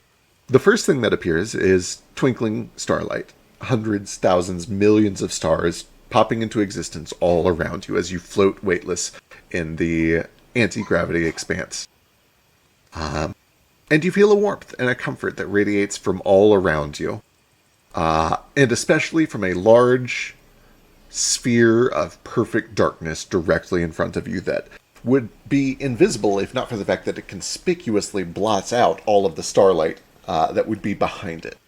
Essentially, you're surrounded on all sides by stars, a seemingly infinite number, except for a large black circle directly in front of you, which you instinctively recognize to be Mare. The second person that appears is a little ghost of a Venera boy, probably 13 or 14 years old, translucent, this pale blue, who sees you and immediately kind of goes wide-eyed and gets a bit of a strange grin. And before you can even say anything, he's, fuck, you're so big. How long's it been? I'll just laugh and slap my belly. I'm like, I've gotten big. And then I need to really search my soul for a second, so give me a moment. Go ahead. I assume that you were already prepared for this, because you gave us this a long time ago, and Oh, you have to understand. I don't prepare for anything. I play this game to be surprised by what my players do. I'm glad. I mean, my whole mission is to find this guy, and then you gave us a thing that finds people. Absolutely. And I shouldn't say I don't prepare for anything. I just don't. I don't know what you guys are going to do with it. I should know. I should be better at anticipating it by now. Reading a thing.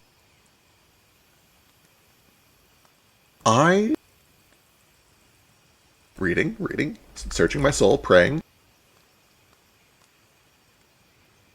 As a player, I expect nothing to happen. So, like, I'm not going to be disappointed nothing happens. I assume that he's probably in a place that it can't work. But I don't know how this works. I'm just a baby.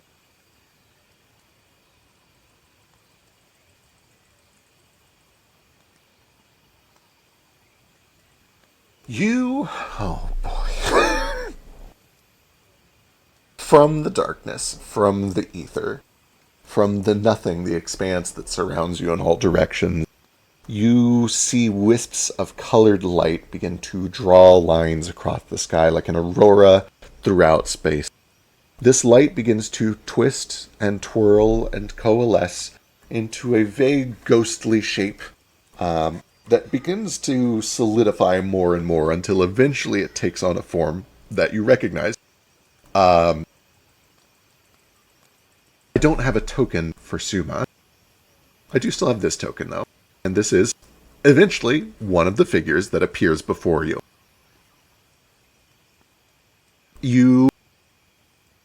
How do I phrase this? The librarian is here. You see this form in front of you, floating in the ether. You see tendrils of light that have wisped together to form a real, solid form. And the librarian looks down at you with cognizance, with awareness. They lock eyes with you. They seem to recognize that they are in touch with you mentally. What do you do? First, I'm just like, Tom, where are you? I've been looking everywhere for you. You never came back.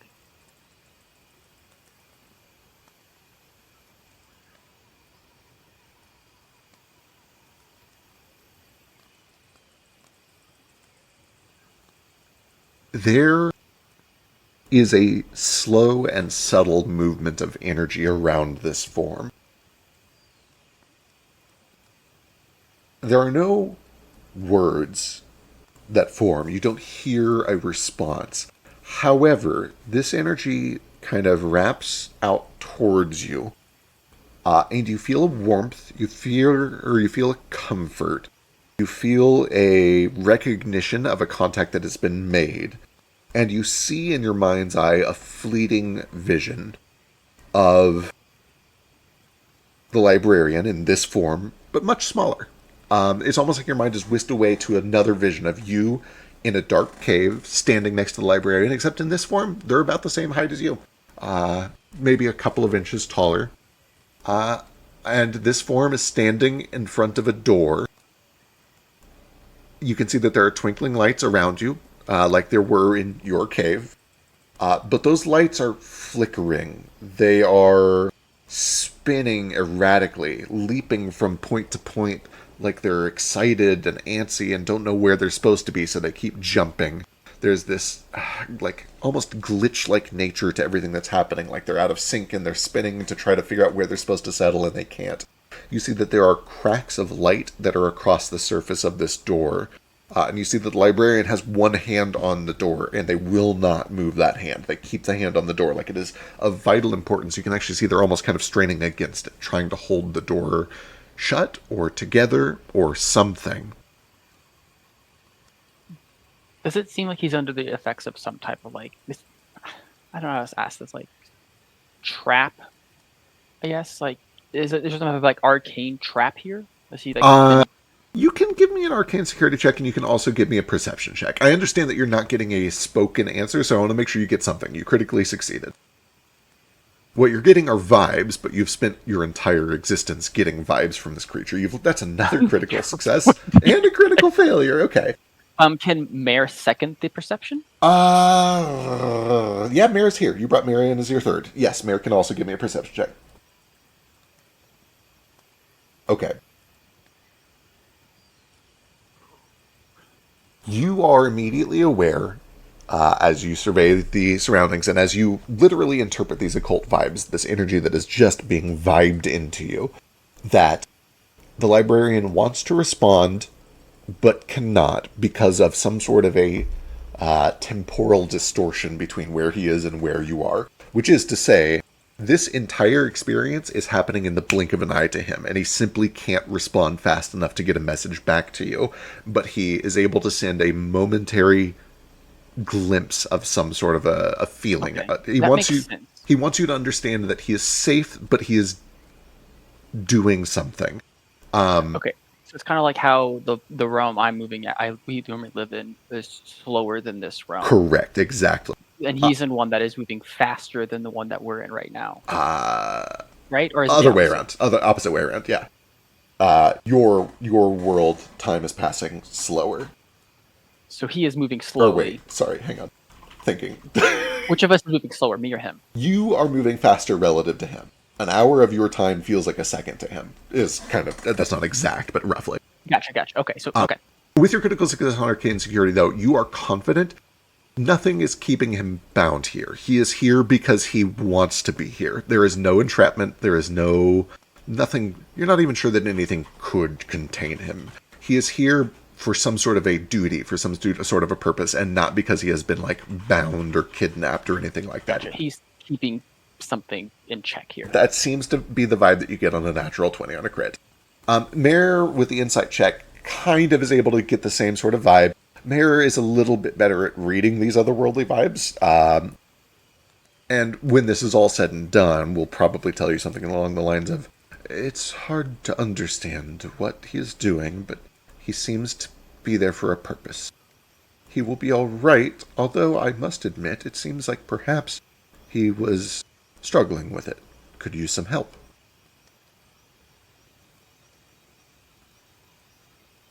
Cool. And that just leaves a third. Technically, you can ask Mare a question if you want. So two others. And I Suma. haven't talked to Suma. I wanted to find out where. Suma, where are you at? I'm back on the material plane. We should meet up. Well, I was able to hop through a door. I found myself in... I don't know, this world's kind of weird. The ocean's really big, and it's blue for some reason. And I think I see people on the hill way over to the north. But a lot of there are other people like me here. There's lots of ghosts, and they said that maybe it's a bad idea to talk to the people over there. Apparently they're not very nice. But we're doing okay. I miss hanging out with you. These ghosts are nice, but, you know, they are kind of boring. Can you get only one question, right? Yeah, and you can do like a little small talk as things are wrapping up, but you only get one pertinent big question. Gotcha.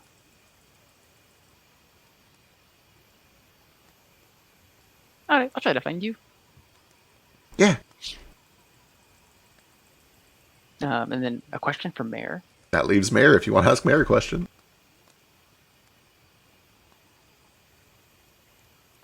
Do I get any special question for Mare, or is it just a regular question? Just a regular question. You've essentially pulled in somebody that you can already talk to. Yeah, if you technically want to talk to Mare, you can talk to Mare.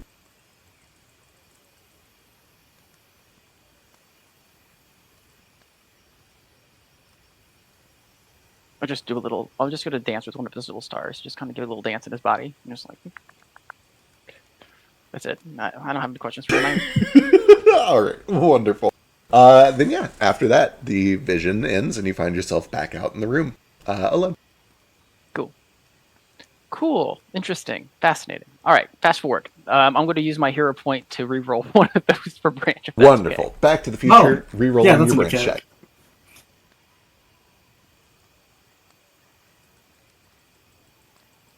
There you go. That is a success. You can contact one person, Branch.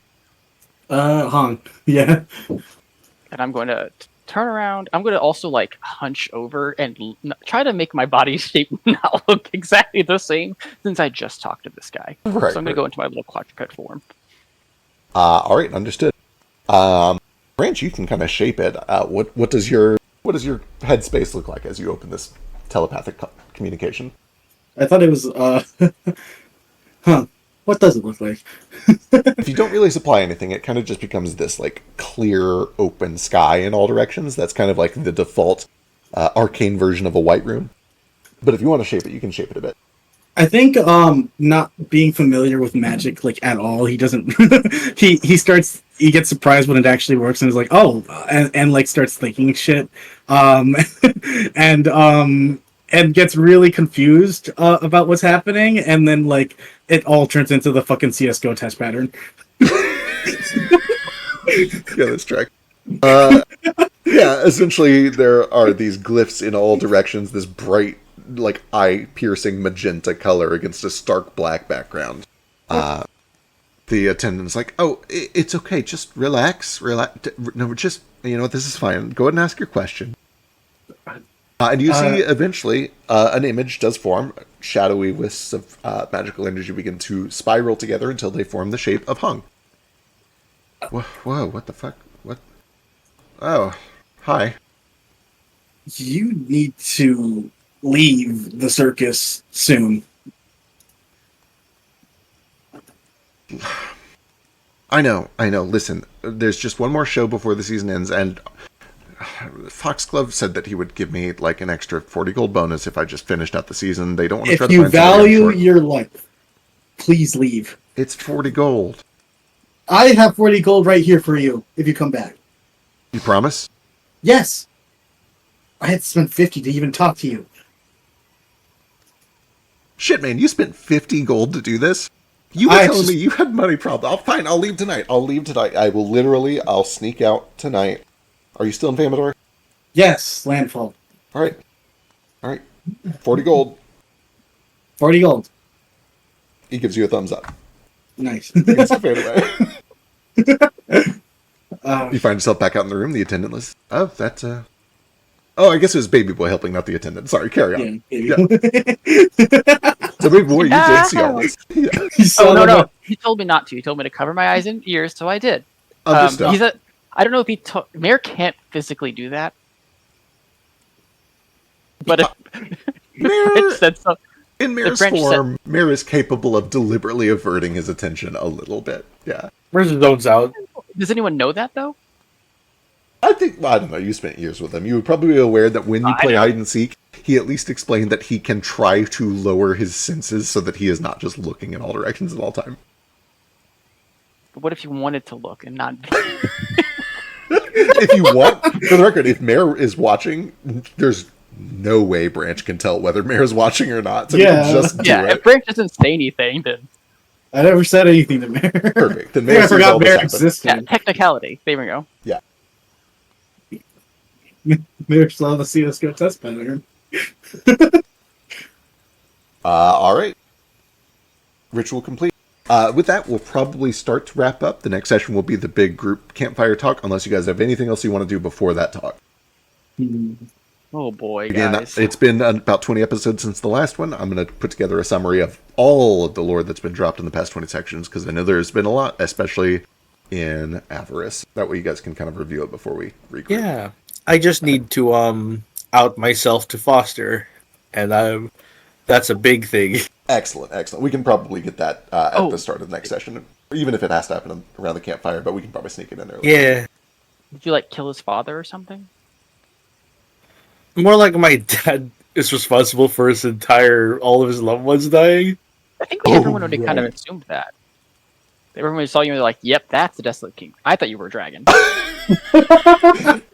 I'm not the Desolate King, I'm his son. I know, you're also not a dragon. It's kind of sad. Yeah. Disappointing everyone. Maybe we just want everyone to be a dragon. Maybe you're a dragon boy the same way Jane's a horse girl. I am.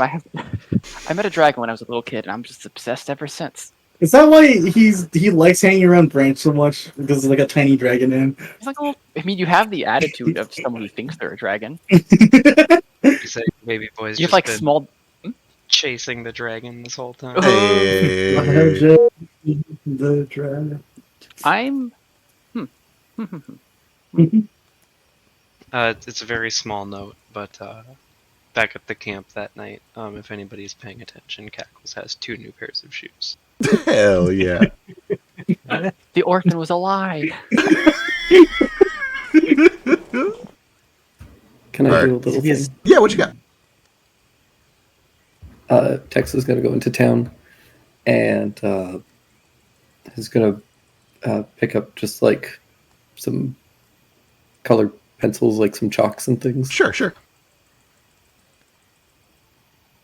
Easy enough to find. You can definitely find them like at any number of supply stores or from the Temple of Avanala if you would like to steal from there again. Sure, I'll steal from there. Excellent. Give me a thievery check. It's for fucking temple, man. What did they ever do to us? Tex just wants to steal. It's okay. Oh, no. 16. Okay, that's a little better. Yeah, you're able to like grab a selection of some basic colors and just make off before anybody can stop you. You're a cat. Okay. You're spotted, but not caught.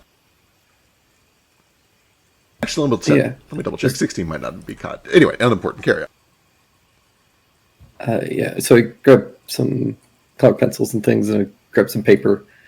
I'm just going to take it over to Lady Kata's, and I just kind of leave it at the front door. Aww. He doesn't have thumbs. Wasn't he drawing like the first time you guys went over? Yes. He can figure it out. He also has a mage hand. Oh, right. I forgot. You gave him that. That is too cute. That's wonderful. Excellent. Do you do anything, or do you just like leave immediately? I think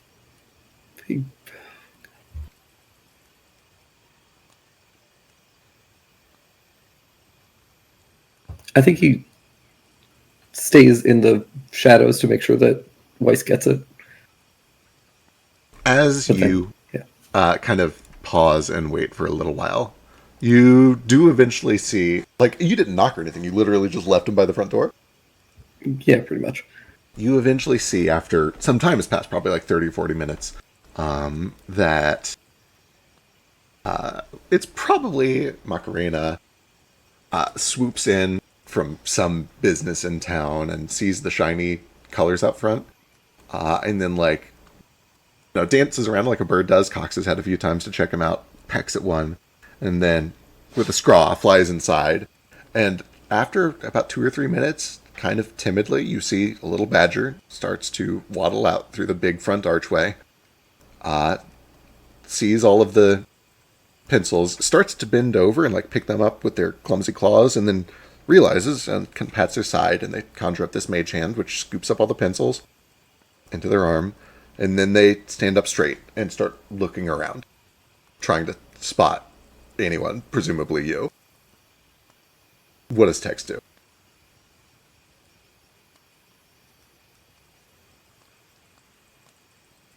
Doesn't spot you, and eventually just kind of stays out front for a little while, kind of like, not really forlorn, but curious. And eventually you see that Lady Kata herself, towering over this badger, kind of comes out, kneels down low, and they kind of have a brief talk, too quiet to hear from this distance. But Lady Kata gently pats Weiss on the back. Are you sure about that? Oh, well, maybe. I don't know. You can try to listen in if you want. Give me a perception check. I have very good perception. You have very good hearing.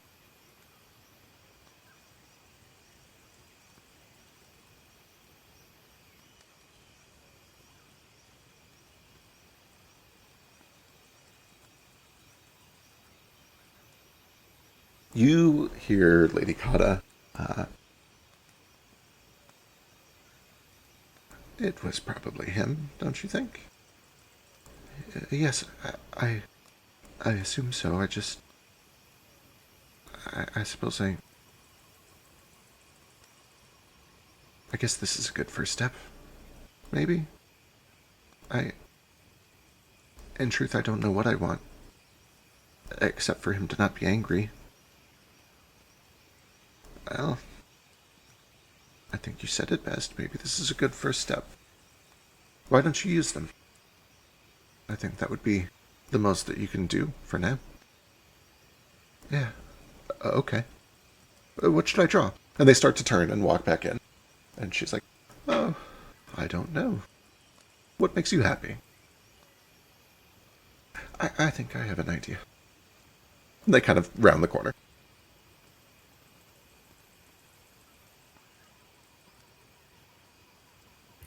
Yeah, I just head back to landfall after that. All right. With that, any other last business before we do the group talk? Wonderful. We'll go and wrap up there, and we'll pick up next week. Guys, I'm so happy that I figured out she was a dragon 1 second after meeting her. I love that like half the party picked up on it instantly, and Baby Boy is just now getting it. Well, no, I missed the session when they met her first. So the moment I met her, I knew. Oh, I see what you're saying. I told gotcha. her at the moment I met her. Yeah. Oh, right. I remember that.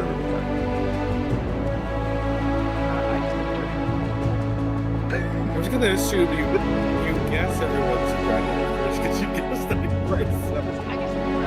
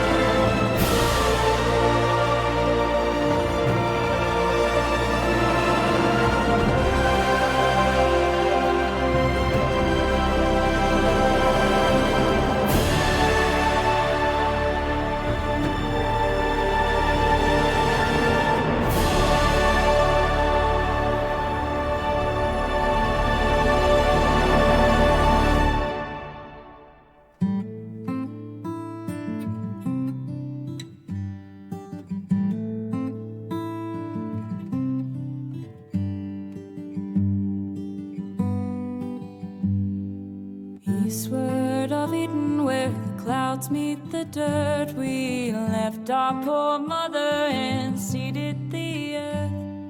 Gates they were shuttered, the latches were locked. Oh, eastward of Eden, where men become gods.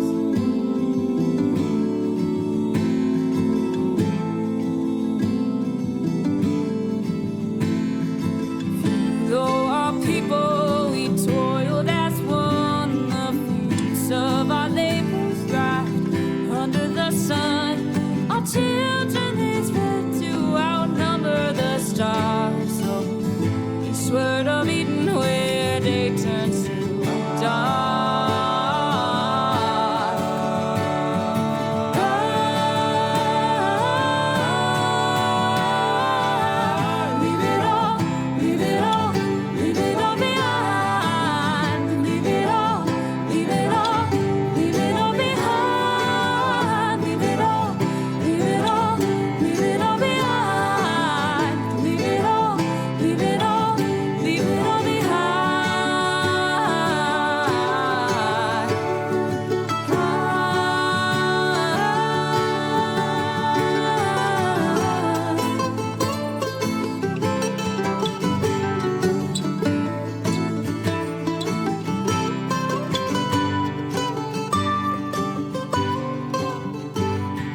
Watered our forests with fire and flood, and fed our own egos with our brother's blood. We stopped every ocean till they ate up our shores. Oh, eastward of Eden, where we always want more. Our towers they rose up and set with the sun. Our servants they burned up